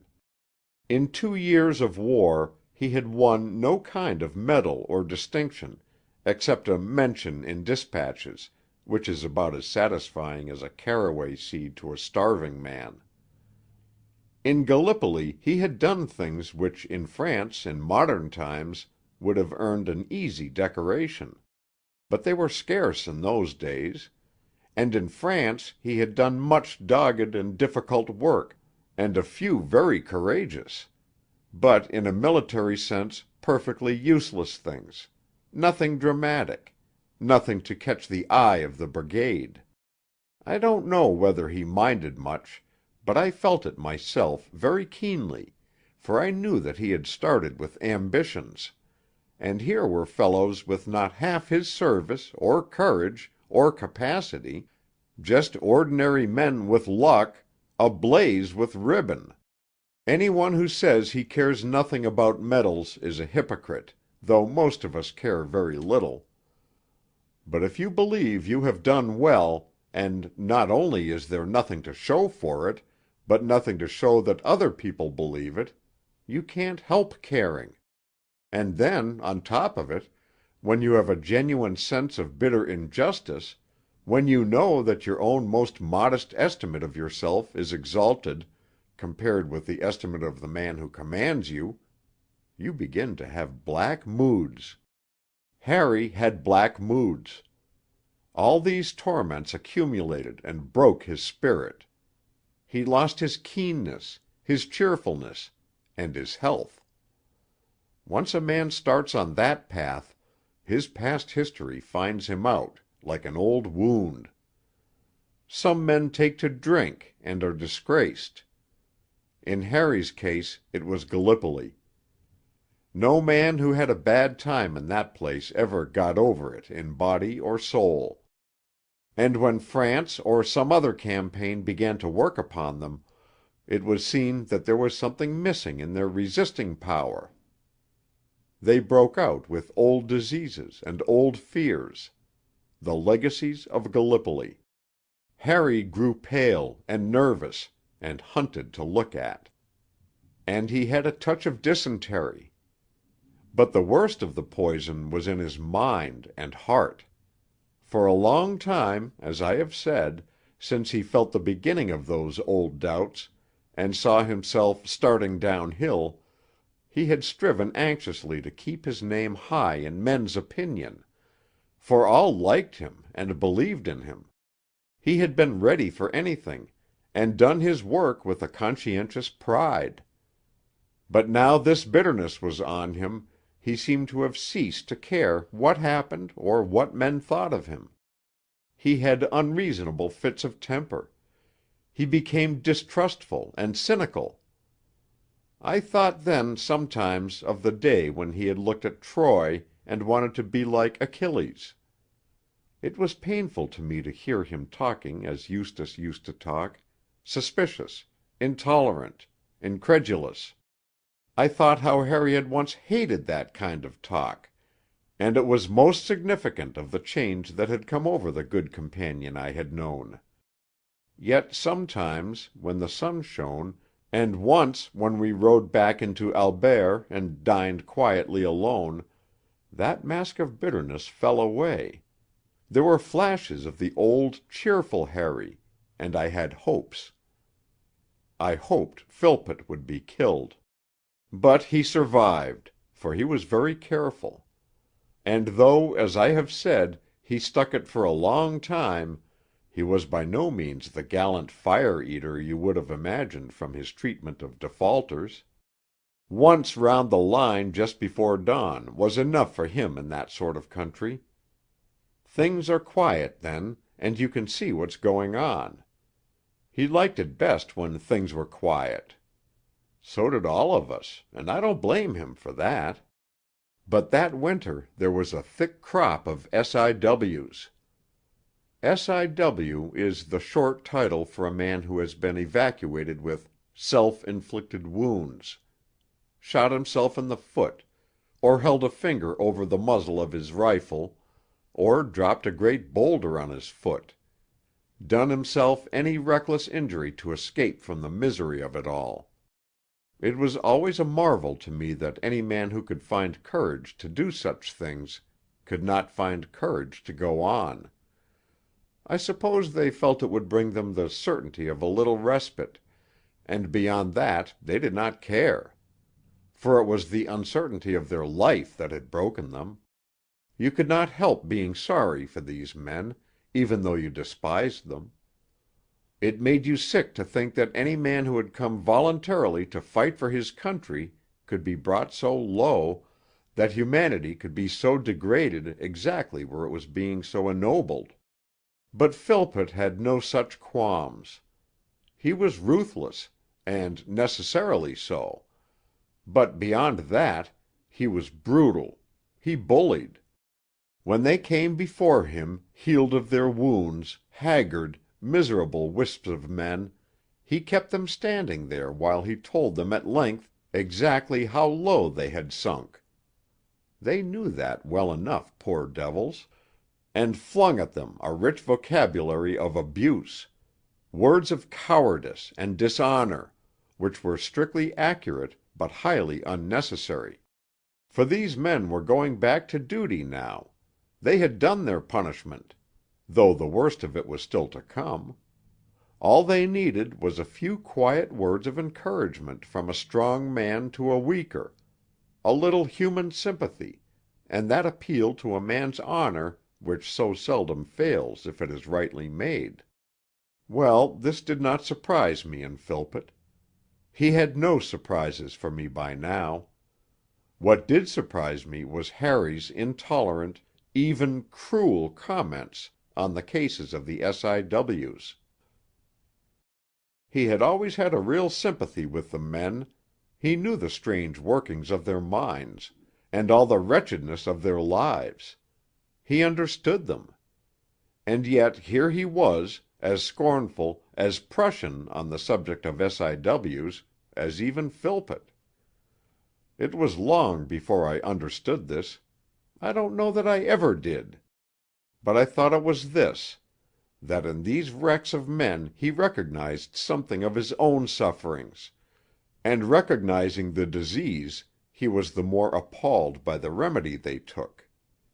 The kind of thing that had led them to it was the kind of thing he had been through, was going through. There the connection ceased. There was no such way out for him. But though it ceased, the connection was so close that it was degrading.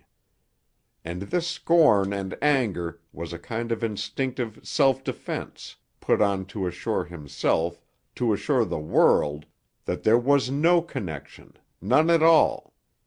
But I don't know. At the end of February I was wounded and went home. Without any conceit, without exaggerating our friendship, I may say that this was the final blow for Harry. I was the last of the old crowd. I was the one man who knew the truth of things as between him and Philpott. And I went. I was hit by a big shell at Whizbang Corner, and Harry saw me on the stretcher as we came past D Company on the Bapaume road. He walked with me as far as the cookers, and was full of concern for my wound, which was pretty painful just then. But he bucked me up and talked gaily of the good things I was going to. And he said nothing of himself. But when he left me there was a look about him, what is the word? Wistful. It is the only one. Like a dog left behind. While I was still in hospital I had 2 letters from the battalion. The first was from Harry, a long wail about Philpott and the dullness of everybody now that the old crowd were extinct, though he seemed to have made good friends of some of the dull ones. At the end of that endless winter, when it seemed as if the spring would never come, they had pulled out of the line and trekked up north, so that there had been little fighting. They were now in shell holes across the high ridge in front of Arras, preparing for an advance. The other letter was from old Knight, the quartermaster, dated 2 months after I left. I will give you an extract. Probably by now you will have seen or heard from young Penrose. He was hit on the 16th, a nasty wound in the chest from a splinter. It was rather funny, not funny, but you know what I mean, how he got it. I was there myself, though I didn't see it. I had been up to HQ to see about the rations, and there were a lot of us, Johnson, he is now adjutant in your place, and Fellows and so on, standing outside HQ, which is on a hill, what you people call a forward slope, I believe, and watching our guns bombarding the village. It was a remarkable sight, etc., etc., a long digression. Then the Boche started shelling our hill. He dropped them in pairs, first of all at the other end of the hill, about 500 yards off, and then nearer and nearer, about 20 yards at a time. The line they were on was pretty near to us, so we thought the dugout would be a good place to go to. Penrose was just starting to go back to his company when this began, and as we went down somebody told him he'd better wait a bit. But he said no, he wanted to get back. I was the last down, and as I disappeared, pretty hurriedly, I told him not to be a fool. But all he said was, "This is nothing, old bird. You wait till you live up here. I'm going on." The next thing we heard was the hell of an explosion on top. We ran up afterwards, and there he was, about 30 yards off. The funny thing is that I understood he rather had the wind-up just now, and was anything but reckless. In fact, someone said he had the dugout disease. Otherwise, you'd have said he wanted to be killed. I don't know why he wasn't, asking for it like that. Well, thank God, I'm a QM, etc., etc. I read it all very carefully and wondered. You'd have said he wanted to be killed. I wondered about that very much. And there was a postscript which interested me. By the way, I hear Burnett's got the MC. For salvage, I believe. 10. I was 6 months in that hospital, and I did not see Harry for 7, for I was at Blackpool, and he at Lady Radmore's in Kensington. His was a quicker business than mine, and when I had finished with the hospitals and the homes, and came to London for a 3 weeks' laze, he was back at the depot. Then he got 7 days' leave for some mysterious reason. I think there was a draft leaving shortly, and everybody had some leave. And I dined twice with him at home. They had a little house in Chelsea, very tastefully furnished by Mrs. Penrose, whom I now saw for the first time. But I saw more of her that evening than I did of Harry, who was hopelessly entangled with 2 or 3 in-laws. She was a dark, gentle little person, with brown and rather sorrowful eyes. When I first saw her I thought, she was never meant to be a soldier's wife, but after we had talked a little, I added, but she is a good one. She was clearly very much in love with Harry, and delighted to meet someone who had been with him in France, and was fond of him, for, like all wives, she soon discovered that. But all the time I felt that there were questions she wanted to ask me, and could not. I will not pretend to tell you how she was dressed, because I don't know. I seldom notice, and then I never remember. But she appealed to me very much, and I made up my mind to look after her interests if I ever had the chance, if there was ever a question between Harry and a single man. I had no chance of a talk with Harry, and noticed only that he seemed pretty fit again, but sleepless looking. The second night I went there was the last night of Harry's leave. If I had known that when I was asked I think I should not have gone, for while it showed I was a privileged person, it is a painful privilege to break in on the last evening of husband and wife. I know those last evenings. And though Harry was only going back to the depot in the morning, it was known there had been heavy losses in the regiment. There was talk of a draft. It might well be the last evening of all. I got there early, at Harry's request, about 5:30, on a miserable gusty evening in early November. Harry was sitting in a kind of study, library, or den, writing. He looked less well and very sleepless about the eyes. It was the anniversary of one of the great battles of the regiment, and we talked a little of that day, as soldiers will, with a sort of gloomy satisfaction. Then Harry said slowly, "I've been offered a job at the War Office, by Major Mackenzie. Intelligence." "Oh," I said, "that's very good." But I was thinking more of Mrs. Harry than Harry. Harry went on, as if he had not heard. "I was writing to him when you came in, and I don't know what to say." "Why not?"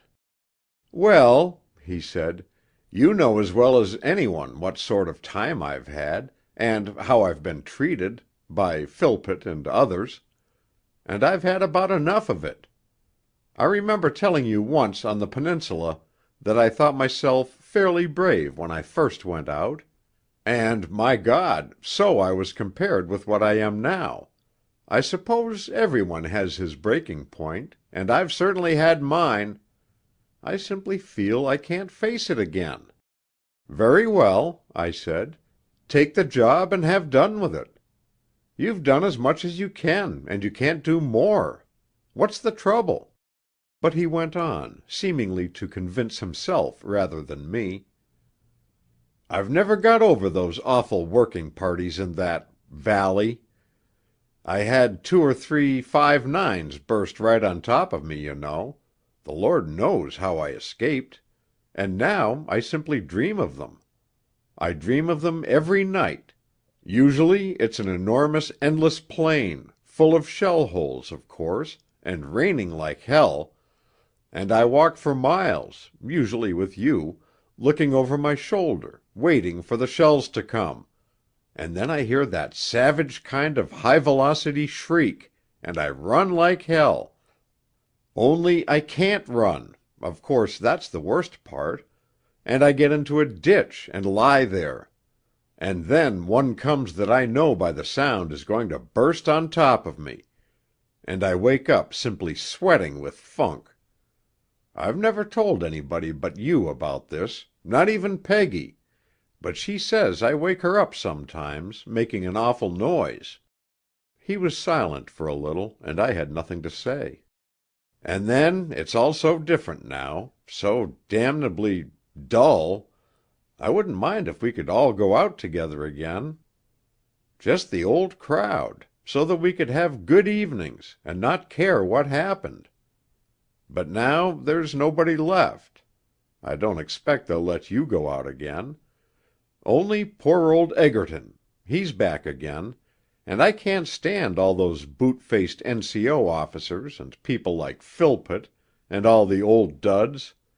You can't get away from it. The boot-faces aren't officers, and nothing will make them so. Even the men can't stand them. And they get on my nerves. It all gets on my nerves, the mud and the cold, and the feudal brigadiers, and all the damned eyewash we have nowadays, never having a decent wash, and being cramped up in a dugout the size of a chest of drawers with 4 boot-faces, where you can't move without upsetting the candle and the food, or banging your head, and getting lousy, and all those endless ridiculous details you have to look after day after day, working parties, haversack rations. Has every man got his box respirator? Why haven't you cleaned your rifle? As if I cared a damn. No, I won't say that, but there you are, you see, it's on my nerves. But sometimes, and though I sympathized, I was glad there was a but, when I think of some of the bogus people who've been out, perhaps once, and come home after 3 months with a nice blighty in the shoulder, and get a job, and stayed in it ever since, I feel I can't do that either, and run the risk of being taken for one of them. "I don't think there's any danger of that," I remarked. "I don't know. One officer is the same as another to most people. And then, you know, although you hate it, it does get hold of you somehow out there. And after a bit, when you've got used to being at home, you get restless. I know I did last time, and sometimes I do now. I don't say I hunger for the battle. I never want to be in a stunt again. But you feel kind of out of it when you read the papers, or meet somebody on leave. You think of the amusing evenings we used to have, and I rather enjoyed trekking about in the back areas, especially when I had a horse, wandering along on a good frosty day, and never sure what village you were going to sleep in, marching through Doullens with the band, estaminets, and talking French, and all the rest of it. And then I think of a 5.9, and I know I'm done for. I've got too much imagination, that's the trouble. I hope you're not fed up with all this, but I want your advice. It's funny, one never used to think about getting killed, even in the war. It seemed impossible somehow that you yourself could be killed. Did you ever have that feeling? Though one was ready enough in those days. But now, even in the train the other day, going down to Bristol by the express, I found I was imagining what would happen if there was a smash. Things one reads of, you know, carriages catching fire and so on, just wind up. And the question is it any good going out, if you've got into that state? And if one says no, is one just making it an excuse? It's no good telling a military doctor all this. They'd just say, "Ha, scrimshanker! What you want is some fresh air and exercise, my son." And for all I know, they may be right. As a matter of fact, I don't think I'm physically fit, really. My own doctor says not. But you're never examined properly before you go out, as you know. You all troop in by the dozen at the last moment, and the fellow says, "Feeling quite fit?" And if you've just had a good breakfast and feel buckish, you say, "Yes, thank you." And there you are. Unless you ask them to examine you, you might have galloping consumption for all they know, and I'm damned if I'd ask them. After all, I suppose the system's right. If a man can stick it for a month or two in the line, he's worth sending there if he's an officer. And it doesn't matter to the country if he dies of consumption afterwards. But my trouble is, can I stick it for a month or two? Or shall I go and do some awful thing, and let a lot of fellows down? Putting aside my own inclinations, which are probably pretty selfish, what is it my duty to do? After friend Philpott, I don't know that I'm so keen on duty as I was, but I do want to stick this war out on the right line if I can. What do you think? Before I answer that, I said, there's one consideration you seem to have overlooked, and that is Mrs. Penrose. After all, you're a married man, and that makes a difference, doesn't it? Well, does it? I don't really see why it should make any difference about going out or not going out. Otherwise, every shirker could run off and marry a wife and live happily ever after. But it certainly makes it a damned sight harder to decide. And it makes the hell of a difference when you're out there. You can make up your mind not to think of it when you're at home, like this, but out there, when you're cold and fed up, and just starting up the line with a working party, you can't help thinking of it, and it makes things about 10 times more difficult. And as you know, It's jolly hard not to let it make a difference to what you do." "But damn it, why did you remind me of that? I didn't want to think about it." And then Mrs. Penrose came in, and we went down to dinner. I did not enjoy that dinner. To begin with, I felt like a vulgar intruder on something that was almost sacred, and certainly very precious. For all the signs of the last evening were there. The dishes we had were Harry's favorites, procured at I know what trouble and expense by Mrs. Harry, and she watched tremulously to see that he liked them. She had gone out and bought him a bottle of well-loved Moselle for a special surprise, and some port, which was a huge extravagance. But that was nothing if these things could only give a special something to this meal which would make him remember it, for the flowers he never saw and the new dress went unnoticed for a long time. But I felt that it would all have gone much better, perhaps, if I had not been there, and I hoped she did not hate me. And Harry was not at his best. The question he asked me I had had no time to answer, and he had not answered it himself. Through most of that dinner, which by all the rules should have been, superficially at least, cheerful and careless, as if there were no such thing as separation ahead, Harry was thoughtful and preoccupied. And I knew that he was still arguing with himself. What shall I say to Mackenzie? Yes or no? Wandering up and down among the old doubts and resolutions and fears. Mrs. Harry saw this as well as I, and no doubt she cursed me for being there, because in my presence she could not ask him what worried him. But the Moselle began to do its work. Harry talked a little and noticed the new dress, and we all laughed a lot at the pudding, which came up in such a curious shape. We were very glad to laugh at something. Then Mrs. Harry spoke of some people in the regiment of whom she had heard a good deal, George Dawson and Egerton and old Colonel Roberts.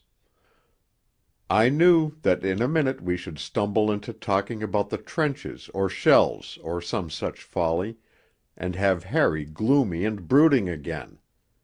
I could not stand that, and I did not think Mrs. Harry could, so I plunged recklessly into the smoother waters of life in France.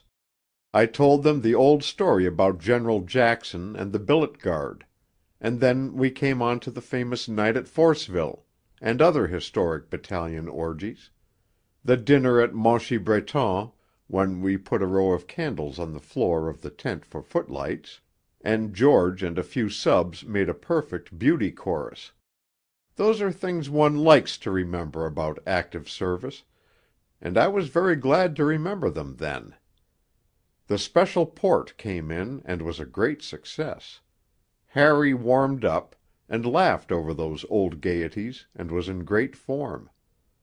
At that moment I think his answer to Major Mackenzie would have been definitely "No." Mrs. Harry laughed very much too, and said she envied us the amusing times we had together out there. "You men have all the fun." And that made me feel a heartless ass for having started on that topic. For I knew that when Harry was away there was little fun for her, and whether he was lying on his stomach in a shell hole, or singing songs in an estaminet, not thinking much of his wife, perhaps, except when they drank "Sweethearts and Wives." It was all one uniform hideous weight for her. So I think it was hollow laughter for Mrs. P. Moreover, though I did not know how much she knew about Harry's difficulties, the job, and so on, I felt sure that with the extraordinary instinct of a wife she scented something of the conflict that was going on. And she knew vaguely that this exaggerated laudation of the amenities of France meant somehow danger to her. So that just as I was beginning to congratulate myself on the bucking up of Harry, I tardily perceived that between us we were wounding the wife. And I more than ever wished myself anywhere than sitting at that pretty table, with the shaded lights. Well, we nearly finished the port, Harry still in excellent form, and went upstairs. Harry went off to look for smokes or something, and I knew at once that Mrs. Harry was going to ask me questions about him. You know how a woman stands in front of the fire and looks down and kind of paws the fender with one foot when she is going to say something confidential. Then she looks up suddenly, and you're done. Mrs. Harry did that, and I was done. At any other time I should have loved to talk to her about Harry, but that night I felt it was dangerous ground. "How do you think Harry is looking?" she said. "You probably know better than I do, nowadays." I said I thought he seemed pretty fit, considering all things. "Do you think he'll have to go out again?" she asked. "I don't think he ought to, but they seem so short of men still. He's not really strong, you know." So she knew nothing about the job, and this put me in a hole. For if I told her about it, and he did not take it, but went out again, the knowledge would be a standing torture to her.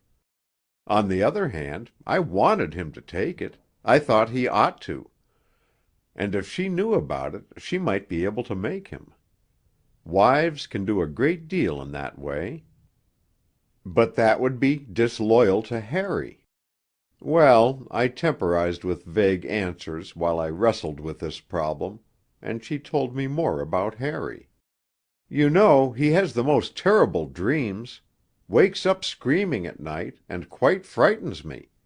And I don't think they ought to be allowed to go out again when they're like that. I don't want him to go out again. At least," she added half-heartedly, as a kind of concession to convention, "if it's his duty, of course."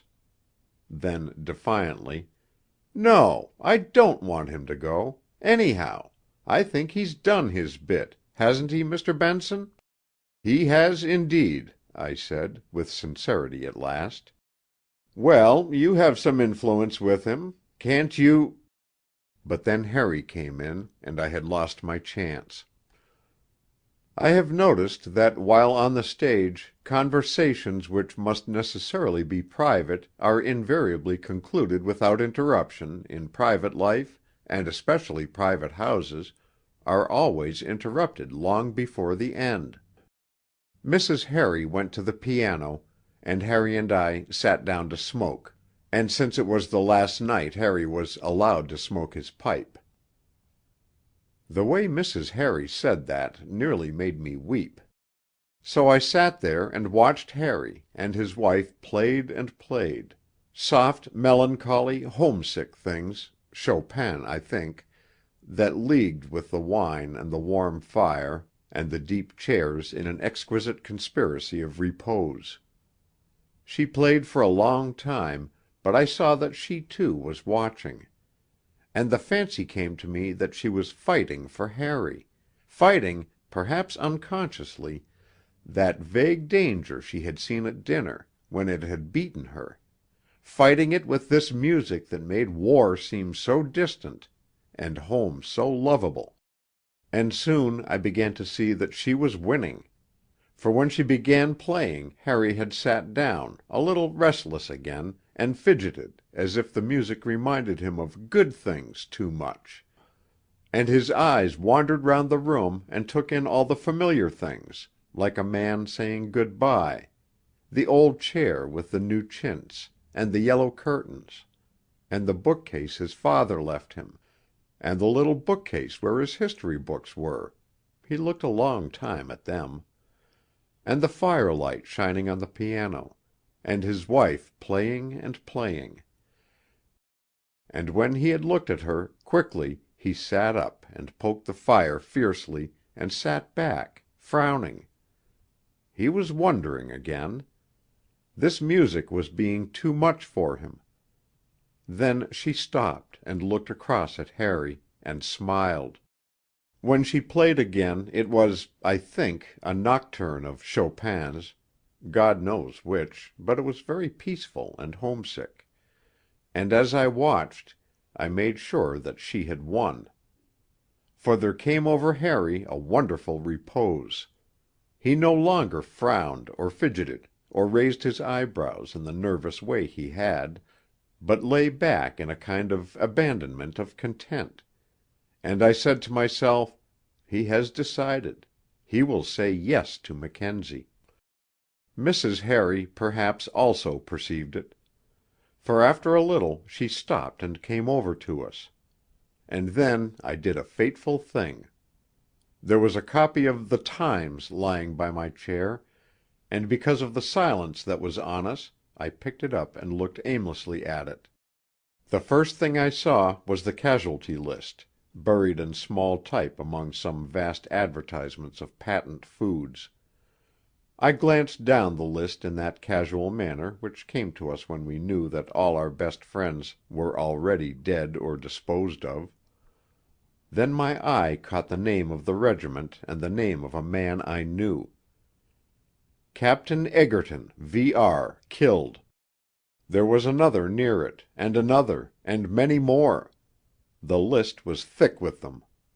And the other battalions in the brigade had many names there, fellows one had relieved in the line, or seen in billets, or talked with in the cocktail café at Noeux-les-Mis. There must have been a massacre in the brigade. 10 officers killed and 10 wounded in our lot alone.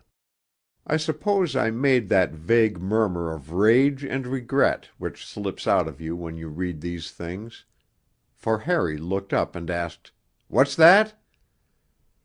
I gave him the paper, and he too looked down that list. Only 2 of those names were names of the old crowd, and many of them were the dull men, but we knew them very well for all that, and we knew they were good men. Egerton, Gordon, young Matthews, Spencer, Smith, the bombing fellow, Tompkinson, all gone. So we were silent for a long minute, remembering those men, and Mrs. Harry stared into the fire. I wondered what she was thinking of, and I was sorry for her. For when Harry got up there was a look about him which I had seen before, though not for many months, not since the first days on the Somme. While I was groping after my coat in the hall, Harry came out of his den with a letter which he asked me to drop in the box. I looked at it without shame. It was addressed to Major Mackenzie, D.S.O., etc. "And what have you said?" I asked. "No," said Harry, with a kind of challenging look. "Well, I think you're wrong," I told him, though I knew then that I was too late. Mrs. Harry was beaten now, finally beaten, poor thing. "And what are you two talking about?" said Mrs. Harry. "About a dinner, my dear. I went out and posted that accursed letter, thanking God that I was not a wife. 11. Harry went to France again a month later, after the futile kind of medical examination he had foretold. I had a letter from him from the base. And after that there was silence. I even began to hunt about in the casualty lists, but he was never there. And 7 weeks later they let me go out again myself, to the astonishment of all but the military doctors. At the base I heard of Harry. Someone had been wanted for some kind of job down there, an officer to instruct the details of the mysteries of iron rations, or something of the sort. Harry, happening to be there at the time, and pleasing the eye of the aldermanic officer in command of our base depot, had been graciously appointed to the post. But he had caused a considerable flutter in the tents of the mighty by flatly declining it, and stating insanely that he preferred to go up to the line. This being still the one topic of conversation in the camp, I did not linger there longer than was absolutely necessary. Infantry base depots are bad places, and that one was very bad. You had worse food, worse treatment, and worse company than you ever had in the line, much discomfort and no dignity. I never understood why officers should be treated with such contempt whenever there were a number of them together. If you went about by yourself, or with another officer or two, you had a certain amount of politeness and consideration from military officials. But as soon as you got with a herd of officers, you were doomed. You were dirt. If the intention at the base was to make the line seem a haven of refuge and civility, it was highly successful as far as I was concerned. I got back to the battalion under the usual conditions: a long jog in the mess cart under the interminable dripping poplars, with a vile wind lashing the usual rain over the usual flat fields, where the old women laboured and stooped as usual, and took no notice of anything. The heart sinks a little as you look at the shivering dreariness of it all.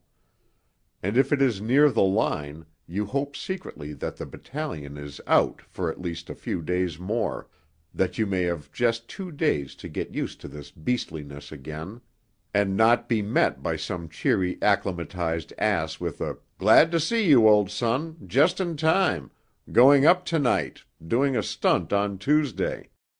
Yet, as you come to the village, there is a strange sense of homecoming that comes with the recognition of familiar things.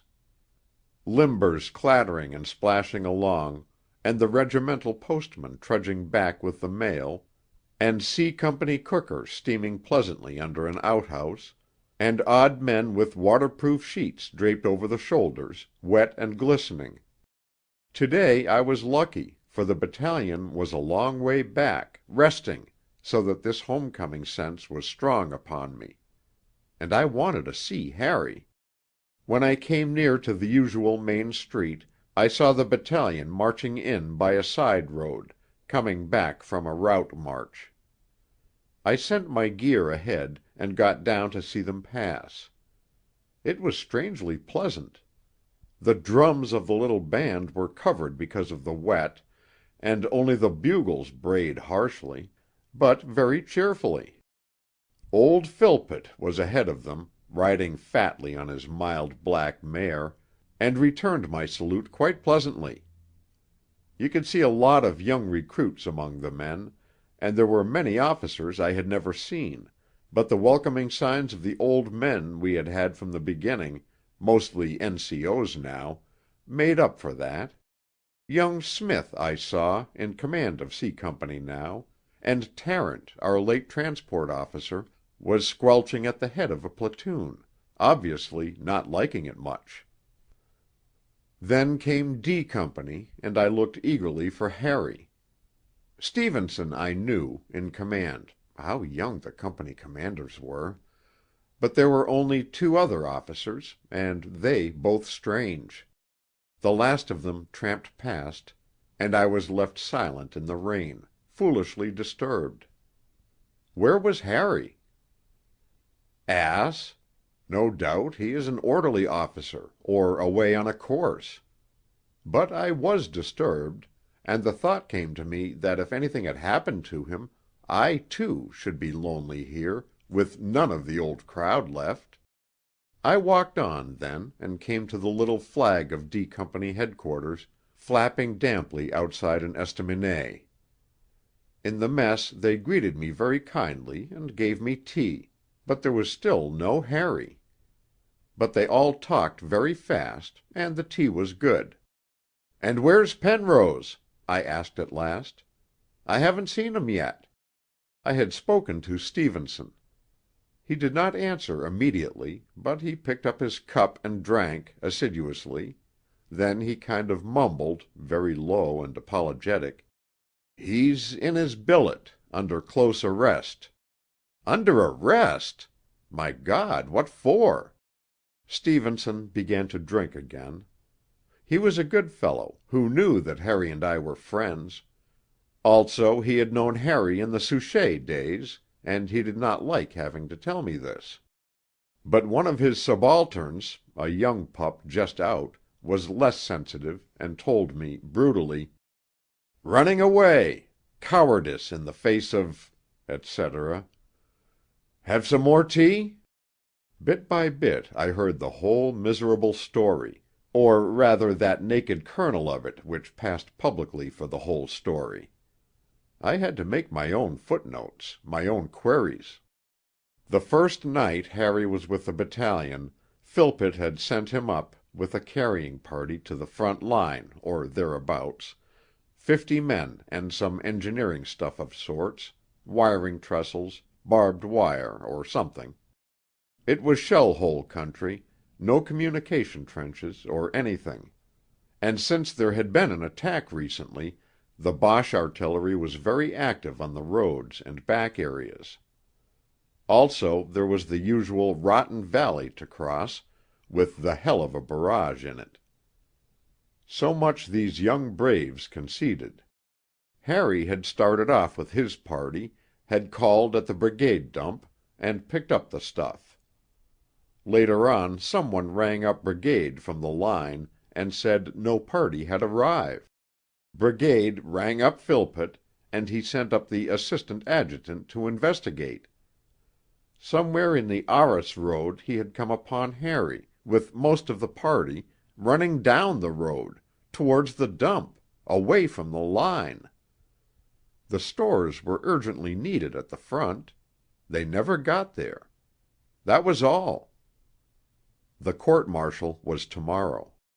Well, it was a black story, but I made 1 or 2 footnotes at once. The very first night he was back.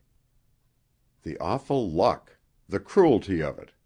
Just back, in the condition of nerves I knew him to be in, with that first miserable feeling upon him, wondering probably why the hell he had driven himself out there, and praying to be let down easy for one night at least, and then to be sent straight up on a job like that, the job that had broken him before. And by Philpott! I seemed to see Philpott arranging that, with a kind of savage glee. "Oh, here's Master Penrose again. Well, he'd better take that party tonight, instead of Mr. Gibson." And who was the assistant adjutant? God knows, if every working party that went wrong meant a court-martial, there would be no officers left in the army. And if some busybody had been at work— "Who's the assistant adjutant?" I asked. "Fellow who was attached to division. Used to be in this battalion in your time, I believe. What's his name? Burnett. Burnett. He rang up the colonel and told him about it." Burnett! I groaned. The gods were against Harry indeed. Burnett had been away from the battalion for 18 months, drifting about from odd job to odd job, town major here, dump officer there, never in the line. Why the devil had he come back now to put his foot in it, and perhaps— But I could not believe that. Stevenson's 2 young officers, Wallace and Brown, made no footnote, naturally. They had come out by the same draft as Harry, one from Sandhurst, the other from a cadet school. They were fresh, as Harry had been, and they had no mercy. And while I resented their tone, I tried to remember that they knew not Harry, and said nothing.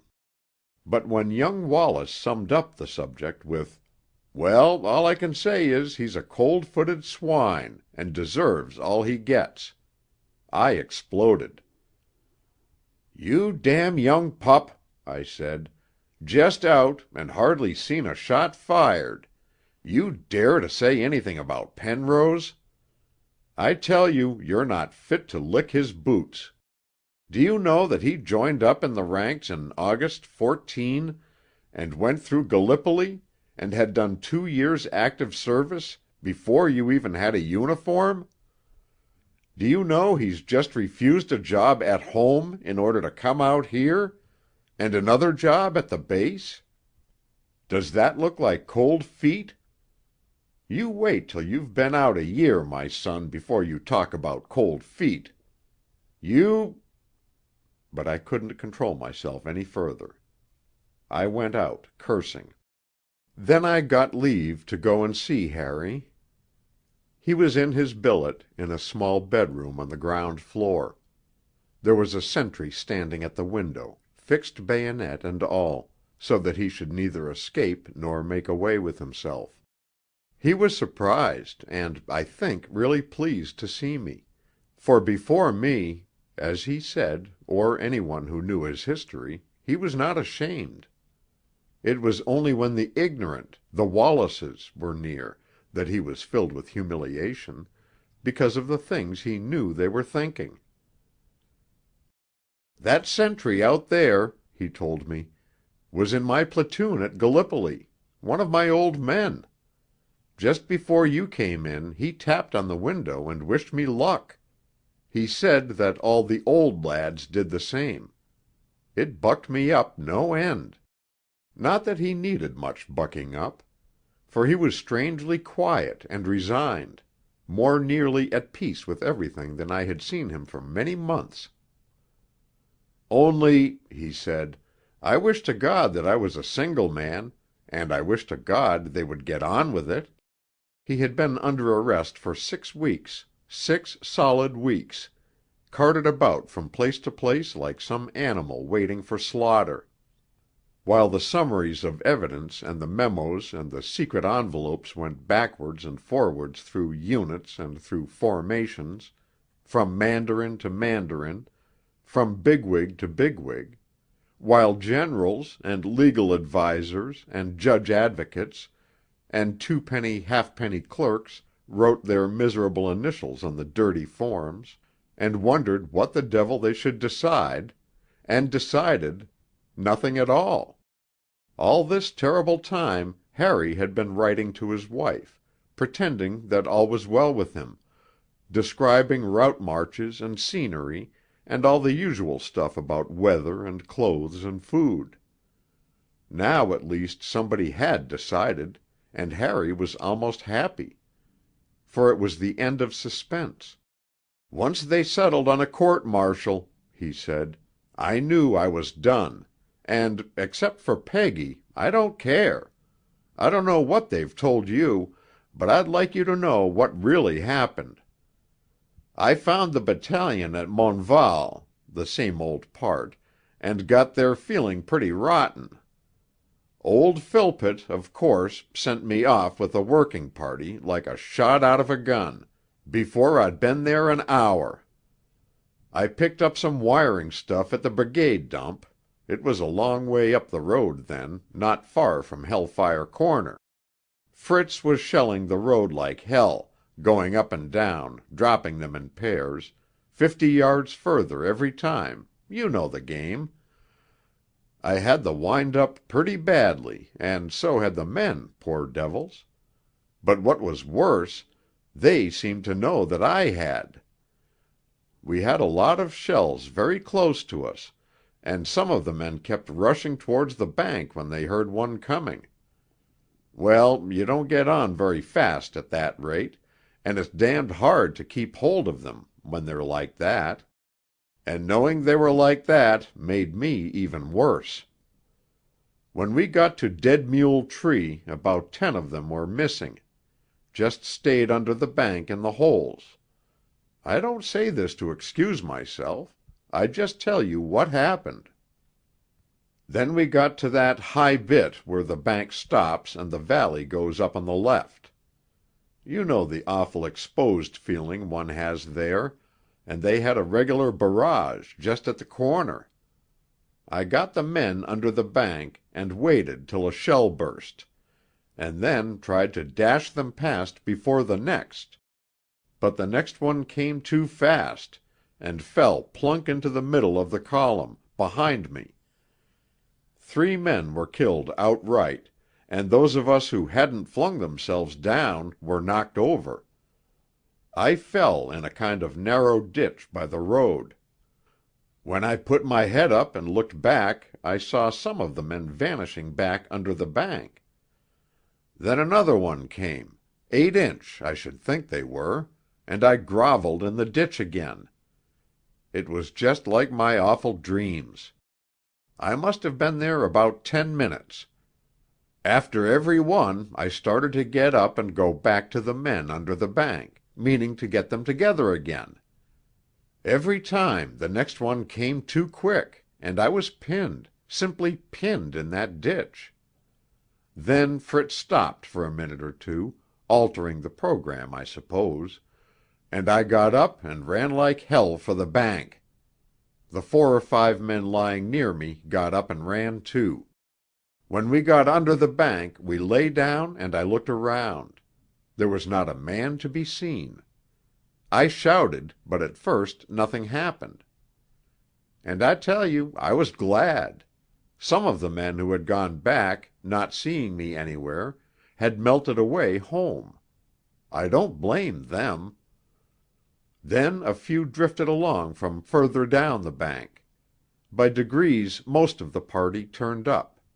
There must have been between 30 and 40 of them in the end. And then, you see, I knew I should have to go on again, get past the corner somehow. And I couldn't. I simply couldn't face it. Peters, the N.C.O., said something about "Going to have another shot, sir?" He was pretty shaken himself. They all were. But he'd have gone. We ought to have gone on. I know that. But anyhow, I told him I didn't think we should ever get by at present, and said we'd better go back a bit and wait under cover, some yarn or other. So we started back down the road. The Boche was still doing the up and down game on the road, only about twice as much. By this time I can tell you there was no shame between those men and me. We understood each other. Every time we heard that damned shriek we fell into shell holes and prayed. They were following us down the road, getting nearer and nearer. You know that dugout in the bank where headquarters used to be? Well, just when it looked as if the next lot must come right on top of us, I saw a light coming from the dugout, and most of us ran hell for leather for the door. Someone was standing at the entrance as we dashed in, just in time.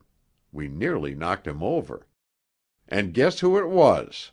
Said Harry with a horrible kind of hysterical laugh. Guess who it was? It was Burnett. Burnett, of all people. He had been sent up to find out what had happened. Well, he asked what the hell I was doing, and said I was to go on at once. I said I was going to wait a bit, there was too much of a barrage. Then he said, very offensively, he couldn't help that. My orders were to go on at once. That annoyed me, and I said I'd see him damned first, and told him if it was so urgent he could take the party up himself if he liked. But he didn't, naturally. No reason why he should. Then he rang up Philpott and told him that he had seen the officer in charge, and some of the party, running down the road, demoralized. So he had, of course. He saw me running for the dugout. Though the joke of it is, he was sheltering there himself.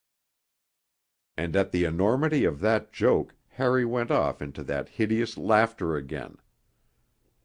He said I refused to obey orders, and asked for instructions.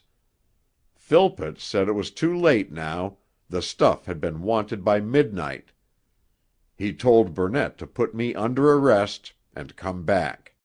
That's what happened, he went on, and I don't care, only I wish it had been anybody but Burnett, though I suppose he was quite right, but it makes no odds. I had got the wind-up, and I had failed with the party, and I don't deny it, even if I wasn't really running when he saw me. One thing I can say, if I did have the wind-up, I've never had cold feet, till that night. I'm glad I came out this time if I did fail at the pinch. Burnett wouldn't have. I knew I was done when I came, and I know I'm done now. But I wish you'd just explain it all to Peggy and the people who don't know. And that is what I am trying to do. 12. The court-martial was held in an old farm lying just outside the village. There was a large courtyard where the chickens clucked all day, and children and cattle roamed unchecked in the spacious midden. The courtroom was unusually suitable to its purpose, being panelled all around in some dark wood with great black beams under a whitewashed ceiling, high and vaulted, and an open hearth where the dry wood crackled heartlessly all day. Usually these trials are conducted in the best bedroom of some estaminet, and the court sits defensively with a vast white bed at their backs. But this room was strangely dignified and legal. Only at first Madame persisted in marching through it with saucepans to the kitchen. All these curious English functions were the same to her, a Christmas dinner, or a mess meeting, or the trial of a soldier for his life. The court impressed me rather favourably, a major general and 4 others. The major general, who was president of the court, was a square, fatherly-looking person with a good moustache and rather hard blue eyes.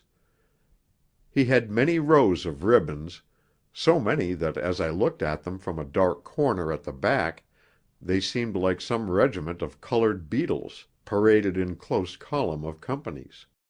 All these men were very excellently groomed. Groomed is the right word, for indeed they suggested a number of well-fed horses. All their skins were bright and shiny and well kept, and the leather of their Sam Browns, and their field boots and jingling spurs, and all their harness were beautiful and glistening in the firelight. I once went over the royal stables at Madrid, and when all these glossy creatures jingled heavily up to their table, I was reminded of that. They sat down and pawed the floor restively with their well-polished hoofs, cursing in their hearts because they had been brought so far to do some damned court-martial. But all their faces said, "Thank God, at least I have had my oats today." And there was an atmosphere of grayness about them. The hair of some of them was splashed with gray, the faces of most of them were weathered and gray, and one felt that the opinions of all of them were gray, but not weathered. For they were just men, according to their views. They would do the thing conscientiously, and I could not have hoped for a better court. But as judges they held the fatal military heresy that the forms and procedure of military law are the best conceivable machinery for the discovery of truth. It was not their fault. They had lived with it from their youth. And since it is really a form of conceit, the heresy had this extension, that they themselves, and men like them, blunt, honest, straightforward men, were the best conceivable ministers for the discovery of truth, and they needed no assistance. Any of them would have told you, "Damn it, sir, there's nothing fairer to the prisoner than a field general court-martial." And if you read the books or witness the trial of a soldier for some simple crime, you will agree. But given a complex case, where testimony is at all doubtful, where there are cross-currents and hidden animosities, the blunt, honest men are lost. To begin with, being in their own view all-seeing and all-just, they consider the prisoner's friend to be superfluous, and if he attempts any genuine advocacy they cannot stomach the sight of him. "Prisoner's friend be damned," they will tell you. "The prosecutor does all that, and anything he doesn't find out the court will." Now the prosecutor is indeed charged with the duty of bringing out anything in the favour of the accused. That is to say, if Private Smith after looting his neighbour becomes afterwards remorseful and returns his loot to its owner, the prosecutor will ask questions to establish the fact. In a case like Harry's it means practically nothing. The prosecutor will not cross-examine a shifty or suspicious witness, dive into his motives, get at the secret history of the business, first because it is not his job, and secondly, because being as a rule only the adjutant of his battalion, he does not know how. The court will not do this because they do not know anything about the secret history, and they are incapable of imagining any, because they believe implicitly that any witness, officer or man, except perhaps the accused, is a blunt, honest, straightforward man like themselves, and incapable of deception or concealment. This is the job of the prisoner's friend. Now, the book lays down very fairly that if he be an officer or otherwise qualified, prisoner's friend shall have all the rights of defending counsel in a civil court. In practice, the blunt men often make nothing of this safeguard. Many courts I have been before had never heard of the provision. Many, having heard of it, refused flatly to recognize it, or insisted that all questions should be put through them. When they do recognize the right, they are immediately prejudiced against the prisoner if that right is exercised. Any attempt to discredit or genuinely cross-examine a witness is regarded as a rather sinister piece of cleverness, and if the prisoner's friend ventures to sum up the evidence in the accused's favor at the end, it is too often "that damned lawyer stuff." Usually it is safer for a prisoner to abandon his rights altogether in that respect. But that should not be in a case like Harry's. The question of counsel was vital in his case. I make no definite charges against Philpott and Burnett. All I say is that it was unfortunate that the two men most instrumental in bringing Harry to trial should have been the only two men with whom he had ever had any bitterness during his whole military career.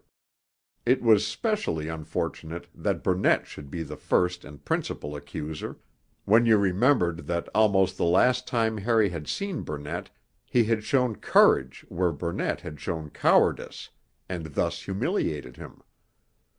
This case could have been passed over. Hundreds such have been passed over, and on their merits, from any human standpoint, rightly. Why was this one dragged up and sent stinking to the mandarins? Well, one possible answer was, look at the history of these three men. And in the light of that history, I say that Philpott and Burnett should have been ruthlessly cross-examined by a really able man, till the very heart of them both lay bare. Whether the issue would have been different, I don't know, but at least there would have been some justice on both sides.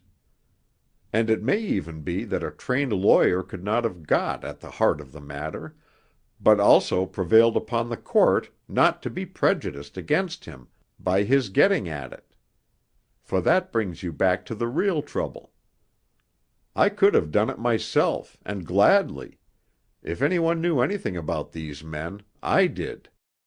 But if I, acting for Harry, had really cross-examined Burnett, asked him suddenly what he was doing in that dugout, and when he hesitated, suggested that he too was sheltering, and quite rightly, because the fire was so heavy, or if I brought out the history of that night at Gallipoli, and suggested that the animosity between the two men might both explain Harry's conduct in the dugout and account for Burnett having made the charge in the first place, thus throwing some doubt on the value of his evidence, all that would have been cleverness. And if I had suggested that Philpott himself, my C.O., might have some slight spite against the accused, or asked him why he had applied for a court-martial on this case after hushing up so many worse ones, I think the court would have become apoplectic with horror at the sacrilege. Then again it had been fixed that Travers should be prisoner's friend. He knew more about the papers and the summary of evidence and so on than anyone, though as the papers had only been sent down the morning before, he did not know a great deal. So we left it at that. Travers was a young law student in private life, but constitutionally timid of authority, and he made no great show, in spite of the efforts of the deputy judge advocate, a person supposed to assist everybody. But, as I have said, perhaps it was as well. For what they thought of as the hard facts of the case were all that mattered to the court, and as related by Philpott and Burnett and Peters, they were pretty damning. That bit about the running was fatal. It made a great impression. Both the prosecutor and two of the court asked Burnett, "Are you sure he was running?" If he had only been walking away from the enemy it would have made so much difference. Travers did ask Burnett why he was in the dugout entrance, and it showed you what a mockery any kind of cross-examination would have been. In the absence of shorthand writers, every question and almost every answer was written down, word for word, by the deputy judge advocate.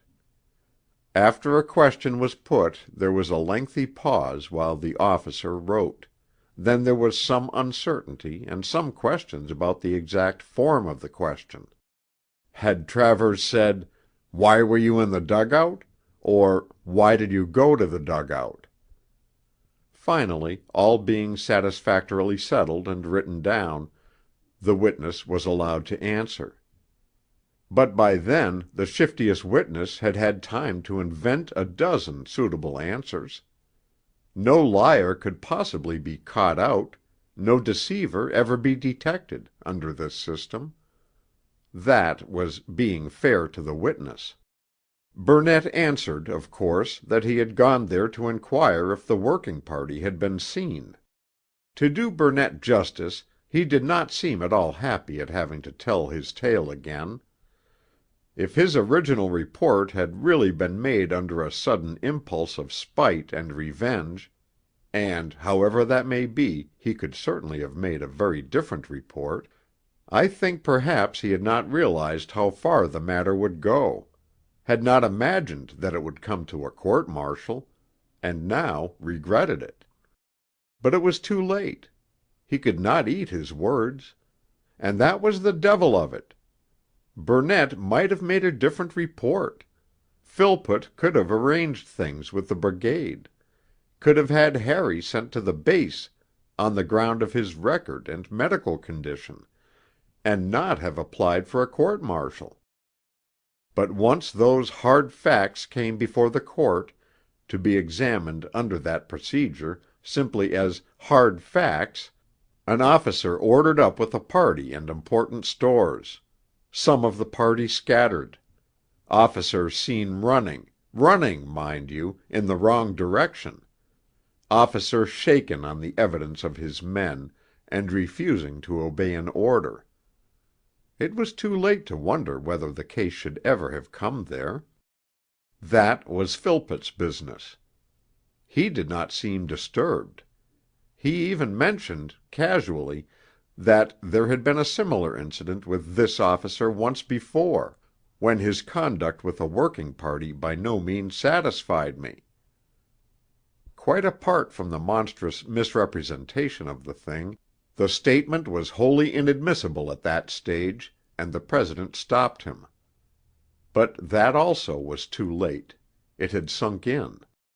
And so the evidence went slowly on, unshaken. Not that it was all unshakable. No one tried to shake it. After Philpott came Peters, the N.C.O., a good fellow. He told the court what Harry had said about going back to wait a bit, instead of going straight on when the party collected again. They asked him, was there any reason why the party should not have gone on then? "Well, sir," he said, "the shelling was bad and we should have had some casualties, but I dare say we should have gone through. I've seen as bad before. Then there was one of the men who had been with Harry, a good fellow, who hated being there." He told the story of the movements of the party with the usual broken irrelevances, but by his too obvious wish to help Harry did him no good. When asked in what condition the officer was, he said, "Well, sir, he seemed to have lost his nerve, like we all of us had as far as that goes, the shelling was that heavy. But that was no defense for Harry. Harry could either make a statement not on oath, or give evidence on oath and be cross-examined. He chose the latter, related simply the movements of the party and himself, and did not deny any of the facts of which evidence had already been given. "When you had collected the party under the bank by this corner you speak of," said the President, "why did you not then proceed with the party?" "I thought the shelling was too heavy, sir, just then. I thought it would be better to go back and wait a bit where there was more cover till the shelling got less." "But Sergeant Peters says the party would probably have got through." "Yes, sir." "In view of the orders you had received, wouldn't it have been better to go straight on?" "I don't know, sir. Perhaps it would." "Then why didn't you do that?" "At the time, sir, I thought it best to go back and wait." "And that was what you were doing when you were seen—running to the dugout?" "Yes, sir." Well, the court did not believe it, and I cannot blame them. For I knew that Harry was not being perfectly ingenuous. I knew that he could not have gone on. Yet it was a reasonable story. And if the court had been able to imagine themselves in Harry's condition of mind and body, crouching in the wet dark under that bank, faint with weariness and fear, shaken with those blinding, tearing concussions, not knowing what they should do, or what they could do, perhaps they would have said in their hearts, "I will believe that story." But they could not imagine it, for they were naturally stout-hearted men, and they had not seen too much war. They were not young enough. And indeed, it was not their business to imagine that. Another of the court asked, "Is it true to say, as Private Mallins said, that you had—lost your nerve?" "Well, sir, I had the wind-up pretty badly. One usually does at that corner, and I've had too much of it." "I see." I wondered if he did see, if he had ever had "too much of it."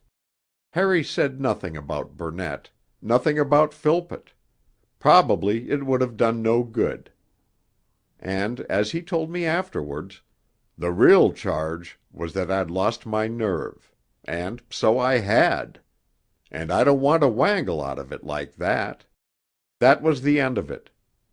They were kind enough, those gray men. They did not like the job, and they wanted only to do their duty. But they conceived that their duty was laid down in the book, to look at the hard facts and no further. And the hard facts were very hard. The court was closed while they considered their verdict. It was closed for 40 minutes, and when it reopened they asked for evidence of character. And that meant that the verdict was guilty. On the only facts they had succeeded in discovering, it could hardly have been anything else. The adjutant put in formal evidence of Harry's service, age, record, and so on, and I was allowed to give evidence of character. I told them simply the sort of fighting record he had, about Gallipoli, and the scouting, and the job he had refused in England. I am glad to believe that I did him a little good, for that evening it got about somehow that he was recommended to mercy. And perhaps they remembered that he was 23. 13. That evening I sat in C Company mess for an hour and talked with them about the trial. They were very sad and upset at this thing happening in the regiment, but they were reasonable and generous, not like those D Company pups, Wallace and the other. For they were older men and had nearly all been out a long time.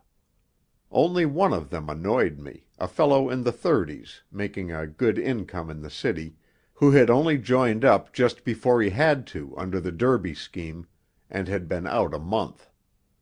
This fellow was very strong in the honour of the regiment, and seemed to think it desirable for that honour that Harry should be shot. Though how the honour of the regiment would be thereby advanced, or what right he had to speak for it, I could not discover. But the others were sensible, balanced men, and as perplexed and troubled as I. I had been thinking over a thing that Harry had said in his talk with me.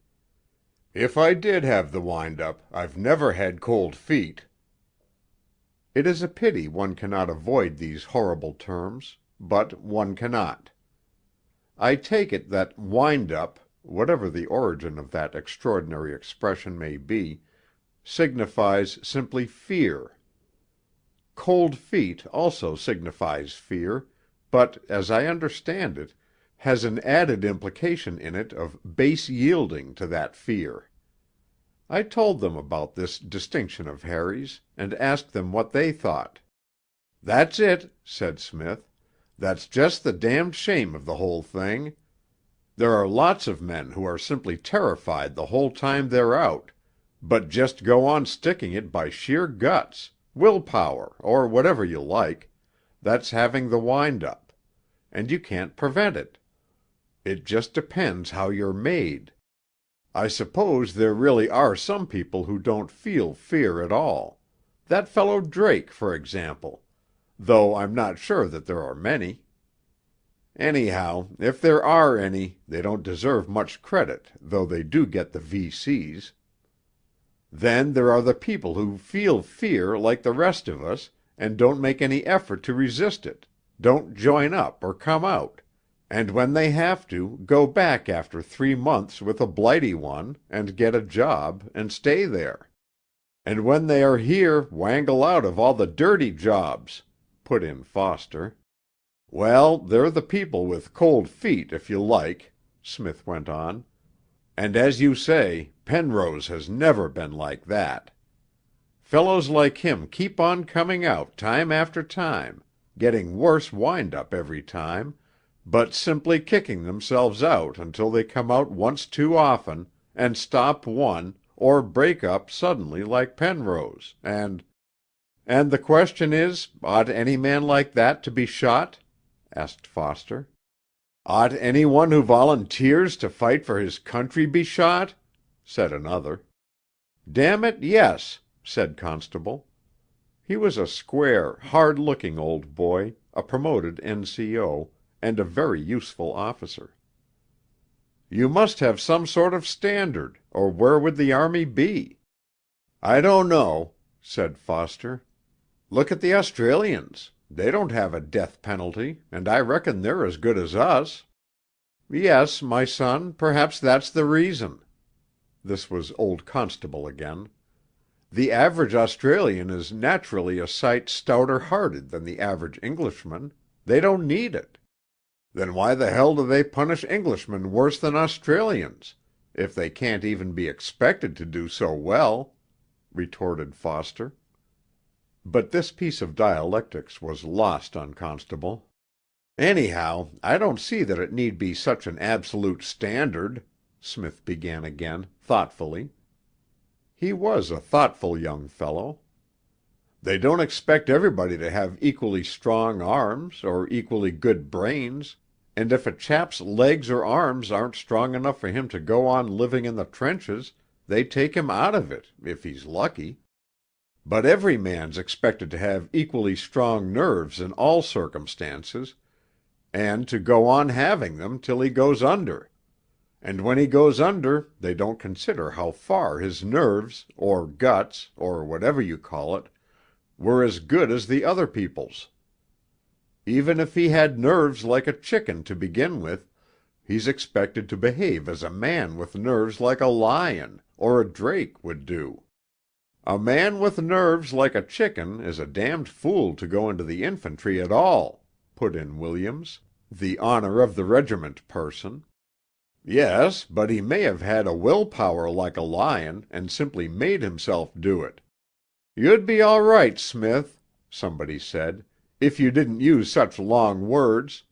What the hell do you mean by an absolute standard?" "Sorry, George, I forgot you were so ignorant. What I mean is this. Take a case like Penrose's. All they ask is, was he seen running the wrong way, or not going the right way? If the answer is yes, the punishment is death, etc., etc.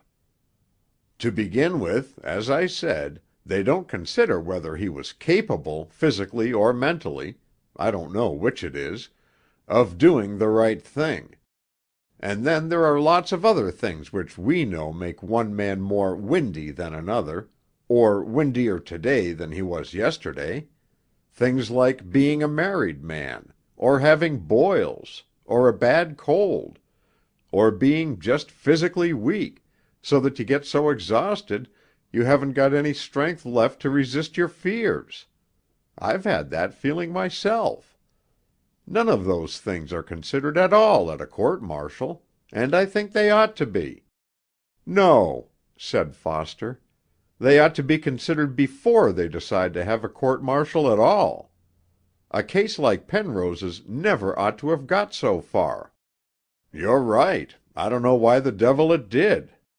After all, said Williams, you've got to consider the name of the regiment. What would happen— But I could not stand any more of that. I think Smith's on the right line, I said, though I don't know if it would ever be workable.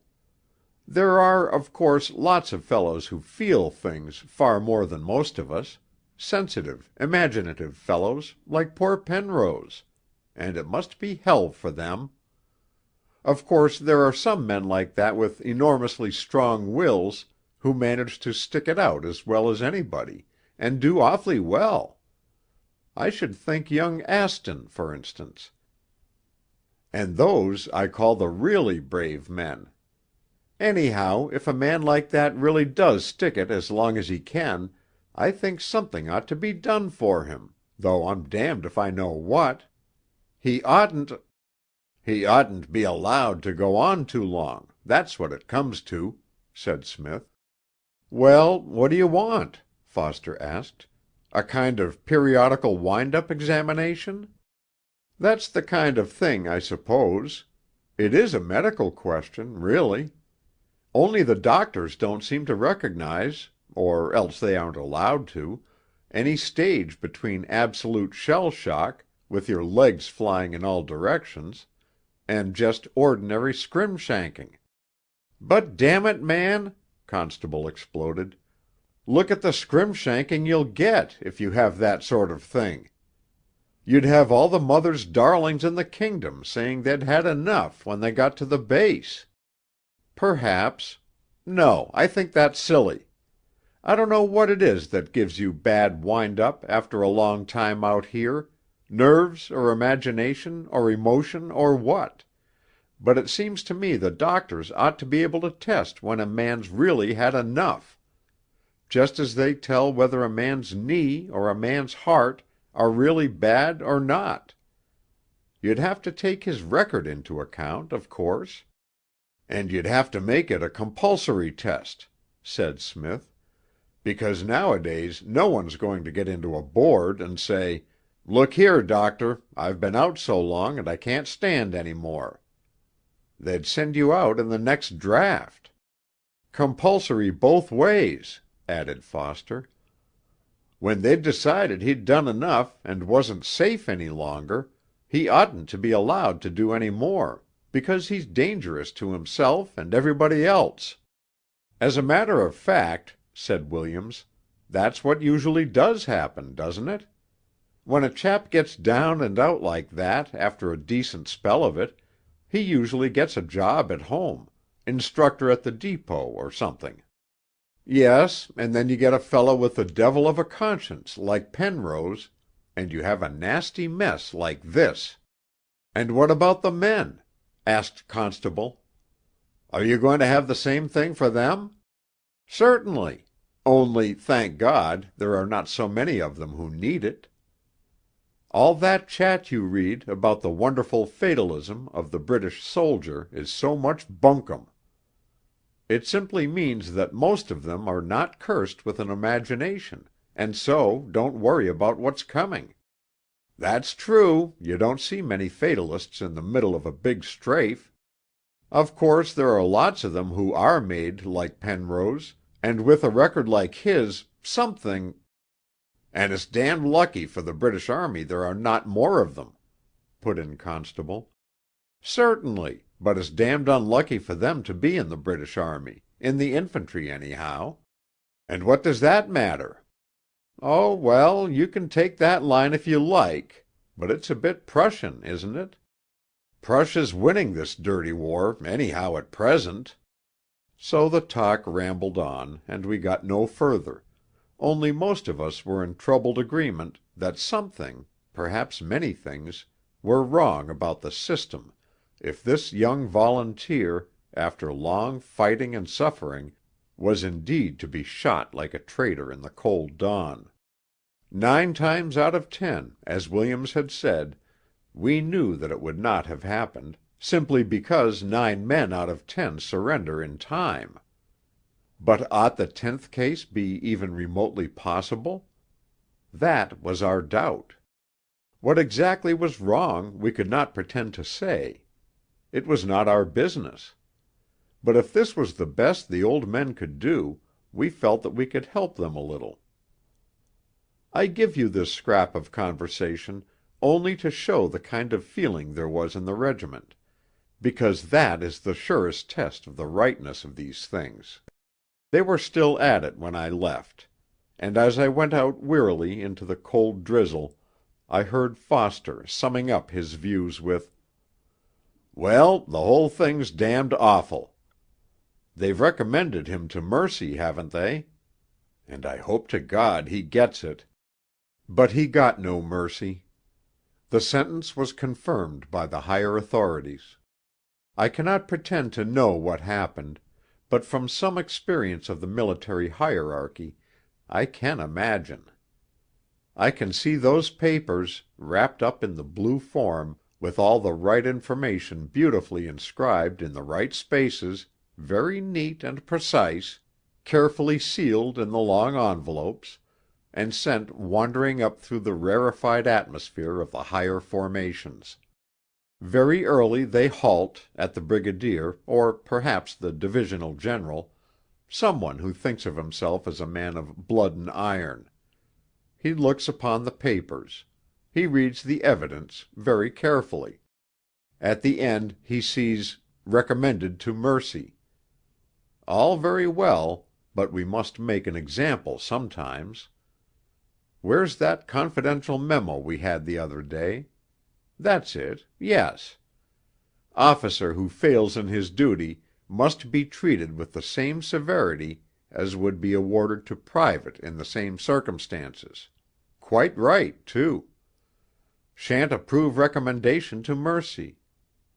Just write on it, "See no reason why sentence should not be carried out," and I'll sign it.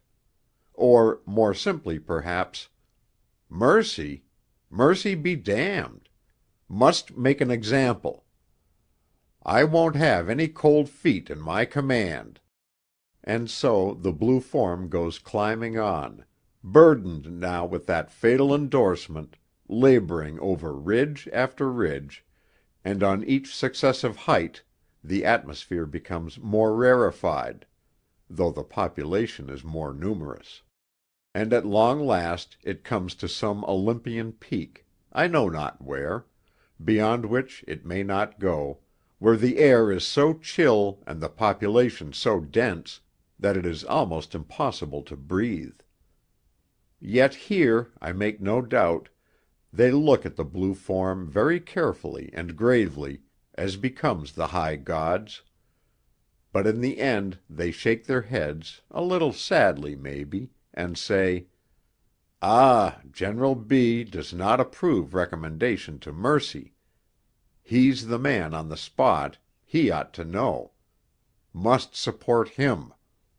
Sentence confirmed." Then the blue form climbs sadly down to the depths again, to the low regions where men feel fear. The thing was done 7 mornings later, in a little orchard behind the Casquettes' farm. The padre told me he stood up to them very bravely and quietly. Only he whispered to him, "For God's sake, make them be quick." That is the worst torment of the soldier from beginning to end, the waiting. After 3 months I had some leave and visited Mrs. Harry. I had to. but I shall not distress you with an account of that interview. I will not even pretend that she was brave. How could she be? Only, when I had explained things to her, as Harry had asked, she said, "Somehow that does make it easier for me, and I only wish—I wish you could tell everybody what you have told me. And again I say, that is all I have tried to do. This book is not an attack on any person, on the death penalty, or on anything else, though if it makes people think about these things, so much the better. I think I believe in the death penalty. I don't know. But I did not believe in Harry being shot. That is the gist of it, that my friend Harry was shot for cowardice, and he was one of the bravest men I ever knew."